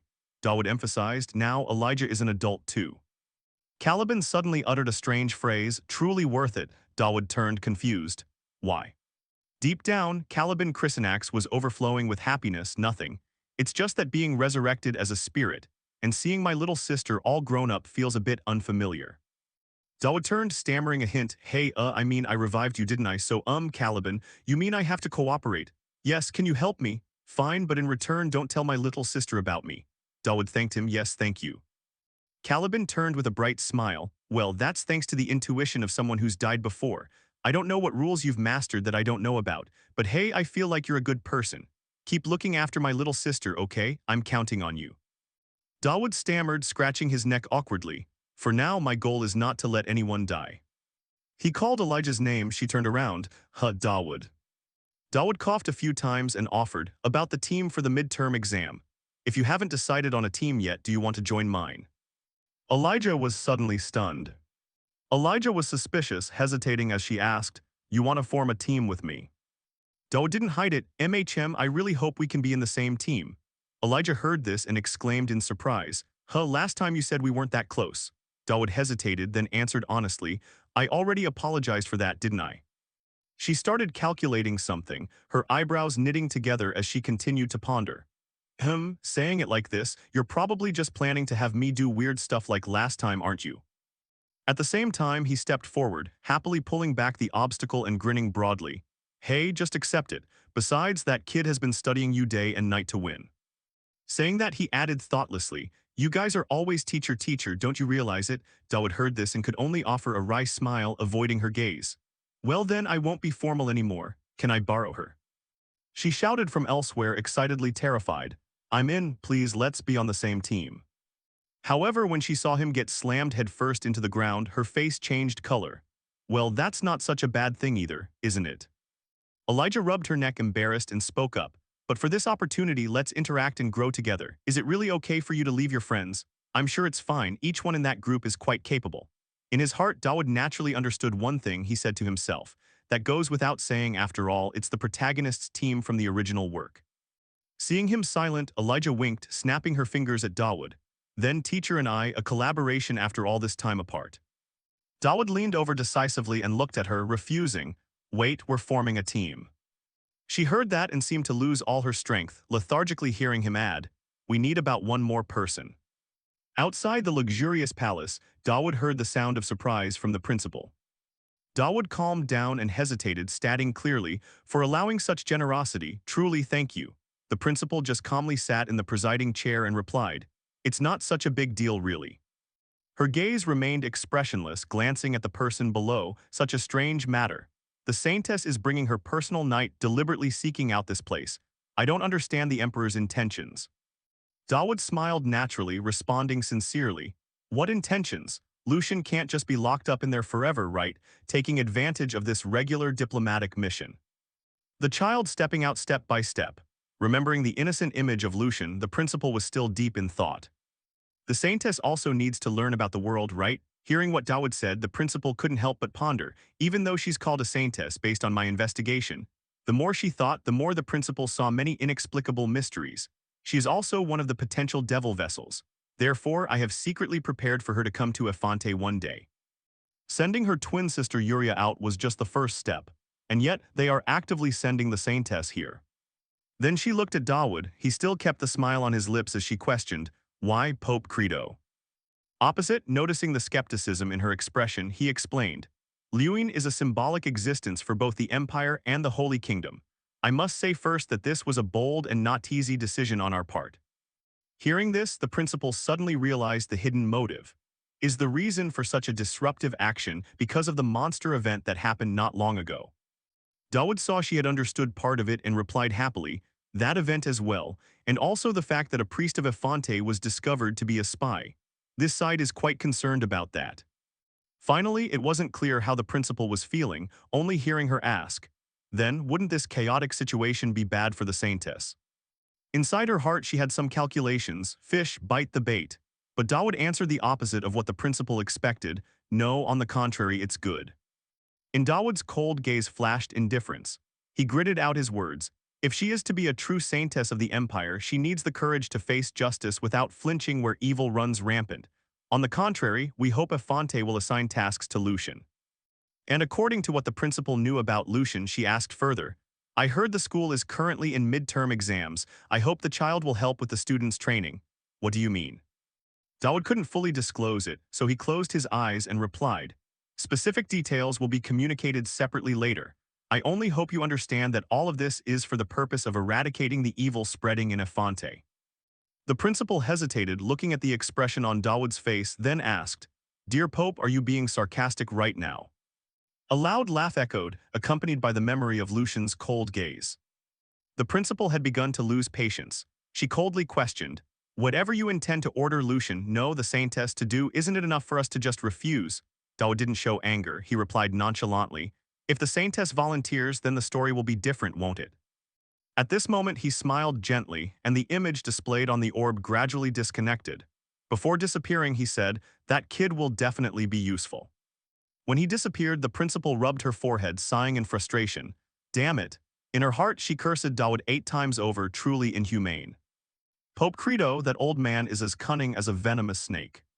Then she looked at the mirror beside her. Still unable to believe it, never did she think she could meet the Saintess so easily. But the principal still harbored doubts about the uneven conditions he proposed. So the condition is to be a puppet for the Empire.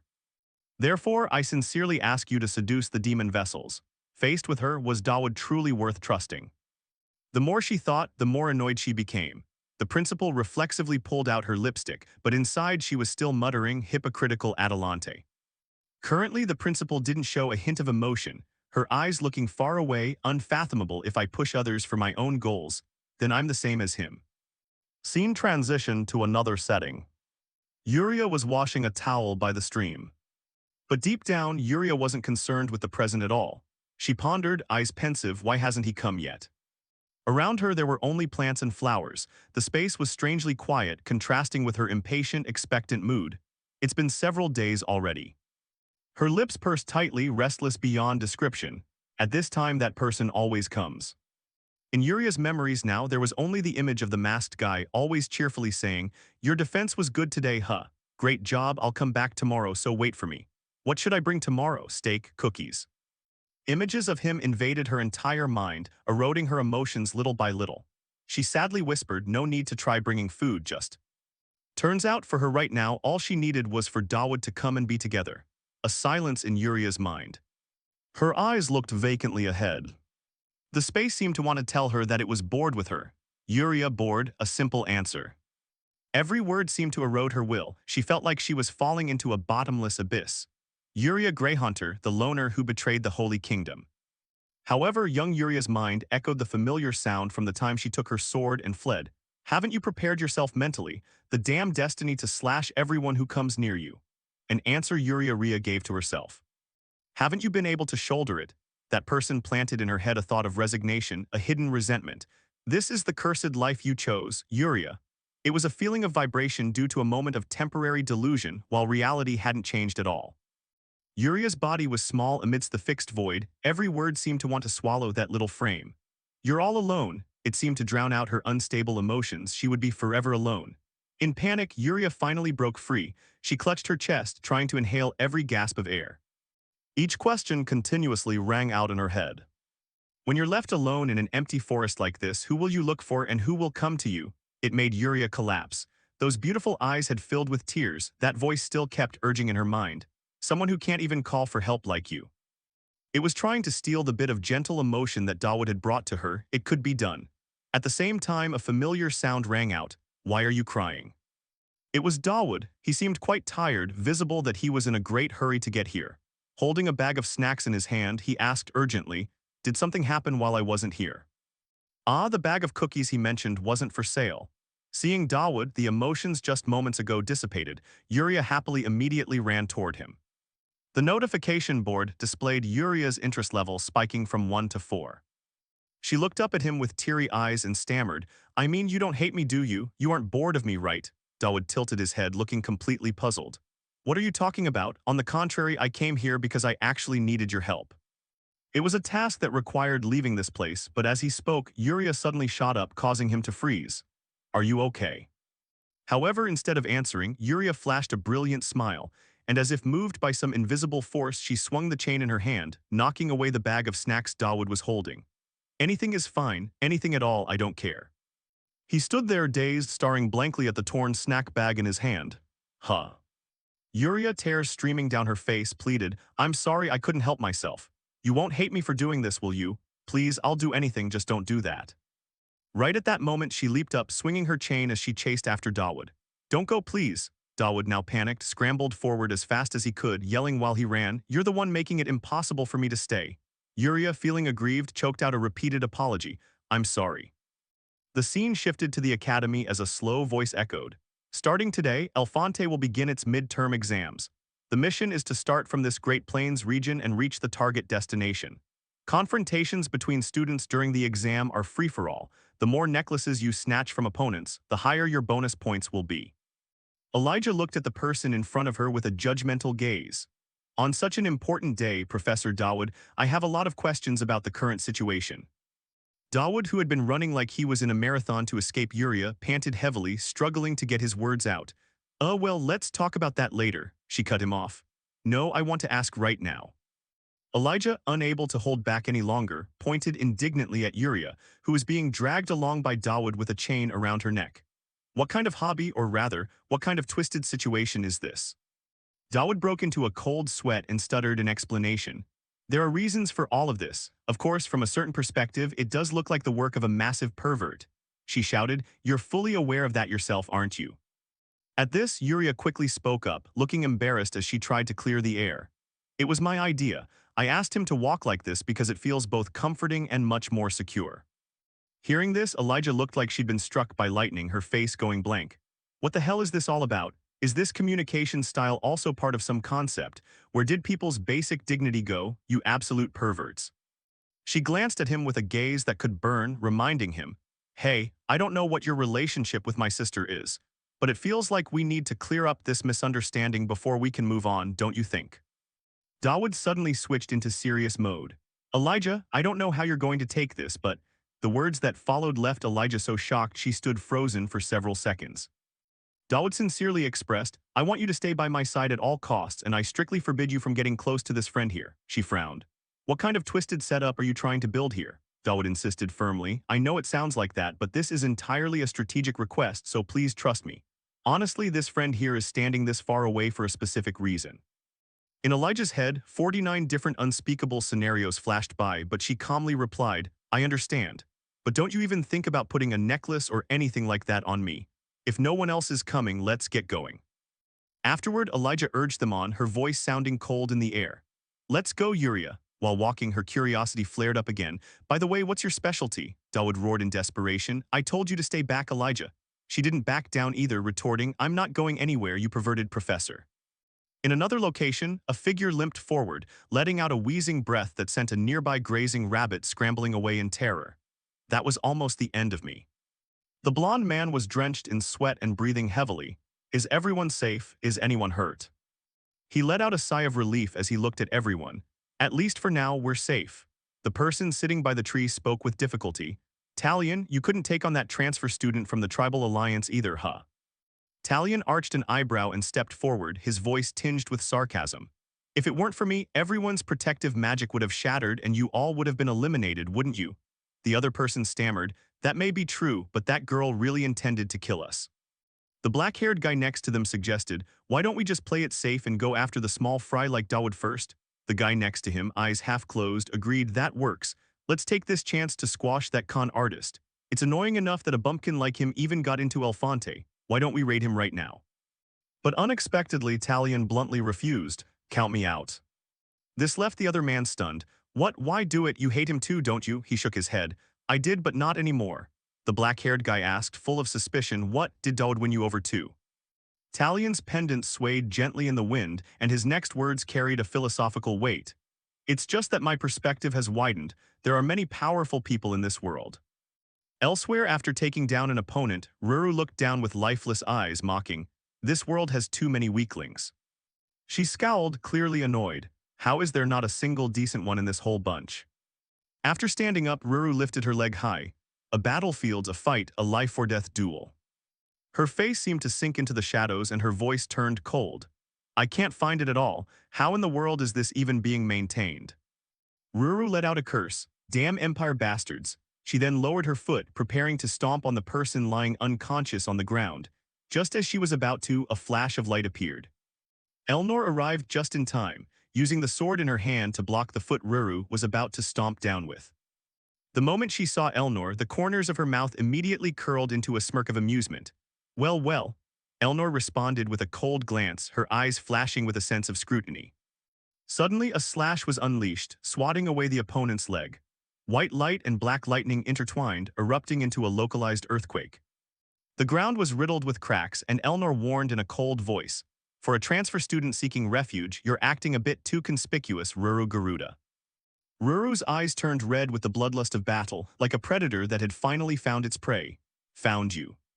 In her heart, she assessed her opponent. Now that's a decent little one. Elnor kept her cold demeanor, pointing her sword at Ruru as she warned, as a supervisor, I cannot overlook excessive violence. You need to control yourself from now on. Ruru laughed scornfully, her voice full of provocation. And what if I don't? Elnor held her sword in place and replied, if this were a battlefield, your head would have been pierced through, but since it isn't, I'm only giving you a warning. Ruru, reckless, stepped right up to the tip of the blade, nearly pressing her forehead against the steel. It's fine. To me, this is a battlefield. Stab me. Go on, try and stab me. The blade lightly touched Ruru's forehead, but she continued to provoke her, her voice sultry yet lethal. Once you've drawn your sword, you have to see some blood, right? Handed to you on a silver platter and you still can't do it. Elnor's hand tightened on her sword hilt. Ruru acted like a maniac, continuously spewing insults. Imperial women are all the same. Back in my tribe, we see types like you all the time. The type that has the strength but lacks the resolve. The fools who just cry and can't do a thing even when their lover is snatched away. Elnor's eyes narrowed, her gaze as chilling as a knife. Ruru stepped forward arrogantly, seeing them just drives me insane. She smirked, a look of defiance spreading across her face. On the surface, Elnor maintained her composure, but deep down, the demon inside had quietly awakened. Suddenly, black lightning appeared in the sky, causing Ruru's eyes to bulge in astonishment. She stood dazed as her father's words echoed in her mind. Ruru, the tribe is not the center of the world. The stronger you become, the larger and more powerful the world will appear. Ruru secretly admitted to herself, you were right, father. Watching the black lightning gathering toward her, she narrowed her eyes with delight. It sure is wide as hell. Ruru Garuda jumped up to unleash a strike, her face filled with killing intent as she targeted her opponent. On the other side, Elnor kept her stoic expression, watching Ruru's move. By now, Ruru's eyes had shifted entirely into black irises with terrifying blue pupils, and a triumphant smile remained on her face. Just as Ruru was about to close in, Elnor said in a stern voice, forced teleportation. But just as Elnor expected, the moment Ruru's foot was about to strike her face, there were signs of flickering and disappearing. Ruru's eyes widened, confused about what was happening. The next second, Ruru vanished into thin air. All that remained was a gust of wind blowing across the area and Elnor standing with her sword, watching after her. Ruru was teleported back to the hall, falling from the air onto the hard floor. It looked painful. Eyes half closed, she let out a groan. Amidst the disheveled people sitting in the corner, she muttered to herself, "What? I was eliminated just for talking back." She sighed deeply. So that's how it is, student council president. Then she suddenly froze. Wait a minute. The image of Elnor immediately appeared in her mind. I can't just view this as a difference in skill. It feels like she was born different. Ruru bit her nail and continued to think. But why did she suddenly lose her cool and let out such killing intent? Student council president, did I touch a nerve? Was it because I said the Empire people lack resolve?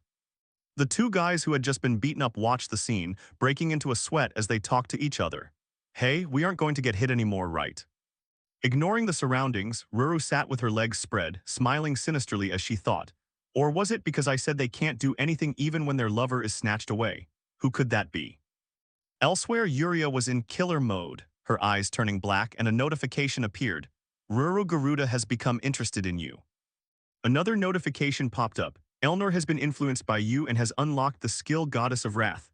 A chaotic scene unfolded as people were blown away by an explosion. They could only scream in panic. What is this? Why all of a sudden? Dawood, having escaped the blast, spoke up. I haven't seen her since that day. Elijah gritted her teeth while running but still looked back to blame him. What is this again? Professor Dawood, what are you muttering to yourself? On that side, only Yuria's silhouette could be seen, rampaging wildly, her curses echoing everywhere. That con artist Dawood, Elijah will save you, just wait. Elijah didn't care and turned to say to Dawood, Professor Dawood, why don't we stop for a moment and clear up this misunderstanding? Dawood glanced back, objecting, no, absolutely not. He gripped the collar chain in his hand, pulling Yuria away from the explosion. I'm busy enough trying to control Yuria right now. He pulled her along while shouting, hey, we were just trying to save her from that pervert. Yuria curled her legs, looking up with wide, blank, and surprisingly cute eyes.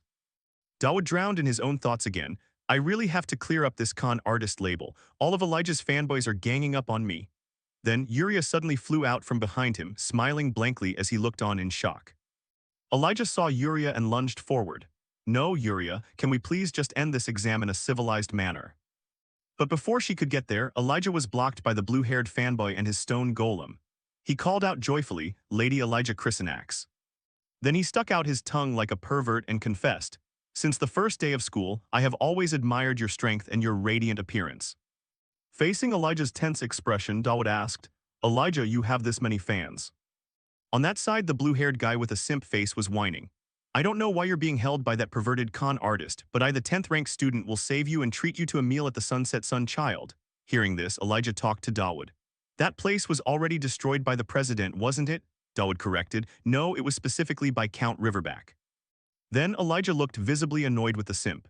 Hey you, first of all, I was absolutely not captured, and second, this person is not a con artist. The guy still wouldn't let up, asking again, then he's a pervert, right? Elijah raised her sword, hesitating. That, Dawood chimed in, hey, why don't you answer no? The blue-haired guy saw Elijah get into a fighting stance and panicked. Ooh, I don't intend to fight you guys. Dawood and Yuria, hearing this, opened their mouths in thought. The night department, the magic department, the theology department, everyone is teaming up to attack like this. This is truly the perfect condition for developing traits. Thinking that, he activated the bracelet on his hand, and it began to glow. He sent a message to Caliban Chrysanax, who was sleeping and drooling. Brother, wake up. Caliban replied, what is it? Dawood spoke into the bracelet. I have a favor to ask, please come out here just this once. Caliban snored lazily and replied, what's so urgent that you have to be so stressed? On that side, under Yuria's watchful eye, a crowd of people approached. They shouted, young lady, hero, please wait, we'll save you right now. A notification appeared, dangerous situation detected, applying cliffhanger, rank A. Dawood, not receiving a signal from Caliban, asked angrily, what is it? Why do you just reply but not come out? But the response was disappointing. It's just kids fighting. Who do you think I am? I'm a guardian. Seeing this, Dawood fired his final shot. Seriously, your sister is currently fighting a stalker. Hearing about his sister, Caliban suddenly snapped awake. He seethed with rage. Elijah has a stalker, who is it? Then a blinding light appeared in the sky. It was Caliban. He unleashed his power angrily. Skill World Mirror activated, buffs shared with party members in the near vicinity.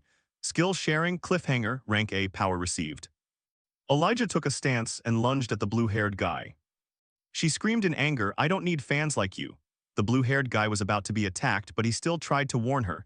Wait, this is a stone golem, your sword will break and you'll get hurt. Right after the thing he didn't expect happened, she sliced the stone golem in two. The blue-haired guy's eyes bulged in shock. Yuria and everyone around them were also too shocked to speak. Dawood, witnessing this scene, felt his heart stop. Oh boy, that's dangerous. After that slash, Elijah couldn't believe she had done it either. She stared in wonder. Oh, how? The witnesses were utterly astonished, while the system announced the activation of World Mirror one after another. In addition, skill sharing, cliffhanger, rank A, Elijah and Yuria. With just one sword stroke, Elijah had cleanly sliced through the monster the blue-haired guy was riding. Dawood was excited. That's amazing. However, he also realized the only downside to this skill, because it used his meager supply of holy power. The buff would end after only 2 or 3 attacks. After the previous blow finished, she suddenly heard a noisy clamor. It turned out they were all charging forward together. Even if you're hero candidates, I won't allow you to cover for someone like that. At that moment, chain attacks came whistling through the air one after another. It was Yuria responding. She delivered beautiful kicks at them, leaving them no room to react. Once finished, Yuria said innocently, "I'm sorry everyone, I only meant to push you lightly." Elijah, in particular, was annoyed.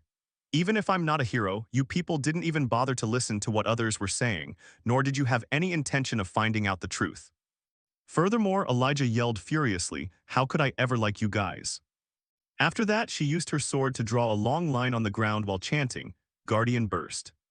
They were defeated once again. Dawood was amazed. Isn't that too strong? It's a good thing all my stats are F.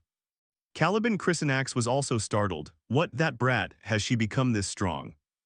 Elijah breathed a sigh of relief, as the system notified her that the party members had achieved results in combat. The curly-haired guy was also relieved that no one got hurt. The system added that the proficiency of their traits had increased. He said embarrassedly, "I wasn't worried about you," and then pretended to change the subject. Oh, where did he go? She sighed, here we go again. Meanwhile, Elijah thought to herself, teaming up with Professor Dawood is more interesting than I thought. At the same time, in another team, someone cheered with joy, counting this one, that's 9. The redhead praised them, well done everyone, to perform like this in the first midterm exam of our freshman year. This is definitely a perfect score. The brown-haired guy agreed, for sure, we work together pretty well and everything is going smoothly. The blonde guy wasn't satisfied. It's smooth, sure, but we aren't number 1. Someone in the team was confused. What, rank 1 has how many? Someone else replied, for now the second place has 15 necklaces. Hearing that, the redhead said scornfully, we can catch up with 5 or so quickly, but is this map even working right? The redhead wondered, any problems? The blonde guy informed them, second place isn't a group, it's just one person. Talian's group went pale. Not a group but one person collected 15, is that insane or what? The blonde guy mentioned a name, has anyone heard of Painal Ripich? They replied, not at all, why is our year crawling with monsters like this? The redhead asked, wait, how many does rank 1 have? The blonde guy was horrified, 1's 100's 111. The whole team screamed, what, which group is that? Meanwhile, Dawood's team received a notification from the system, trait obtained, wind anomaly. If you block an attack accurately, you can reflect the damage. After moving for a while, he called out, we're here. Looking at the cave in front of her, Elijah was suspicious. If we take this position first, will the exam end? He replied indifferently, why are you asking me that? You're the top-ranked student in the school. She grumbled, seriously, you say such annoying things. Dawood thought to himself, in the original story, this part was a random event. At the same time, he wondered, what's going to appear? A monster even more terrifying than the magic beast from last time, or? While Dawood was secretly assessing his surroundings, Elijah cried out, what is this? Even for an exam, this seems a bit too much. Yuria was also struck dumb by the sight before them. She stammered, sister.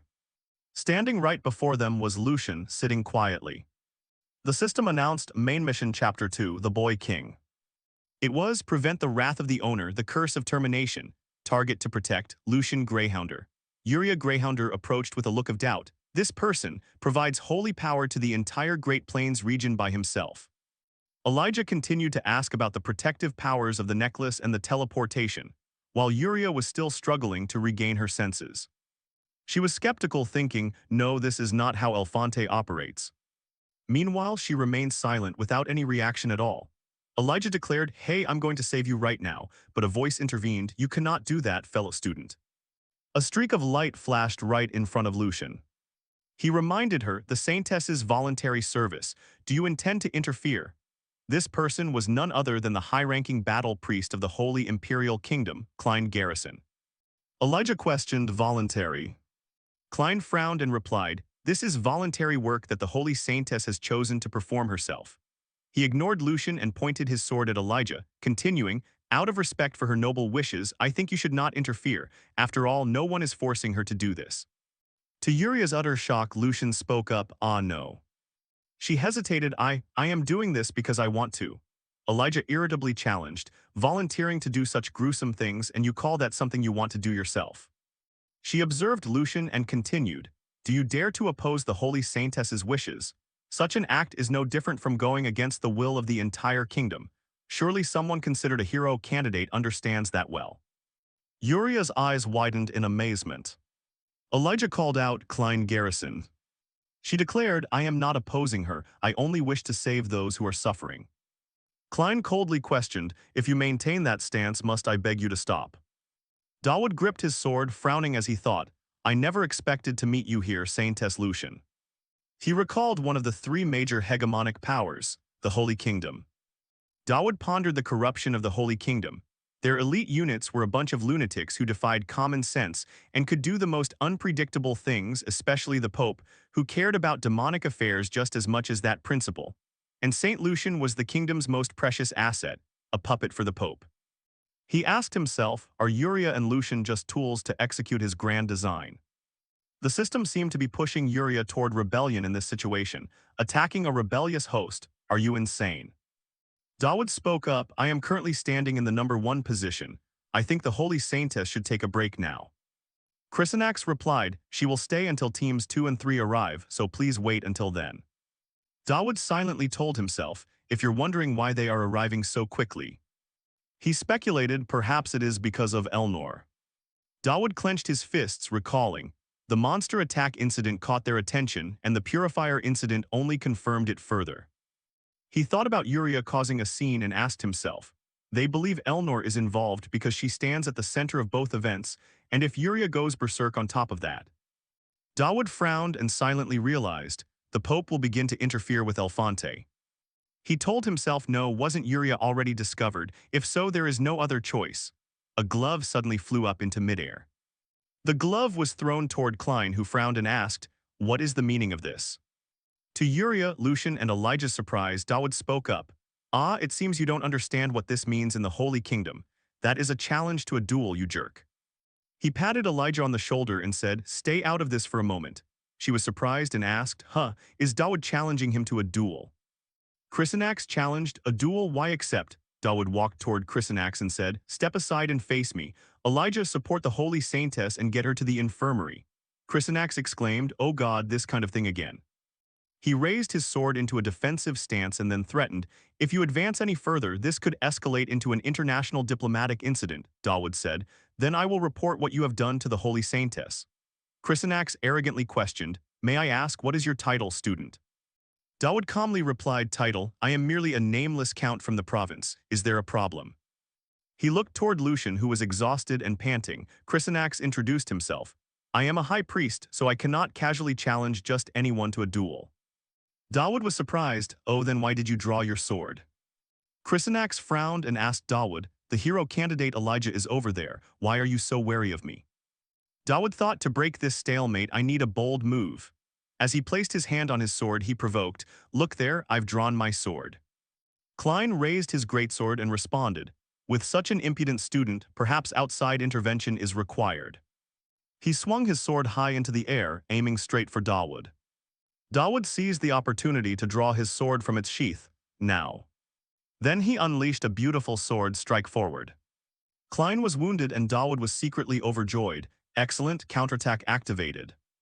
Afterward, under his assault, Klein was sent flying. He remembered the stunned looks on Elijah and Uria's faces, while the principal's voice echoed in his ears. I want to know what you're thinking, Dawood Campbell. You said you'd do as you please, so here you are. She criticized, "I don't recall telling you to provoke the Holy Kingdom. This isn't a brawl, it's an official challenge to a duel." That guy had been provoked and rushed forward. She worriedly said, "He is not just a regular priest, he is a high-ranking battle priest, Student Campbell." Dawood produced a paper and reassured her, "It's fine, I have a letter of exemption from the Tristan family. The royal family will take responsibility for my actions." The principal sighed, "Honestly speaking, Student Dawood, the Holy Saintess belongs to the Holy Kingdom, so I'm afraid I have no choice." She asked, "But a sudden challenge to a duel, are you sure about this?" Dawood calmly replied, "You told me I had to win over the demon hosts. On your list of candidates, Yuria Greyhounder, I have already convinced her up to 50%. He recounted, "The problem is that Yuria was present with the principal." The principal was shocked. "What? No, why was she there?" Dawood explained, "I brought her there to secure an overwhelming #1 position. If I want to attract the attention of the hosts, I have to be blatant about it. Being half-hearted won't be enough. Just save the world from the demons first, we can deal with the diplomacy later, right?" He remembered the relationship between Elnor and Elijah, then added, "HMPH, think about personal relationships before international relations." Dawood crossed his arms and asserted, "First of all, I have never had any grudges against the principal or the hero candidate." The principal was speechless. "No, what I meant is pay attention to school life as well. Go make some friends and stop getting involved in these bizarre affairs." Dawood thought of Gideon and silently replied, "I've completely failed at that, principal." He frowned, shaking off the images in his head. The principal worriedly warned, "Ever since the report of the duel reached the Holy Kingdom, the Pope might come here in person. I don't know what you're planning, but..." Dawood thought of Yuria and Lucian as two test subjects, while the principal's voice continued to ring in his ears.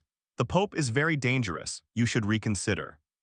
In the dark room, the harsh sunlight streaming through the window lit up a small table, which held only a vase with a single yellow rose.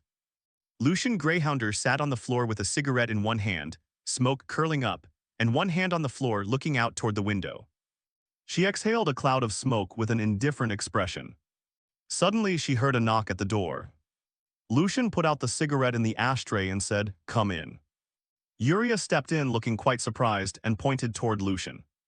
Lucian also leaned up, frowning in surprise. "Yuria." Yuria was stunned internally, "Sister." She called out softly, "Sister Lucian." Lucian looked down, saddened.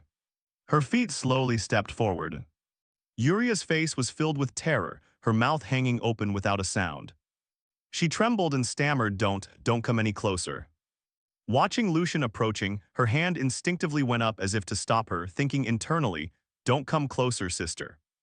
Lucian's expression was completely cold at this moment. In Yuria's mind, she was thinking, because of the severance curse. Yuria's expression was complex, "If you take one more step." The chain seemed to want to slip off the dagger's hilt. "You will get hurt, sister." Seeing Lucian flick the dagger away, she silently thought, "Thank goodness." Lucian gently held the chain, swung it up, and said calmly, "Because you and I are twins." Each step led down to an arena surrounded by a large audience watching intently. The master of ceremonies' voice rang out slowly, "The rules are as follows. This is a simple match to determine a winner. Fighting to the death is prohibited. If there is a serious injury, stop immediately and determine the winner. If not, the match continues until one side surrenders. Do both sides understand?" Dawood's face at this moment looked quite tense. To delay Yuria's awakening, Lucian is absolutely essential. If not, the obsession and the curse will gnaw at her mind like it is now. The two were staring intensely at each other. Meanwhile, Klein Garrison looked at him with an indifferent expression, looking unconcerned. Yuria's mind will collapse. The principal's eyes were focused intently on the arena. For that reason, this match was very important. The image of the guards standing outside tense. The Holy Kingdom's constant interference regarding Lucian, I must strip that away. The image of Pope Credo calmly closing his eyes, just in one match. You look quite calm sitting on the throne with the image of a majestic eagle on your chest. We have to create a massive impact. The principal crossed her arms and thought, even though Pope Credo cannot come here in person, he will never miss a match like this. Klein's hand tightened around the hilt of his sword. It's too late to beg for mercy now. Klein looked arrogant but added, but there is still a chance. Surrender now, the sooner you surrender, the fewer bones you'll have broken. His voice was filled with challenge. Are you listening to me, young Master Campbell? Heckman was watching from outside, his hands instinctively going up, his mouth twitching. Fine, surrender as soon as you start. You must not strike him head-on. Dawood's face was perfectly calm as he replied, "How curious, I was just about to say the exact same thing." Klein frowned, a voice from his memory rang out, "Do not use killing intent." The scene shifted back to a room. Klein didn't turn back. "What do you mean?" The person behind him immediately replied, "The stronger the killing intent to kill, the stiffer the opponent's reaction will be. That is the kind of ability it is." Klein was surprised. Is such an absurd ability really possible? Credo smiled, explaining, "I have seen that happen before. I didn't expect to see it again." Klein glanced back, his voice heavy. "I was defeated by my own attack." He tightened his grip on the sword hilt, his voice filled with determination. "It is not just killing intent. I must completely erase the enemy's will." Returning to the real battle, Klein lowered his head slightly and exclaimed, and immediately flashes of light appeared around him, heading toward him, blessing. Klein swung his sword forcefully, crouching slightly, spinning with the sword as his cloak fluttered, the energy radiating from him becoming increasingly brilliant. Klein narrowed his eyes, his gaze fully focused. His voice rang out, filled with threats, while Dawood stood there calmly watching, to teach an arrogant noble. Afterward, Dawood narrowed his eyes and smiled. Klein began to gather his strength and charged to attack. The movements of his blade made Dawood's hair flutter in the wind. As Klein lunged forward, Dawood closed his eyes and whispered, "We will use guidance, skill, and power, divine anger." Klein's gaze was full of tension. Both stared fully focused, not missing a single move from the other. A sphere of light flashed. The space in the arena at this moment was like a hurricane. Dawood thought to himself, "The seal of the fallen heaven has responded." Klein lowered himself and lunged forward rapidly. Dawood stood straight and swung his sword. The two swords collided, sparking fire. The space at that moment seemed to stop. The entire audience felt as if they were burning. The principal stared in amazement, her eyes wide. Outside, the guards also felt the tense atmosphere inside, their expressions becoming panicked. Everything happening here seemed to be calculated in advance by the Pope, while Credo's expression was extremely calm. Skill available, divine wrath. A flow of energy enveloped him, the seal of the fallen heaven reacted. After Dawood's powerful strike, Klein used the hilt of his sword to parry the blow. The energy released caused the arena floor to crack. Demonic energy gathered around the seal of the fallen heaven, causing a hurricane to rise all around. Everyone was wide-eyed in shock at the energy storm just now. A crack appeared in the sky, as if a stream of dark energy was pouring out. Elnor appeared in her demon forms. Dawood was startled. Where did this thing come from? As sweat began to trickle down. The demonic power as it manifested through Elnor made everything around her seem to freeze. He was deep in thought. What the hell is this? Just holding it with my own strength is hard enough to breathe such evil pressure. Regardless, just fight. Dawood looked up while dodging Elijah Chrisanax's attack. The demonic power from Elnor was trying to enter him. He opened his eyes in panic. Stay away from me. Demon Elnor slowly approached. And don't let me see you being an eyesore anymore. You're annoying me. Demon Elnor touched the sword Dawood was holding, but the dark energy formed black lightning bolts around the sword. Elnor shouted, "Return what you have taken." Klein lunged to attack Dawood, thinking to himself, "Only for a moment, but there's something. And how on earth did this guy block my moves?" Dawood suddenly dropped his sword. Dawood spoke, "I am angry. I already said as long as I don't kill you, it's fine." Klein was startled. Dawood appeared to have merged his power with Elnor. He unleashed a punch that skewed Klein's entire face. The incredibly powerful punch sent him flying into midair, accompanied by the dark energy surrounding him. The recoil caused the arena floor beneath Dawood's feet to crack. Klein had almost lost his ability to fight. The Pope seemed to have anticipated the result, so he remained calmly closed his eyes. Afterward he said, "When I wasn't paying attention, Efante's standards had far exceeded my expectations." A dim golden light wrapped around Klein. "Can I speak as the winner?" Dawood spoke up. "Sure, go ahead. People like him are harassing the Holy Saintess. You stop them." Everyone was bewildered. "What did you say, student Dawood? What are you looking for? Don't waste your breath. That thing belongs to me. This is the first and final warning." "Principal Adelante, what is going on here? You dare to commit such behavior before the Pope. How are you teaching your students that they cause such incidents?" someone questioned. not only dispatching a night train to deal with snot-nosed brats, but also harassing the holy saintess. Dawood was still looking straight at the source of the argument. If even those brats are publicly criticizing you, shouldn't you be stripped of your Holy Kingdom title? Dawood spoke. Hatta, watch your mouth, this relates to the Holy Pope's safety. What are you planning to do? If you're annoyed, come down here and fight me. What can you do? The Holy Pope mused, then spoke, I understand. This isn't a duel, but I will do that for you. The principal was startled. Sir, you're not only skilled, you're also an extremely perverted student. I have to admit that. Afterward, everyone at that position was disappearing. Suddenly, a sound shouted from somewhere, hey, are you trying to escape Holy Kingdom? A person in royal attire appeared. He ordered his followers, Siras, deploy spies around Alphonse Dawood Campbell. Siras, holding a half-drunk cup of coffee, replied, I understand. He smiled, pulling the attention of the three nations with a single match. The more I look at him, the more I like that guy. Dawood was still dazed, wondering if they had all really left. Well then, the winner is Dawood Campbell, someone's voice echoed. The principal let out a small sigh, as if releasing all the tension. Then Hatton Ujul spoke up. I quite like him. He has the makings of a true warrior. Here, take this, Hatton said, handing Dawood a necklace with a lion emblem. It was a rare lion's necklace that boosted vitality and physical strength.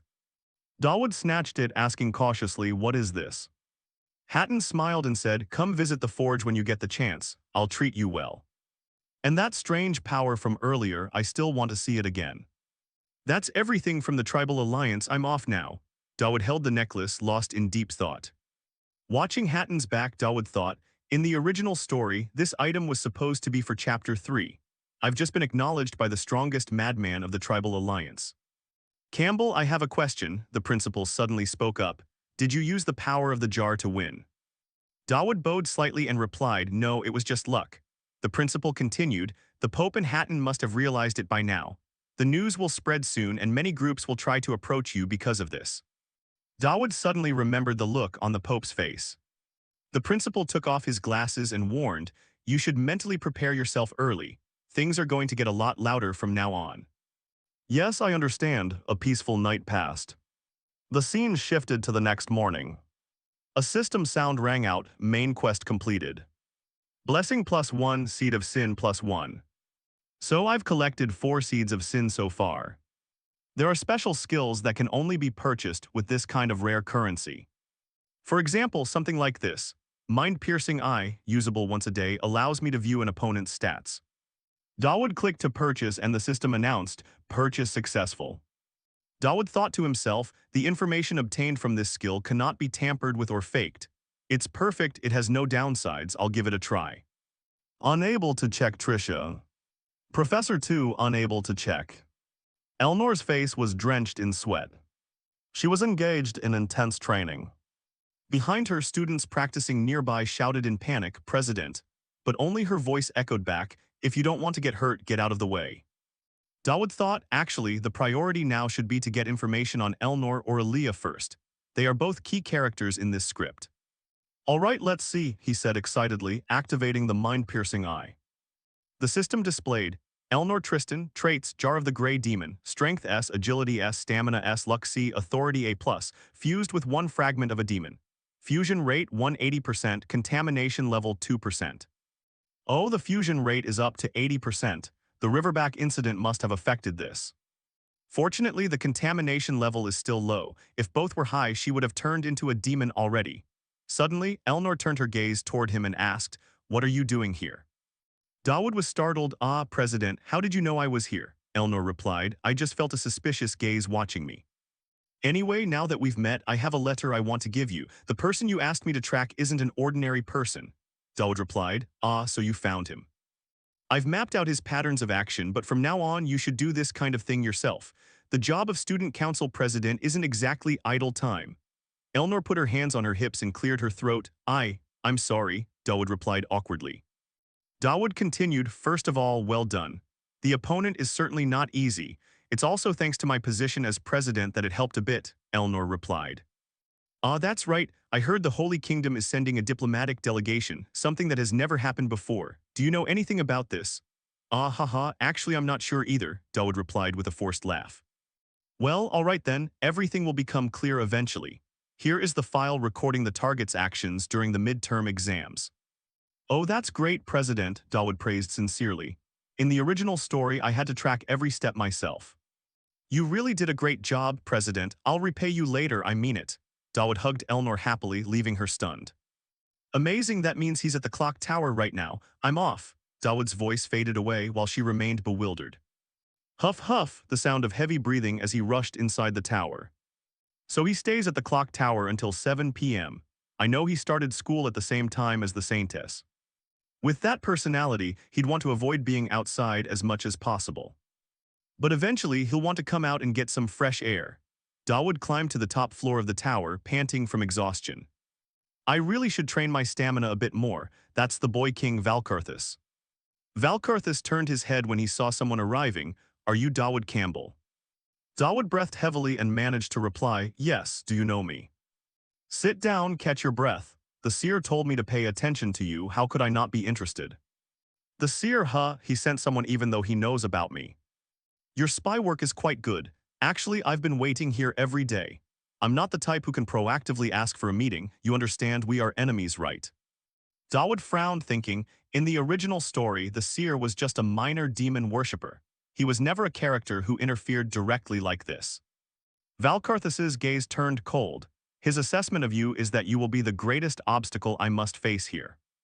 Answer me, Dawood Campbell, will you block my path? Valkarthus radiated intense killing intent. Dawood on guard thought to himself, he already knows who I am and what I'm doing, and he's giving me orders despite us never having met. Wait, it's the same method but mine. Valkarthus, a young man with blonde hair and regal attire, faced someone. Behind him, a terrifying shadow monster with glowing red eyes manifested, hinting at the sinister power he possessed through forbidden arts. Dawood, a young man with black hair, listened intently as Valkarthus challenged him, asking if he intended to stand in his way. Dawood's expression was serious and thoughtful. The massive clock tower stood tall against a warm sunset, casting long shadows over the magnificent architecture, creating a dramatic stage for the confrontation. Valkarthus expressed curiosity about Dawood's knowledge and understanding of their plans. Inside the luxurious hall, Valkarthus revealed that he knew about Dawood's investigations, asserting that he knew Dawood had gathered significant information about them and had come to this meeting fully aware of Valkarthus's true identity.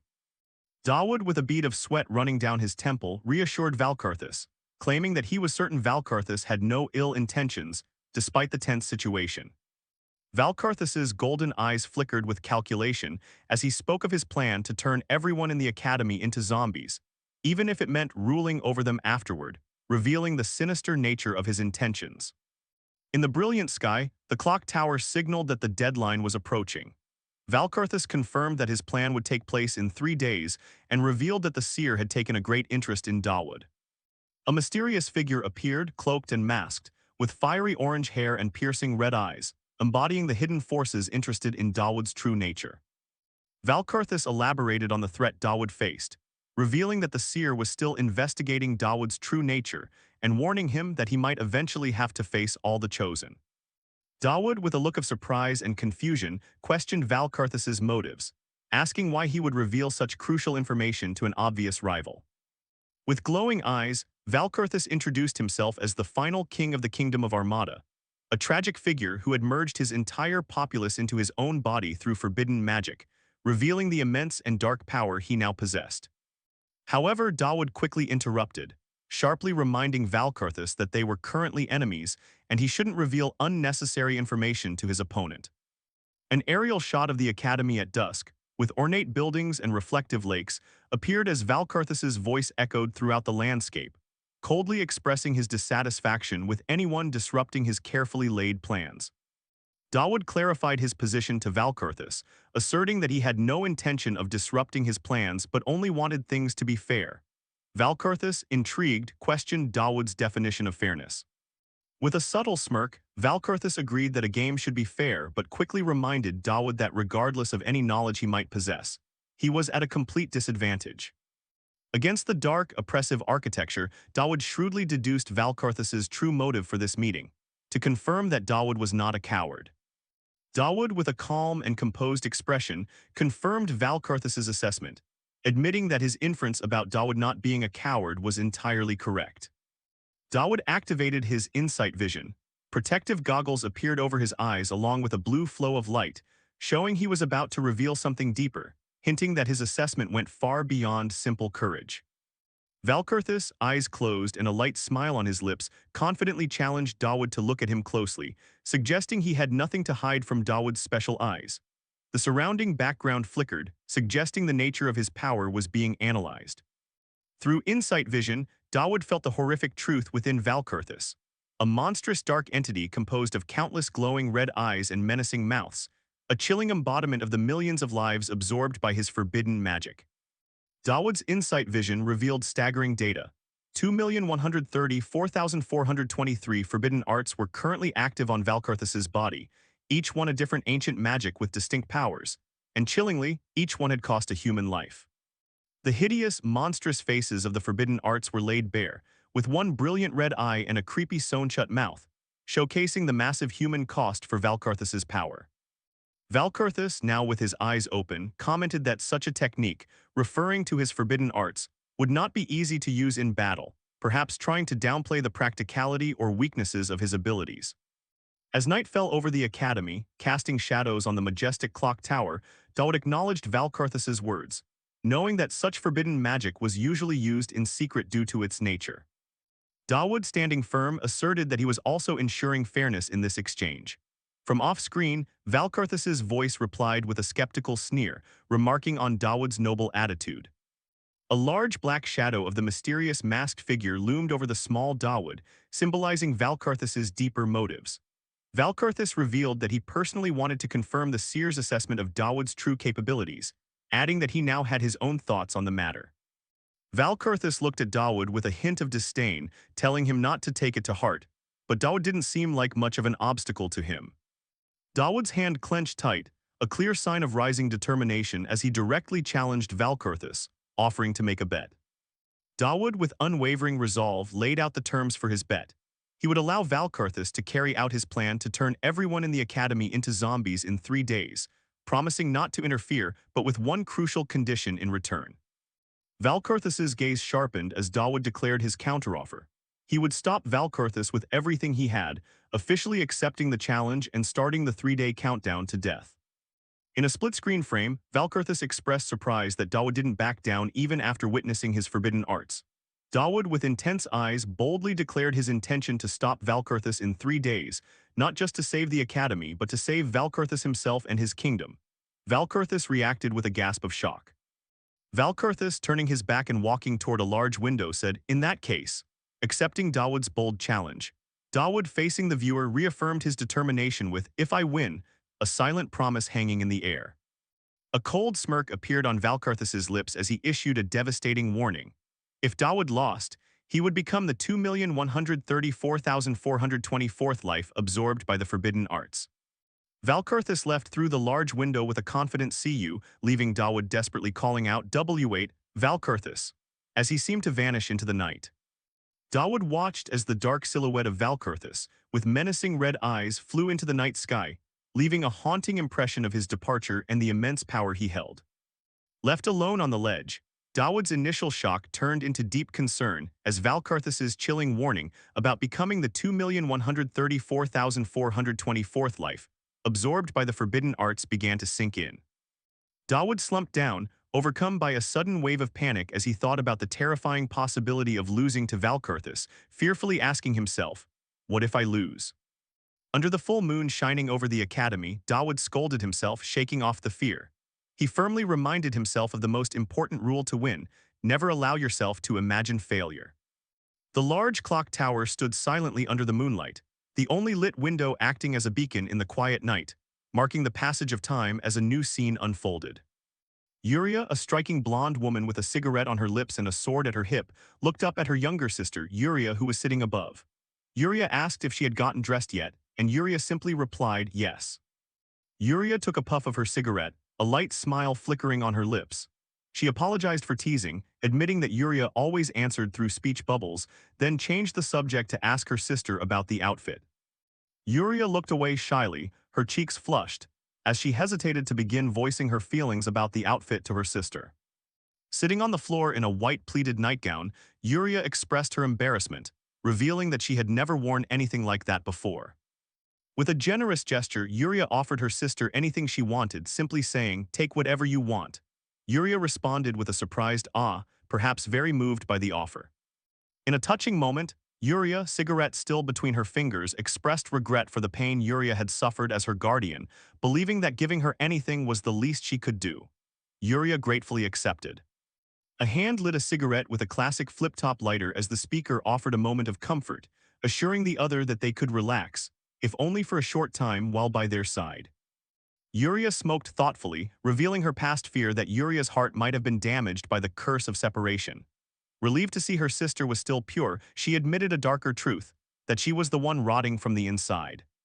A creepy close-up revealed a black necklace with a chain around Yuria's neck, as she let out a haunting kaikek, hinting at a darker, more unsettling reality beneath her innocent appearance. Yuria's eyes widened with surprise and concern as she asked her sister, "Yuria, what are you doing?" Yuria hesitated, trying to explain her actions. Kneeling down, Yuria innocently explained that the black necklace and the chain around her neck were a gift from Sir Dawood, something she had to wear at all times to maintain a smooth relationship with him. Yuria further explained that Dawood wouldn't see her without the necklace, so she tried wearing it, asking her sister if it looked good. Yuria remained silent, stunned by the revelation, as Yuria quickly added that she didn't value Dawood's gift more than her sister. With a happy, almost innocent smile, Yuria reiterated that she had to wear the necklace if she wanted to see Sir Dawood, seemingly unaware of the disturbing nature of the situation.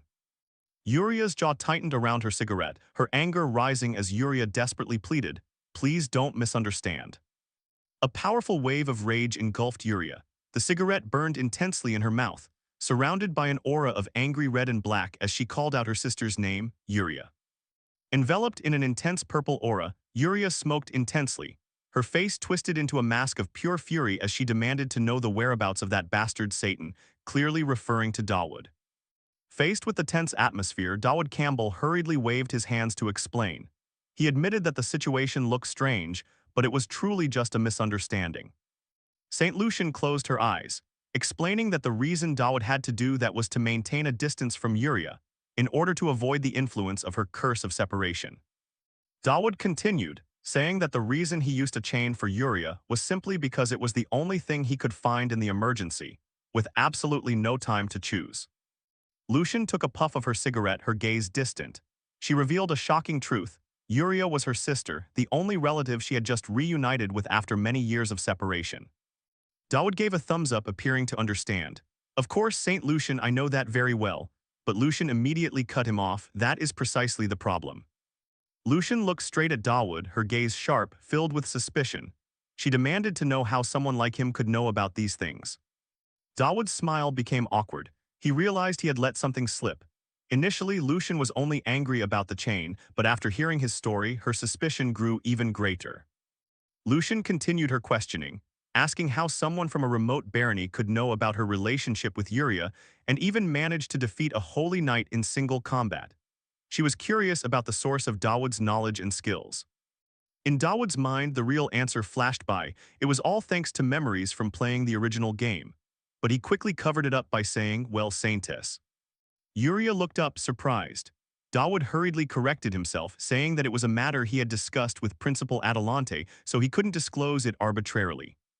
Dawood tried to reassure Lucian, "What's certain is that I'm on your side, and on Yuria's side too." He affirmed his support for both sisters. Lucian put out her cigarette, looking thoughtful. She called him by his full name, Dawood Campbell. After a moment of thought, Lucian decided to let it slide for the time being. She acknowledged that Dawood had fought for her, helping her escape the Pope's clutches. And the fact that he had taken good care of Yuria. Dawood looked toward Yuria, who was still bowing her head. He knew he couldn't tell her everything. But Lucian didn't give up easily. "Even if that's not your true identity, I need to know what you're planning and how much you know. I need to know everything." Faced with Lucian's request, Dawood began to reveal a earth-shattering secret. He explained that for the Pope's plan, Yuria and Lucian were essential pawns. The scene shifted to a mysterious laboratory. It was called Project Homunculus. The title of saint was not something Lucian was born with, but rather she had been created, assembled from various materials. Dawood continued to explain that Lucian's divine power was built artificially. and Uriah existed to support and amplify that power.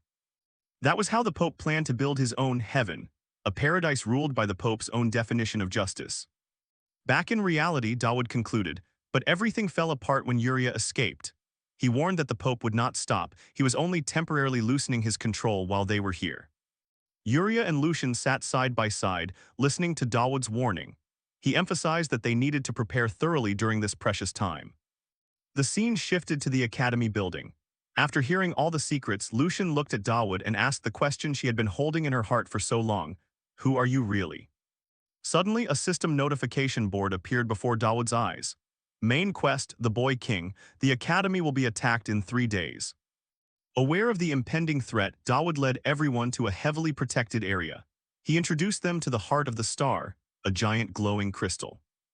Dawood explained that this was a divine device, a holy relic left behind by a seraph, functioning as a protective barrier for the entire academy. The whole group entered the main hall. Although Dawood admitted he had used his authority to get in, Lucian skeptically asked if this thing could really help them. Dawood replied calmly. He turned the situation around, asking Saint Lucian that she had criticized him for leading others with a chain. But weren't her own actions even worse? Stung by his retort, Lucian was momentarily flustered but quickly regained her cold composure, saying it was because she couldn't ignore the curse of separation. Lucian explained her plan. She would have Uriah cover her head with a hood and lead her by a chain, pretending she was escorting someone possessed by a demon for an exorcism. In this way, they could enter the sanctuary without being suspected, as normal students never came there. Once inside, Dawood asked Uriah to take off her hood. Then, he turned and asked Saint Lucian and an orange-haired girl accompanying them to also wait outside. The orange-haired girl, Aaliyah, a knight, immediately refused. She declared that it was her duty to protect the saintess and keep an eye on Dawood at the same time. Lucian also agreed with Aaliyah. She admitted that she still couldn't fully trust Dawood. The whole group stood in a vast hall before the glowing heart of the star. Aaliyah showed off her knowledge, explaining that the heart of the star was made of the same substance as Uriah's sword and was a holy relic that shouldn't even be approached, let alone touched. Seeing this, Dawood immediately praised her as a hero candidate, which made Aaliyah feel relieved and a little proud. Even so, Lucian smiled and said that the reason she brought Dawood here was because faith in the Creator had guided this encounter. Uriah clasped her hands in front of her chest, expressing her gratitude to Lucian. She understood the position of a saint and was grateful for being brought this far. Lucian gently handed the chain to Aaliyah, asking her to take good care of her younger sister, a gesture symbolizing the entrustment of responsibility. Aaliyah took the chain, seriously promising to protect Uriah well and thanking Lucian for trusting her. At this moment, Uriah began to explain the laws of the world, stating that demons could interfere in the human world without any restrictions, but angels were different. Dawood continued, saying that angels had to follow the rules that maintained the world, so they could not interfere as freely as the low-level angels he had encountered before. Lucian decided to wait outside. Now Uriah was connected to Aaliyah by the chain while Lucian stood at a distance. Uriah smiled confidently, asserting that if anything happened, she could protect herself because heroes possess the purest and strongest hearts among humans, and angels would intervene in the world through them. Lucian looked at Aaliyah with understanding, as that was the natural reason why a saint like her would trust Aaliyah. Aaliyah blushed slightly, feeling incredibly proud, even though she was still just a hero candidate. Aaliyah promised that she wouldn't let anything happen here, and Uriah replied that she wouldn't let anyone come near her, causing the atmosphere to suddenly grow tense. Just then, an explosion of green energy suddenly erupted from the heart of the star, and Dawood reacted immediately, drawing his sword to block the surge of power. Dawood stood in front of the massive, brilliantly glowing heart of the star, his sword ready for battle to protect the two girls behind him. Aaliyah stood frozen in shock, a small black smudge from the energy blast stuck to her nose. Dawood's expression hardened, filled with both anger and worry, as he hadn't foreseen this sudden accident. Uriah was also extremely panicked, her eyes wide with fear at the scene that had just unfolded. Meanwhile outside, sensing the chaos from within, Saint Lucian calmly lit a cigarette. She took a long drag, her expression thoughtful as her mind began to connect the events, with Dawood's role and mysterious knowledge once again becoming the focus of her calculations. She thought to herself that if Dawood knew about the homunculus project, his intelligence network must be truly formidable. Although she still couldn't completely trust Dawood, Lucian realized there must be a reason why both Yuria and the hero candidate Aaliyah trusted and followed him like that. Lucian concluded that Dawood didn't seem like the type to act recklessly or cause trouble for no reason, when suddenly, an angel figure with massive snow-white wings appeared above Dawood, radiating brilliant light and signaling that a major event was about to occur. Aaliyah screamed in terror as a blinding light appeared, unable to believe her eyes that an angel had descended. Yuria was just as stunned, her eyes wide as she saw the massive snow-white wings right beside her. From above, an angel with pink hair and magnificent wings radiated a majestic aura, and Dawood realized this was a grade A inverted angel, a rank much higher than he had anticipated. Dawood briefly remembered the angel he had met before, but this presence was completely different. Aaliyah couldn't help but be surprised, as she had expected only a low-level angel to appear, not such a powerful existence. Dawood had to admit that this situation was completely beyond his expectations. The angel looked down at Dawood and the others, speaking in an authoritative voice. "I see." Aaliyah could only sigh, understanding that matters related to the celestial realm were always this unpredictable. The angel landed gently on the ground, the earth seemingly shaking wherever she stepped, and she looked straight at Dawood, saying, "I remember you." As she approached, the angel continued, "You have met my soldiers before." Dawood asked in surprise, "Wait, could it be that you are the angel from back then?" The angel calmly confirmed, "Indeed, I was there at that time." Dawood immediately became alert, guessing her intentions. Then, "Is this the time to attack my mind and inject etiquette into my head?" The angel just looked at him in silence, forcing Dawood to ask again, "Isn't it?" Dawood gripped the hilt of his sword, knowing the angel wouldn't let him leave easily. According to the original work, they couldn't interfere with the material world, so they would attack the mind. Their goal wasn't a cruel punishment, but just enough to stop those who dared to act wildly. Dawood thought to himself that a normal player would be eliminated from the game immediately, so why was he still standing? There must be something unusual. Suddenly the angel spoke, cutting off Dawood's train of thought. "I listen because your thoughts are quite interesting." Dawood froze, backing away in shock, his sword slipping from his hand, not expecting that the angel could read his mind. Dawood gritted his teeth, feeling extremely angry at being seen through. The angel seemed to sense it, thinking to herself, "Initially, I only intended to give a simple warning." The angel looked at Dawood with cold eyes and said, "But the blasphemous behavior you committed seems very deliberate." Dawood spoke through gritted teeth, no longer wanting to hide his defiance. Whatever it is, hurry up and do it." The angel smirked, "Very well, I believe you are prepared." Instantly, an invisible force crashed down, making Dawood scream in pain. A strange feeling washed over Dawood as his mind was pulled into another dimension. The scenery shifted dizzyingly, and Dawood found himself thrown into an abstract space, standing on a floating stone surrounded by countless giant cubes shaped like electronic circuits. Contrary to the initial pain, Dawood was now completely calm. He looked around, his sharp eyes analyzing this strange world, and realized, "This is my mental space." Inside the mental space, the angel was completely confused, asking herself, "What is this? Why? Why is there nothing here?" She looked around, seeing only an empty space. The mental space was supposed to manifest a scene depending on a person's moral inclinations. The angel looked at Dawood, who was standing with his arms crossed, unable to understand. Then why is it in this state of emptiness? She began to doubt her assessment. So he is neither good nor evil, regret crept into the angel's mind. Was I wrong to handle this myself? The more she thought, the more frustrated she became. I should have just let the soldiers handle it. The angel bit her fingernails, completely stuck. What should I do now? How do I punish a human like this? I can't believe such a person exists. Meanwhile, Dawood was extremely calm, thinking to himself, the fact that a mental space has formed means my soul has a gap. This is exactly what I was aiming for. Back in reality, Dawood's body was unconscious on the floor, and his plan was unfolding in his mind. Once the space connected to my soul is formed, someone will rush in like a madman. Yuria could only kneel and watch in silence, not understanding what was happening. Suddenly, the mental space began to transform. The angel asked in surprise, "What, did you close the mental space yourself?" Dawood replied, "No way, I can't even create it myself." The cubes began to turn deep purple, and strange veins of energy spread everywhere, signaling a terrifying change. The angel sensed another source of energy intruding, looking into the darkness with tension. Dawood looked into the void, his eyes filled with anticipation. It's coming.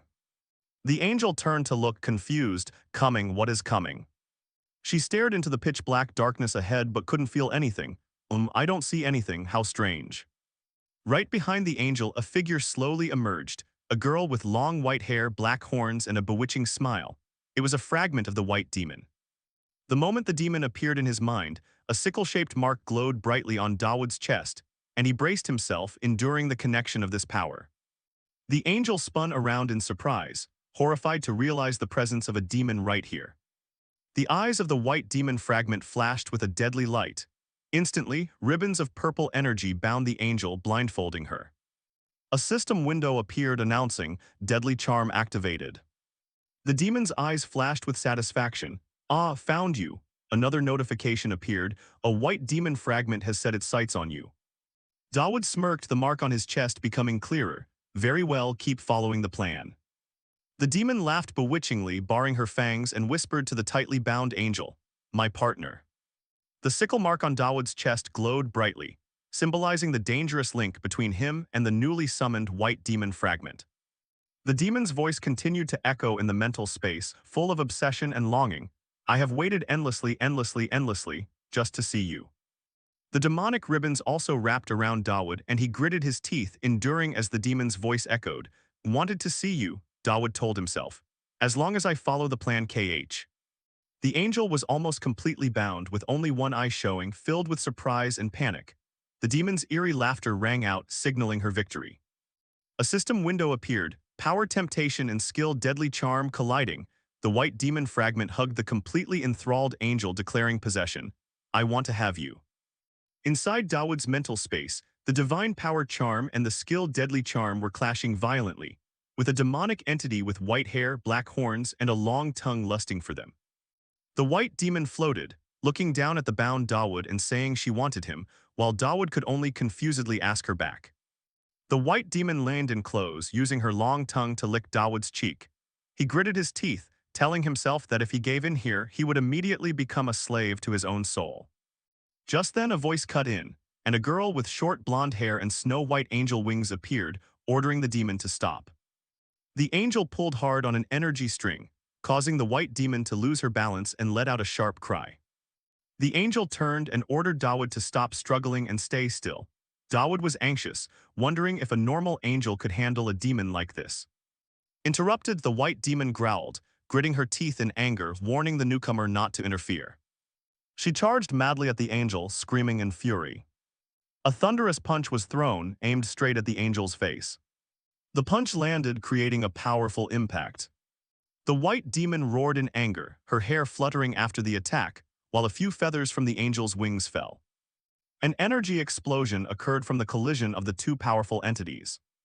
Contrary to her opponent's madness, the angel just clicked her tongue, her face clearly showing annoyance. The white demon somersaulted in the air, a mask having appeared on her face. A blinding light attack collided with the wall of the mental space. While the two of them fought, Dawood had escaped the restraints and flashed a calculated smile.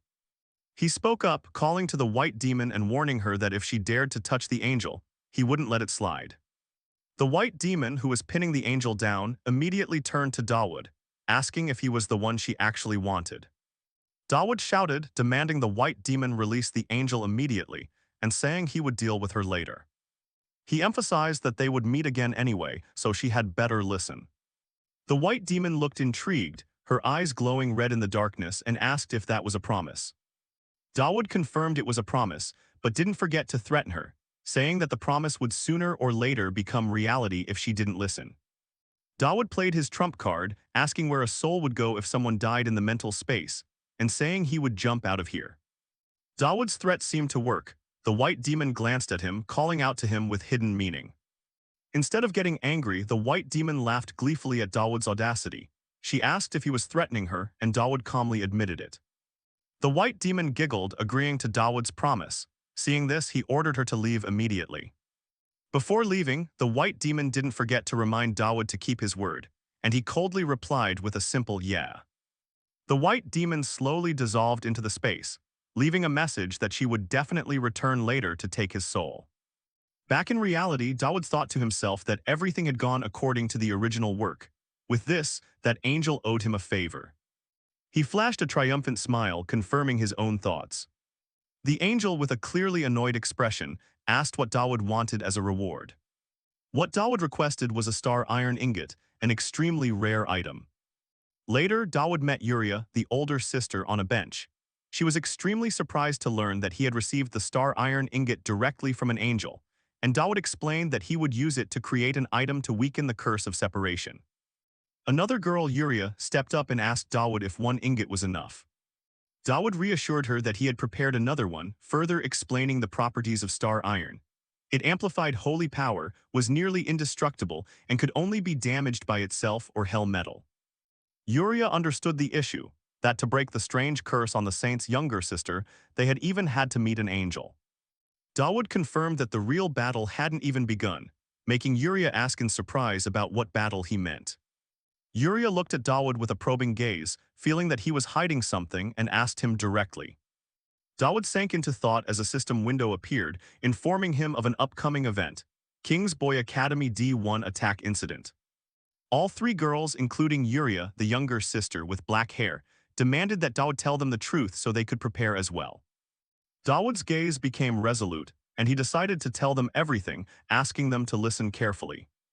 The scene shifted to a large school with an old clock tower, and Dawood determined that they had to save this school.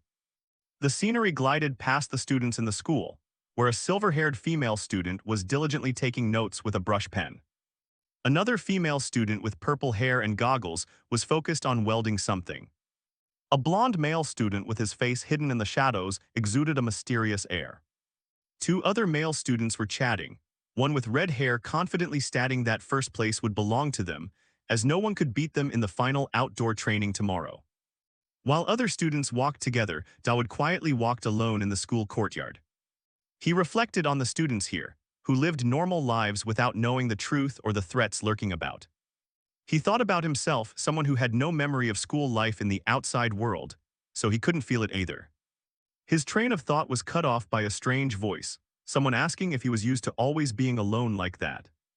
Dawood looked up and saw a mysterious woman in a tight black outfit, wearing a cloak and a mask with vibrant orange hair. He asked in surprise who she was. The masked woman looked straight at Dawood with sharp eyes. She replied mysteriously that she was a butterfly effect. In a large hall, Dawood, a young man in a neat suit, stood on the stairs looking down. Meeting his gaze was a mysterious girl in a black outfit, completely covered. She spoke, saying that all the dedication and hard work Dawood had put in was exactly what had led her here. The mysterious girl looked straight at Dawood, her eyes sparkling with sharpness. She reiterated that it was his efforts that brought her here, and then she called his name Dawood.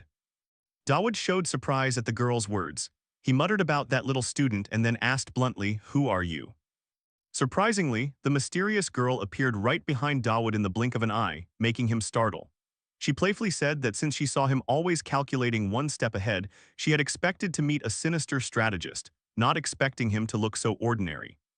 The girl's gloved black hand touched Dawood's collar, making him incredibly surprised. She continued her mockery, wondering if it was that very ordinary appearance that made his difference. Dawood couldn't help but be shocked. He couldn't believe someone like her could turn him around like that.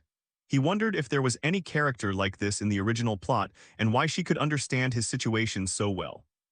Amidst the scenery of an ancient castle, Dawood loudly demanded the girl identify herself. She just smiled and replied that she was his most devoted fan. Still shocked, Dawood was again approached and grabbed by the mysterious girl. He blushed and looked annoyed. The girl continued to assert her position, saying she wasn't one of those annoying people who always hung around him, but someone who hated them to the core. Dawood racked his brain, trying to search his memory of demonic forces to find the background of this mysterious girl, but it seemed useless. The mysterious girl suddenly held out a white card which she had just taken from Dawood. She said, "Aha, the key is here," as if she had just achieved her goal. The girl held the card in her hand, mocking Dawood that he had exposed too many openings. Dawood immediately realized and shouted, demanding she return it immediately. Dawood appeared extremely panicked and worried. He screamed in desperation because the current situation was urgent, but didn't understand why the system hadn't issued a danger warning yet. The mysterious girl changed the subject, mentioning the supporting female characters and those who always hung around Dawood, arguing that they were just clingy people. She declared that she wanted to wipe them all out to clear her sight, because they understood nothing about Dawood's true self. Under a sharp gaze, the girl asserted that she was the only one who understood Dawood best. Holding the card in her hand, the girl continued her assertion, saying that she was the only one in this world who existed to do that, only her. Having said that, the mysterious girl threw the card away, leaving a streak of light in the air. The white card floated in midair, carrying some mysterious meaning. Dawood was stunned to hear the girl say that to have enough qualifications to stand tall facing him, only a villain like her was worthy, even demons weren't enough. The girl's sharp eyes looked straight at Dawood. She said that he must have prepared himself to face the little prince, right? Sitting on a high rock looking down at the city, the girl revealed an earth-shattering truth. Valkisis's invasion tomorrow was supposed to fail completely, but if it happened today, would Dawood be strong enough to cope? Dawood was completely stunned by this information. His plan was completely disrupted, and now he had to face an unforeseen danger. The mysterious girl looked at Dawood provocatively, saying that she really wanted to put more expectations on him and firmly believed that he wouldn't let her down. Across the city sky, terrifying cracks suddenly appeared, signaling the impending collapse. Smiling delightedly at the chaos she had created herself, the mysterious girl whispered, "Make me more obsessed with you, won't you?" In complete contrast to the omen in the sky, in a corner of the academy yard, Trisha with orange hair was still leisurely enjoying her meal, murmuring praise for the sauce's mild sweet taste and enjoying another peaceful day passing by. A girl wearing a habit with blonde hair started a conversation with Trisha, asking if her work was too much, and heard that she was also participating in a private training course. The two girls sat at an outdoor table. Trisha admitted that even in the Divine Academy, they were talking about her being a bright candidate for the brave warrior position. The friend wearing the habit teased that she was the star of the school but kept acting innocent, but Trisha only replied that she didn't care about those things. The girl wearing the habit added that she knew Trisha's dedication to training was also thanks to her crazy fan club, and everyone had nothing but praise, truly having the style of a brave warrior candidate. Trisha was a bit surprised and shy to learn that her fan club hadn't disbanded yet. She didn't think that could inspire other students that much.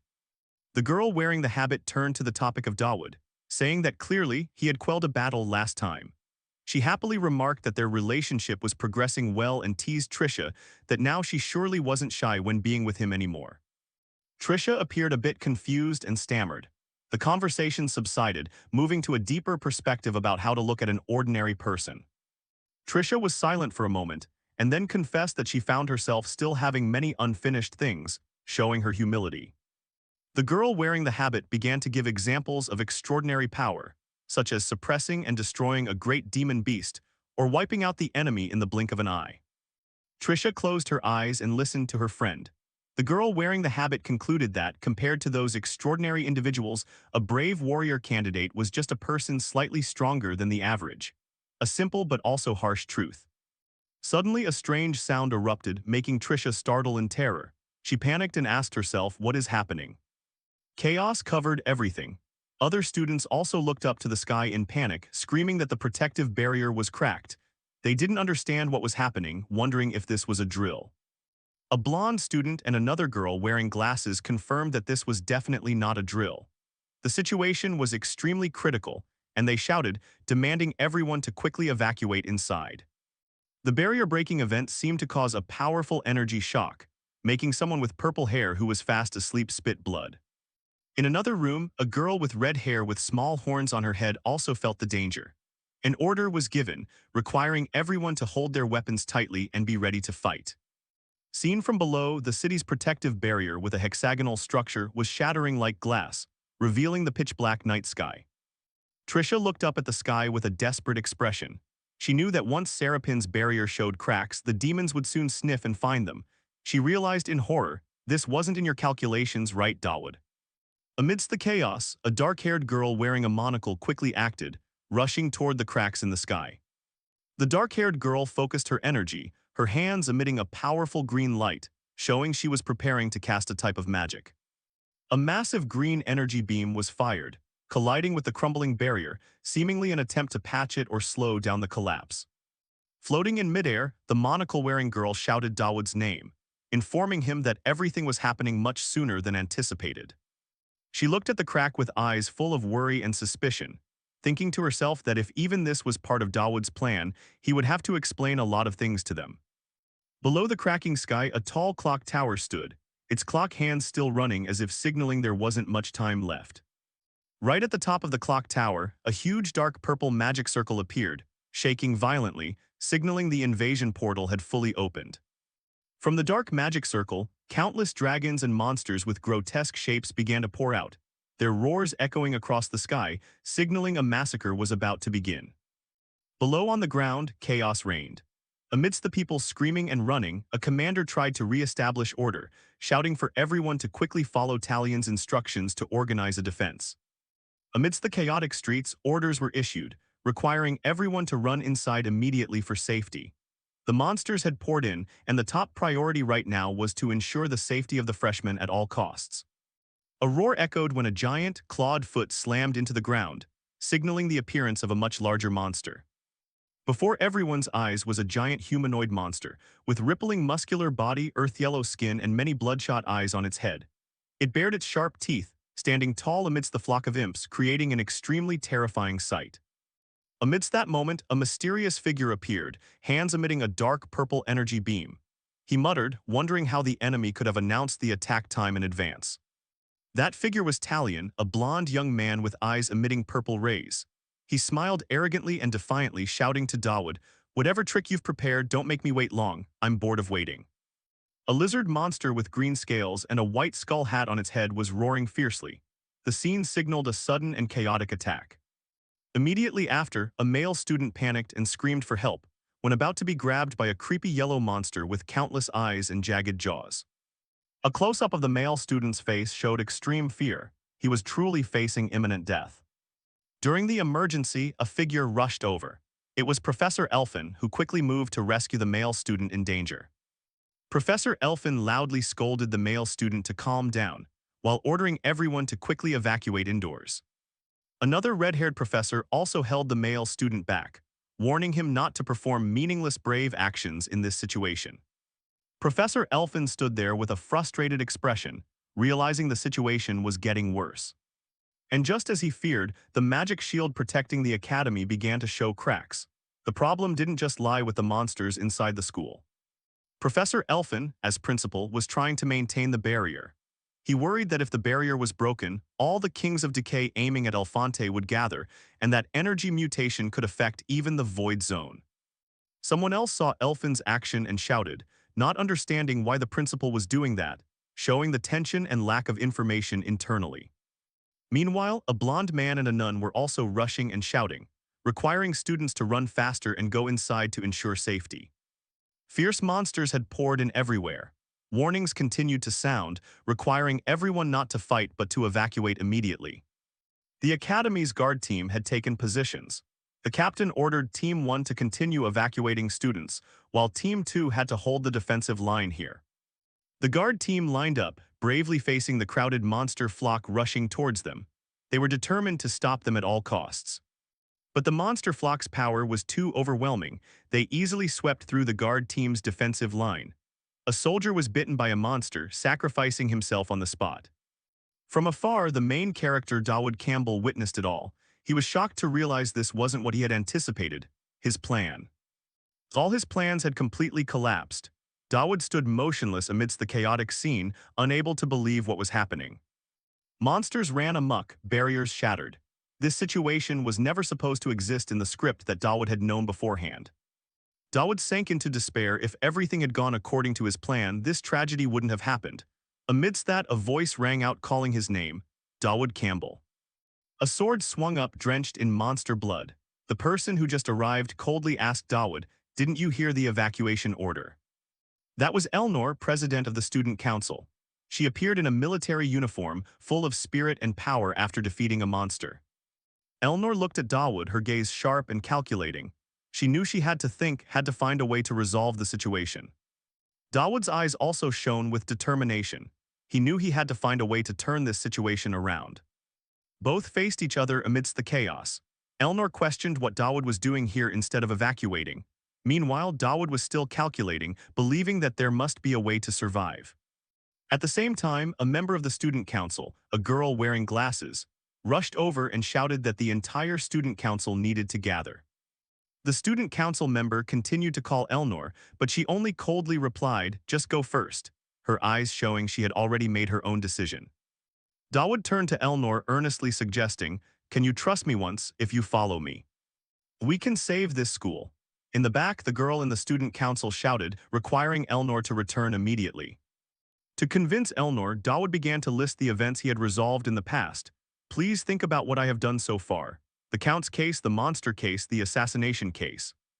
And the terrorist attack on the train too." Dawood admitted he was a strange person, but he affirmed Elnor knew well he wasn't a reckless person. The girl wearing glasses in the student council still didn't give up, continuing to shout, "Elnor, take that guy and come here immediately." The girl continued to question, "What are you doing, student council president?" Elnor only silently bowed her head, immersed in thought and torment. After a moment of hesitation, Elnor finally made her decision. She apologized, then turned to Dawood and said, "This is my last trust for you." "Thank you this way," Dawood rejoiced and led the way. Both ran off, leaving behind the student council girl who was bewilderedly calling out in vain, "Hey, Elnor, Elnor." Looking after the two figures, the student council girl could only mutter helplessly, "Idiot." On the way, Dawood explained to Elnor that the origin of the monsters was from the clock tower, and there would be stronger monsters around there. Dawood added that just with the two of them, they couldn't handle all the monsters, so they needed help. Unexpectedly, a group of people in black cloaks appeared to block their way. Dawood requested their help, but a person in the group coldly replied that they were merely envoys of the holy nation. Dawood immediately realized their identity. He snapped that there was no time to argue about status and pointed straight at them. "You are exorcists directly under the Pope, sent here to supervise me, right?" Facing the cloaked group, Dawood demanded they stop pretending. He knew their true purpose well. Dawood said bluntly, "I know I have provoked the Pope recently, and that's why you were sent. The real delegation must be with the professors right now." Dawood turned to Elnor and clarified that the only purpose of this group was to supervise him. After that, he turned back to them and shouted for help, because he was the one the Pope was tracking and was in danger. However, Sekab, the masked exorcist leading the group, coldly replied, "Even if that is true, isn't it enough that you alone survive?" That sentence made Dawood go numb. He realized that they were ready to let Alphonse fall as long as he was still alive. Even if he could survive this situation, he would lose the fight against Valkassus. In despair, Dawood directed his mind elsewhere, calling out Sira's Dreamier's name. He said he knew where the item she was looking for was. At the same time, in a recording studio, Sira's heard his call and remarked, "But this isn't a game." A close-up of Sira's eyes, she was telling Dawood from afar that his life was real. Dawood screamed in despair, knowing that in reality, countless people would die. He begged for Sira's help for his own sake. Elnor silently observed Dawood as he declared he wouldn't hesitate to use any means to win. Dawood continued his plea, admitting that even if every villain in this world clung to and caused him pain, he would still do it. He screamed the name, "Sira's Dreamier, answer me." Before Dawood's desperate and determined declaration, Sekab, the masked exorcist, only let out a "H," seemingly a bit interested. Sekab, the masked exorcist, looked straight at Dawood and said in a warning tone, "You'd better be telling the truth, Dawood Campbell." Immediately after Sekab's words, a system board appeared before Dawood's eyes. "Deadly enchantment activated, and Master Assassin Siraz has shown interest in you." His plea for help had been answered.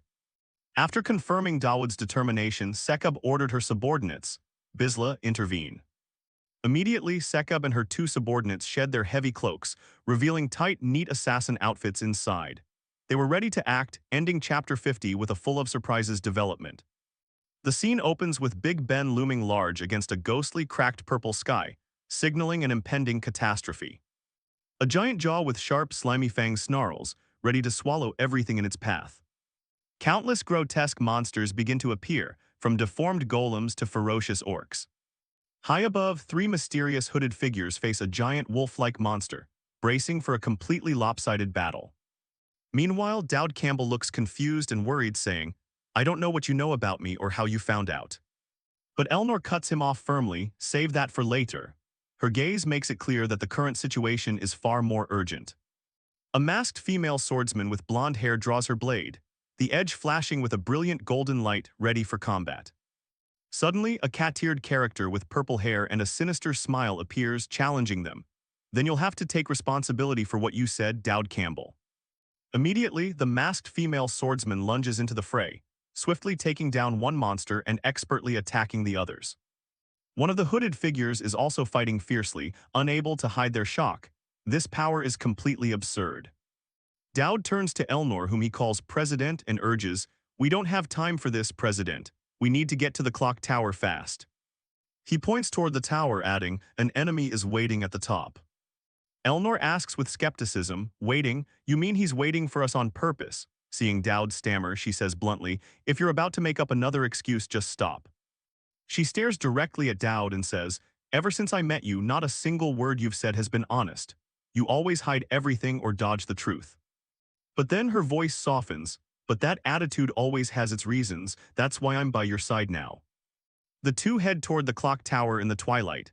Elnor says, "You don't need to bother coming up with clever excuses. Just focus on what you need to do." Dowd thanks her for her understanding. Elnor looks at him, remarking, "You certainly have many strange sides, but you also seem to be kind in your own way." This unexpected compliment catches Dowd off guard. He can only listen in silence, his face showing a hint of confusion at Elnor's perceptiveness. Suddenly, a giant, hideous monster blocks their path. Dowd explains that this is a monster from the original Flash Terror, capable of near-infinite regeneration, making it impossible to kill. The only way is to lure it far away from the clock tower.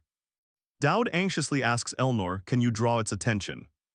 Contrary to Dowd's worry, Elnor coldly draws her sword and declares, "I will slice right through it."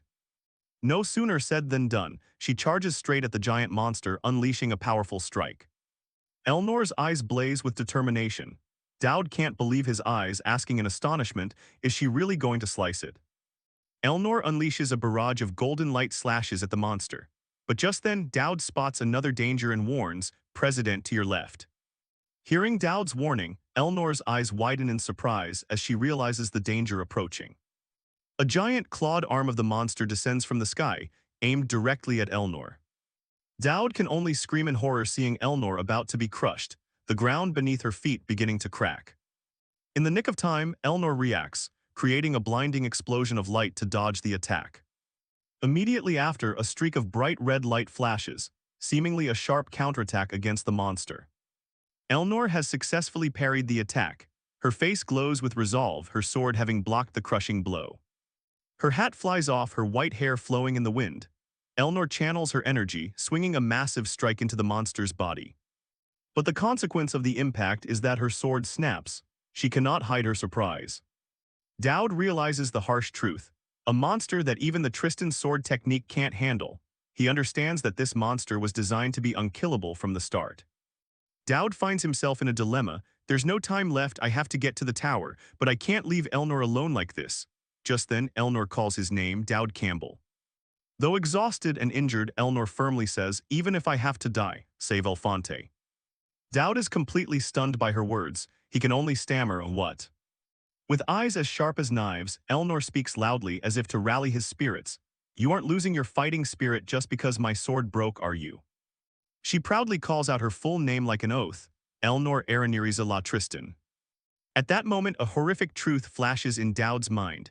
He monologues, "No matter what the system is like, no matter what the original story was." He looks at Elnor with a completely new awareness. "You are the one who is never allowed to show weakness." And then the final truth is revealed in Dowd's mind as he watches her back. "You were destined by fate to be the final boss of this world."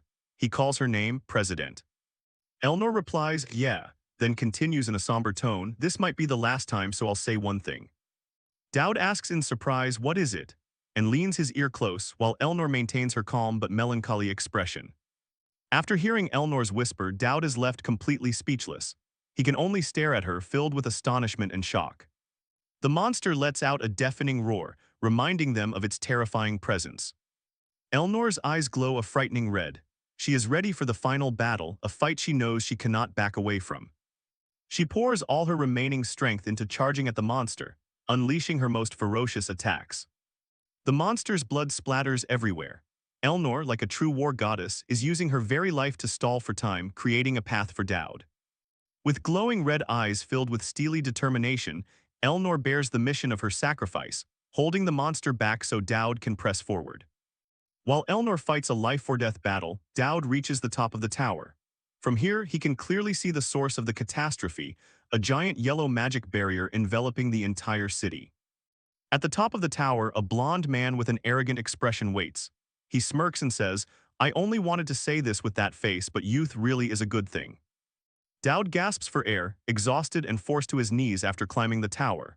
The blonde enemy looks at him and mocks, "Even in this situation, you actually came here to stop me." He continues, "Come to think of it, we made a bet with each other, didn't we?" Dowd lifts his face, his eyes blazing, growling each word. "That bet, I came here to win it." Inside a vast hall, Valkassus, known as the Young King, faces Dowd Campbell. Aura of dark purple magic surges around Valkassus, showing his terrifying power. He speaks, beginning a fateful confrontation. With a look of hatred, Valkassus declares that he hates demons and those who worship them. His eyes are filled with resentment and the pain that has been bottled up for so long. Dowd grips his sword hilt, responding with understanding. He knows Valkassus has suffered for thousands of years, shackled by demons. But Dowd also points out the contradiction in Valkassus choosing to cooperate with an enlightened one seeking demonic power. Valkassus's eyes narrow, he reveals the real reason behind his choice. It isn't for power, but for a certainty, the certainty that he will obtain a free death, a release from an immortal life of suffering. The scene flashes back to the past, revealing a secret in the original story. One known as the Enlightened One made a pact with the young king, exploiting his lifelong wish. His offer was, "I will give you the death you have always longed for." And the price for that wish was a horrific task. The young king must completely wipe out Elfonte Academy. The image of the Enlightened One in a hooded cloak and mysterious mask appears, symbolizing a cruel conspiracy. For the young king, it was an escape. A life where death was not permitted, whether voluntary or not, would finally have a certain end. His face, though covered in wounds, shines with a satisfied smile. That miserable life, choked by his own kingdom's people like golden chains, could finally end. The image of him standing alone in an inverted hall shows the loneliness and burden he had to endure. After much thought, the young king had no other choice. He had to make a decision, one that would change the fate of so many. He tormented himself, wondering if it was right to entrust a life bound by demons to a villain. His heart tore between the desire for release and his responsibility to the world. And finally, he made his decision. A wave of dark power exploded, showing the young king's choice was sealed. He accepted the pact, regardless of the consequences. Back to the present, Dowd questions Valkassus. He asks if Valkassus really knows the method to save his kingdom when making that promise. Dowd replies confidently, affirming that if he didn't know, he wouldn't be this confident. His sword flashes with magical light, ready for battle. Valkassus understands that Dowd won't back down. He also understands Dowd's position. Since Valkassus only accepts death in an all-out battle, Dowd has no choice but to attack. Horrifying dark spirits rise from Valkassus's sword, ready for battle. He challenges Dowd, demanding his opponent fight with all his strength. The scene shifts to a group of girls. Trisha, the orange-haired girl, warns them as the only one with experience. She tells the rest to be careful not to bite their tongues. Yuria, the black-haired girl, exclaims in surprise. She can't believe everything is happening so fast. Her face reveals her panic. Meanwhile, Lucian, the blonde girl, appears extremely calm.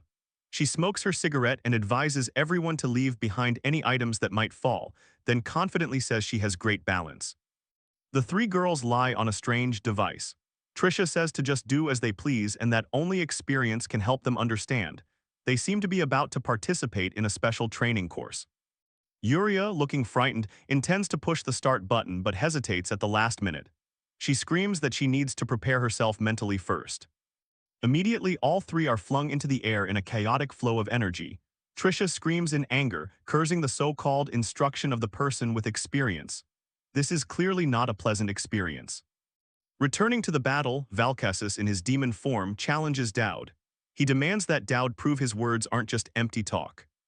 Dowd suddenly falls into a state of panic. Reality hitting him makes his mind freeze. He asks himself what Valkassus's type of attack is, as if he has forgotten his combat plan. Fortunately, the panic lasts only for a moment.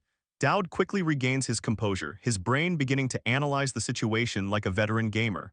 223 tentacles, lasers everywhere. Stage 1 is super easy. He has mastered the attack pattern. With a clear plan in mind, Dowd grips his sword. He tells himself he will easily parry with the Tristan sword technique. Even while talking tough, is he really as confident as he appears? Dowd grips his sword, but deep down, he mocks his own confidence. He knows his brave words are just to hide his inner anxiety. Instead of charging to attack, Dowd chooses to dodge. He moves continuously, slipping past Valkassus's dark attacks, following the tactic he laid out in his mind: only dodge. The demonic eyes from Valkassus's attack mock Dowd, asking why he isn't fighting and if he is running away. They try to provoke him to break his plan. Another massive wave of dark energy is fired, creating deafening noises.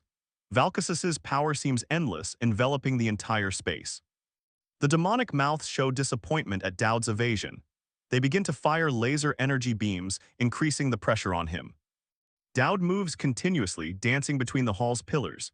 He thinks to himself that the dodging instinct of a veteran gamer is kicking in. His goal is to force Valkassus to switch combat modes, but he also worries that with his Aleph stats, he might actually die. A giant black energy orb shoots toward Dowd at a terrifying speed, a powerful attack from Valkassus. Suddenly, a creepy humanoid creature appears and lets out a horrific scream. Dowd realizes this is the Flash Terror attack and exclaims in astonishment, "Elnor did it."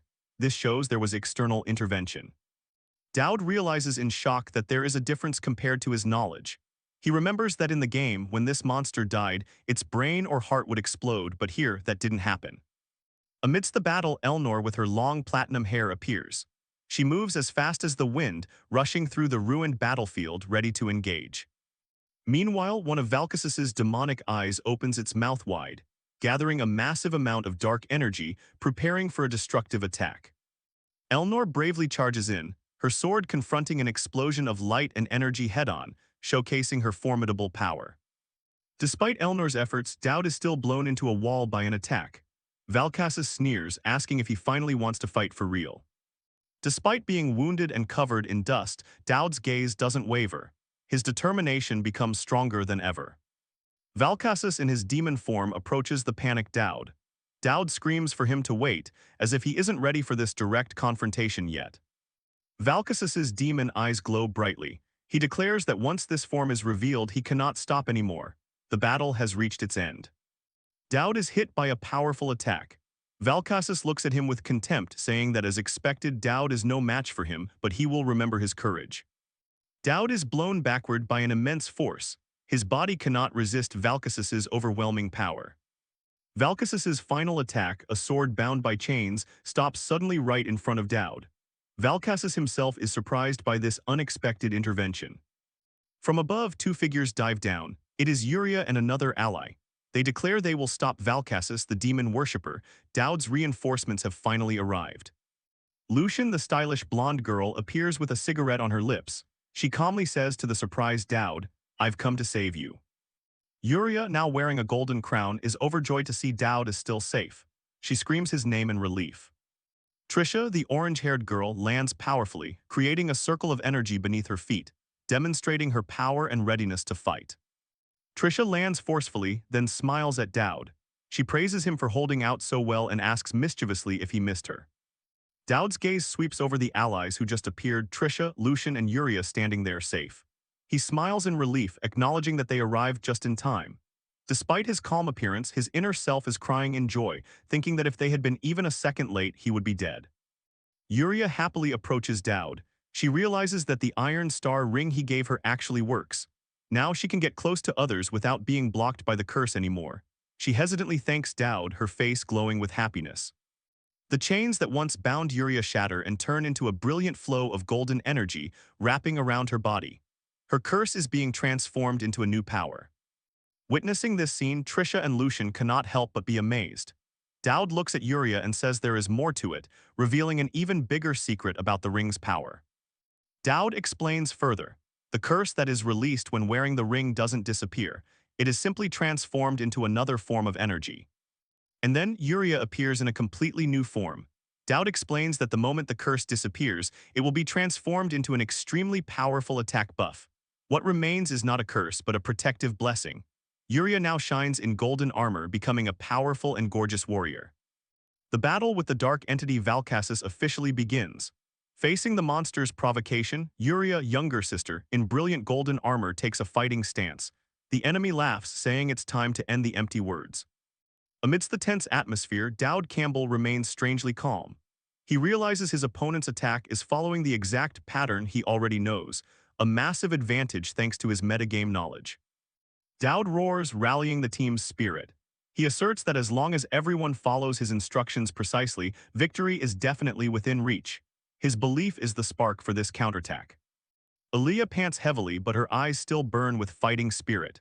She screams loudly, reminding her teammates not to leave their positions even for a step, because in this battle, formation is the key factor to survival. Lucian looks at Yuria, younger sister, seriously. She knows that even the slightest mistake will lead to a tragic outcome for all. This is no longer a stroll, but a real life-or-death struggle. Lucian's gaze suddenly becomes sharp. She focuses entirely to prepare for her next move. She seems to have sensed the dark power accumulating from the opponent. Yuria, younger sister, smiles, a smile of freedom. This is the first time they have truly fought together without restraint, and she is ready to show her full power to protect everyone. Suddenly, Dowd screams a warning. A deadly purple laser energy beam is coming. Its speed is so fast that it tears the air apart. Without flinching, Dowd begins to coordinate a god-tier combo. He orders Lucian to prepare prayer number 37, while asking Aaliyah to be ready for a breakthrough jump into the enemy's encirclement. All three girls coordinate smoothly under Dowd's guidance. Yuria, younger sister, charges ahead with a glowing sword, ready to slash away any obstacle ahead at his command. The monster Valkassus opens its mouth full of sharp teeth, gathering a massive amount of dark energy. A wide area attack is about to be unleashed, threatening to swallow everyone blocking its path. Facing the incoming laser, Lucian maintains the elegant demeanor of a saintess. She mocks the enemy's skepticism and trusts Dowd Campbell's plan absolutely. Boom, the energy collides violently, creating an explosion of brilliant purple light across the sky. The clock tower square shakes under the terrifying pressure of the monster's strike. Yuria, younger sister, braces herself to resist. Despite the immense pressure, she stands firm, her sword and armor blocking the destructive energy flow. She sighs with relief that the strike was successfully blocked. But the danger isn't over. Dowd screams again, announcing a tentacle attack coming next. He provides detailed instructions to Yuria on how to dodge and counterattack, turning combat movements into a dance of death. Utilizing all her strength, Yuria, younger sister, swings a massive arc slash, pushing back all the enemy's attacks. The force of the swing makes even the air vibrate. Though exhausted, Yuria still confirms she is okay. Her resilience is the firmest fortress for the whole group at this moment. Just then, Dowd ordered the entire team to retreat to prepare for a new counterattack. This sudden shift in pace began to confuse the monster. Aaliyah, with absolute trust in Dowd, lunged straight toward the monster, even though he had previously warned that a single scratch could be fatal. She would rather risk her life than miss the chance to attack. Lucian quickly cast a support spell. Under Dowd's direction, she poured all her magic into buffing Aaliyah's attack, creating a brilliant aura around the orange-haired girl. Enhanced by the saint's power, Aaliyah shot off like an arrow. She knew the monster was currently recharging energy for its laser, and this was the golden opportunity to finish it. Crossing the shattered courtyard, Aaliyah aimed straight for the core of the shadow entity. She prepared to unleash the most powerful technique she possessed with the support of her teammates. Rapid slashes, flaming, continuous slashes tore through Valkassus's defenses. Aaliyah executed the strikes with terrifying speed, giving the enemy no chance to counter. Valkassus began to tremble as it realized it had been completely outplayed. The monster could fathom how these tiny humans could coordinate so smoothly, stripping it of every opportunity to fight back. Doubt was evident on Yuria's, the younger sister, face. She knew Lucian was strong, but the way the whole team fought in sync, as if they had practiced together for years under Dowd's coordination, was truly astounding synchronization. The coordination among the team members was unbelievably perfect.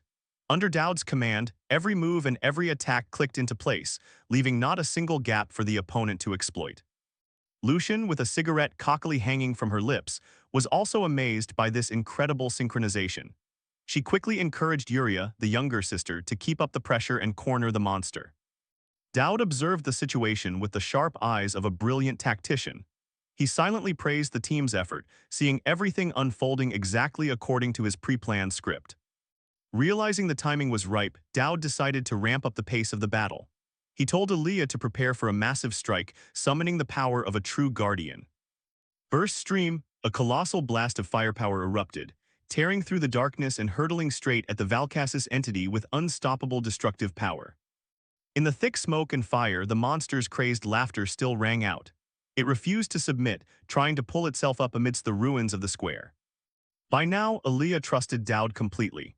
She realized that his instructions weren't just empty words, they were the true key to winning against an out-of-reach opponent. Dowd flashed a cryptic smile. This battle had proven that his metagame knowledge could turn the impossible into reality. We're going to win, he thought to himself. Dowd's confidence made Valkassis start to panic. It shrieked in desperation, demanding the group try to kill it if they could, all while it gradually lost control. The sky above the clock tower suddenly glowed with a giant purple magic circle. Magical power surged, shaking the space around the battle scene. Space began to develop cracks like broken glass. The impact of this confrontation was exceeding the limits this world could withstand. Xena, the girl with the signature monocle, suddenly appeared and announced that 10 precious minutes had passed. The situation was becoming more urgent than ever. She warned Dowd Campbell that human power always had its limits. The countdown had begun, and they didn't have 3 minutes, but a mere 2 minutes left to end everything. The pressure of time weighed heavily on everyone. Within those less than 2 minutes, they were forced to unleash the decisive blow to settle the score with this devious shadow entity. Lucian and Yuria, the younger sister, continued to show off their top-tier coordination. Magic rays and slashes from Yuria's sword formed a dense attack net, encircling the opponent. Dowd shouted for the team not to worry, even if the monster changed its attack method. Every variable was already within his calculations. He urged Aaliyah to keep sticking close and prepare for a final finishing blow. Aaliyah took momentum and leaped into the air, her glowing sword ready to strike down. Valkassis smugly assumed Aaliyah's attack was too predictable. It prepared to counter, but suddenly froze when it realized it had fallen into Dowd's trap. Aaliyah, roll and dodge now, Dowd's shout rang out just as a shadow tentacle lunged. Aaliyah executed an artistic somersault, narrowly escaping danger. Seizing the opportunity, Dowd asked Lucian to buff the attack power to the max for the next coordinated strike. It was time to unleash their trump card. Counter, Yuria, the younger sister, roared as she executed a lightning-fast counterattack. The magical chains wrapped around her body hissed, preparing to lock onto the target. A massive, direct collision struck Valkassis's face. The shadow entity groaned in pain as its defenses were ripped apart by holy power. Thick iron chains began to tighten around the monster's limbs, pinning it in place. There was no retreat, no escape left for Valkassis. Lucian stepped forward with the poise of a superior, her red eyes reflecting the holy fire surging around the magical chains locking the enemy. She reiterated her vow to protect Dowd at any cost, preparing for the peak power display about to unfold. Exhaling a cloud of smoke cockily, Lucian coldly declared, "It's time for repentance, Valkassis." In the eerie silence before the storm, the saint began compressing magic for the ultimate punishment, preparing to turn the entire clock tower into a place of judgment for this devious shadow entity. A holy light exploded, engulfing the entire clock tower as Lucian unleashed her ultimate power. Proof of faith was the final punishment brought down upon the Valkassis entity. Bound by chains, Valkassis roared in pain. Golden energy and darkness erupted simultaneously from his body. A massive wave of energy radiated out, blowing both the saint and Lucian away. Valkassis's power had completely spiraled out of control. Witnessing the scene, Lucian gritted her teeth in worry. She didn't understand why Valkassis could still endure after taking a fatal blow. Inside the madness, Valkassis screamed in his mind. He told himself he couldn't die alone like this, otherwise he wouldn't be able to save the kingdom.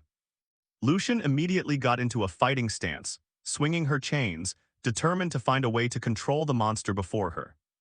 Dark power from Valkassis poured out relentlessly, drowning everything around it in crazed screams. Meanwhile, Ilya exhaled, her eyes flashing with resolve. She took a defensive stance, realizing this was the only chance to end this battle. Ilya analyzed the situation. If a fatal wound to the heart couldn't take him down, the only remaining choice was to chop off his head. But just as Ilya prepared to lunge, a voice stopped her. Dowd suddenly appeared, asking her to hold off.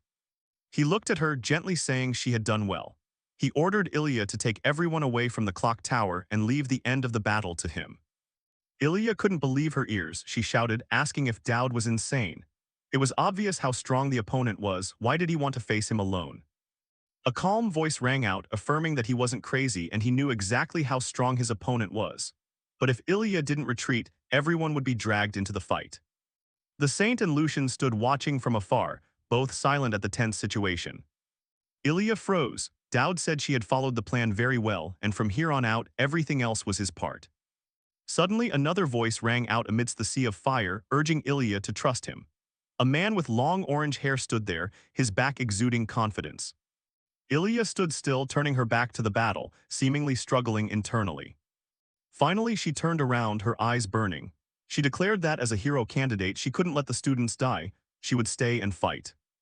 Her face shone with unshakable resolve.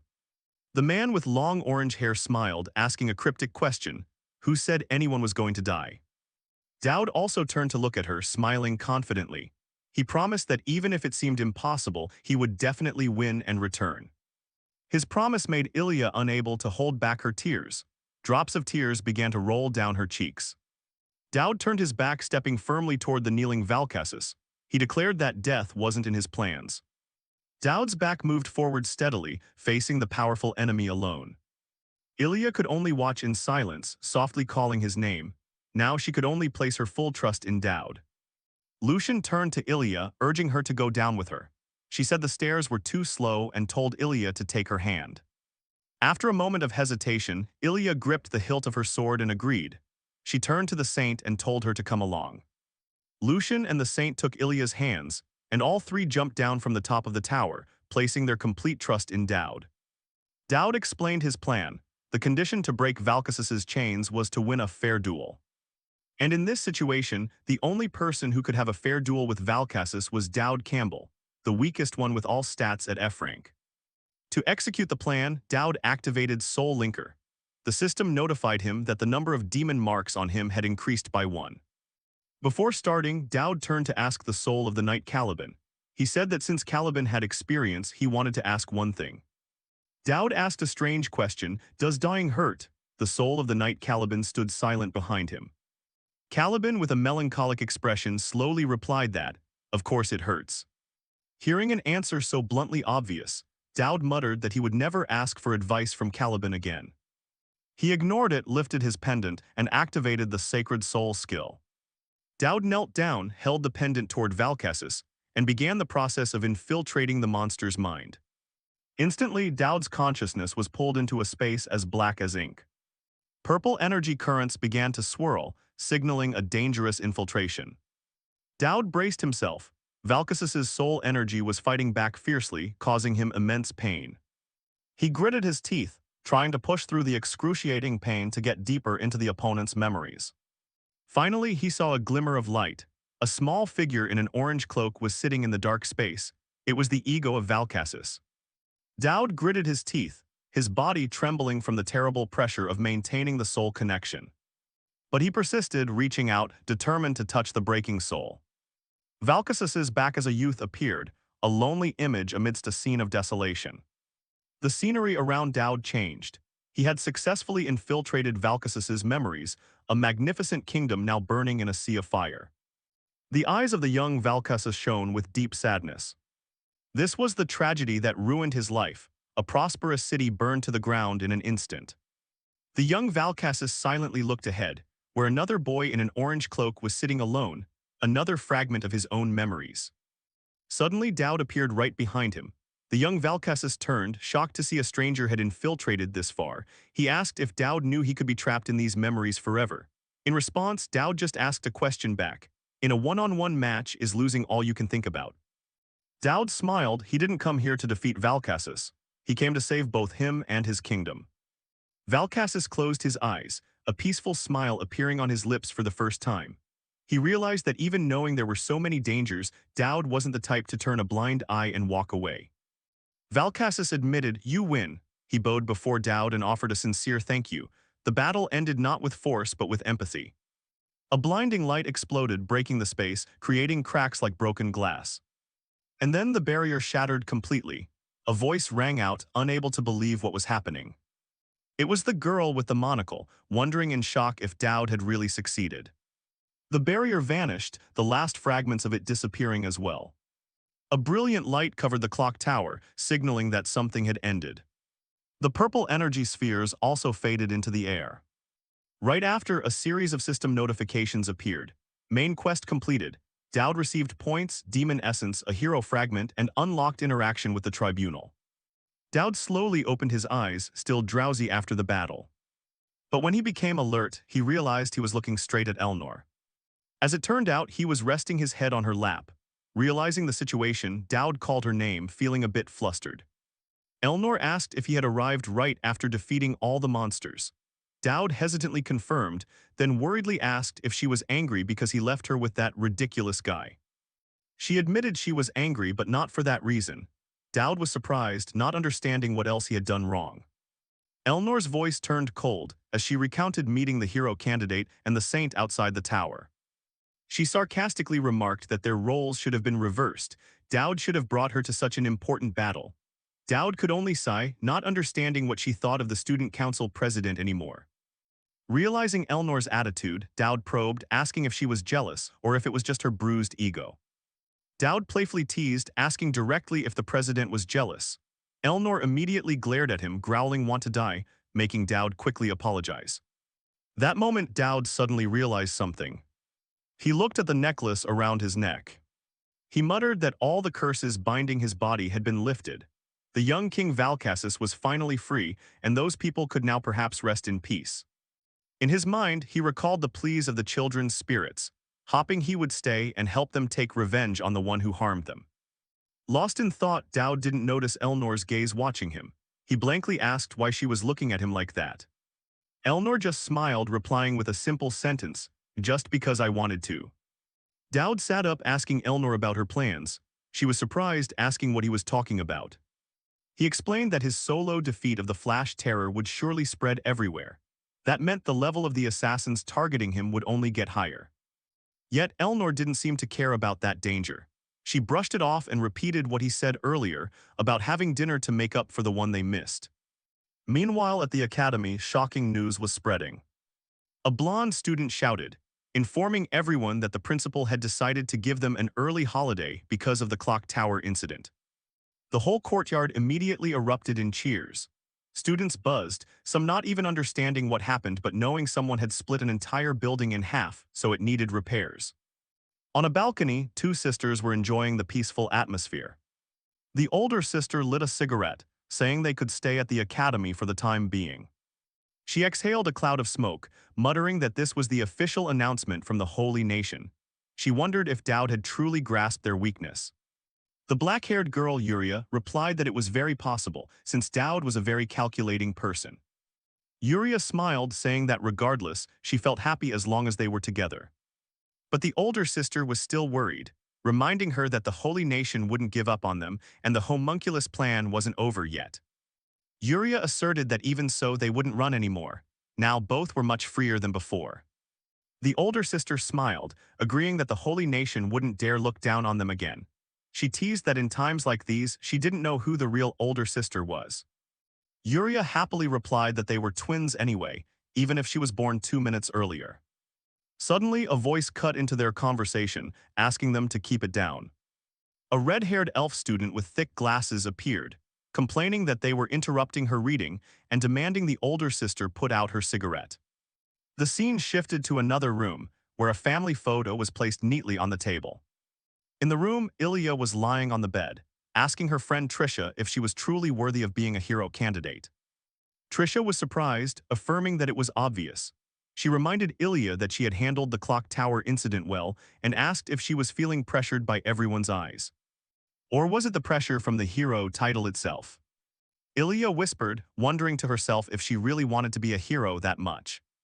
Trisha worriedly said that if she had any worries, she could share them with her, because she missed her family and didn't want to be trapped in revenge. But Ilya thought differently. She wondered if she was blindly chasing her family's footsteps until she found someone to fill the void they left behind. Trisha sensed something different about her friend, worriedly calling Ilya's name.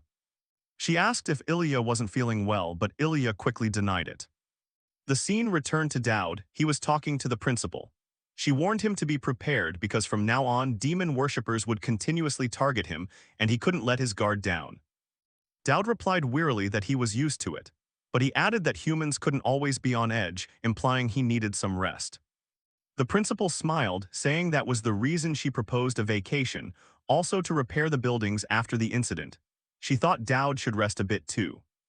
Dowd agreed. He admitted it was time to rest and recharge, as he had only just finished Chapter 2 of the game. He also needed time to think about the Enlightened One. A worrying thought occurred. Could the leader of the demon worshippers be a woman? He tried to brush it off because it was completely different from what he remembered. While Dowd was busy thinking, the principal suddenly spoke, "Let's go together." Dowd was startled, completely not understanding what she was talking about. She nonchalantly repeated that they should go to his hometown together. She added that she had informed both the hero candidate, Auxilia, and the student council president Elnor. Hearing this, Dowd completely collapsed. He screamed in his head, unable to believe he had to go to his hometown with both Ilya and Elnor. The excuse that the world will be destroyed if I don't go, that he often used now seemed truly ridiculous.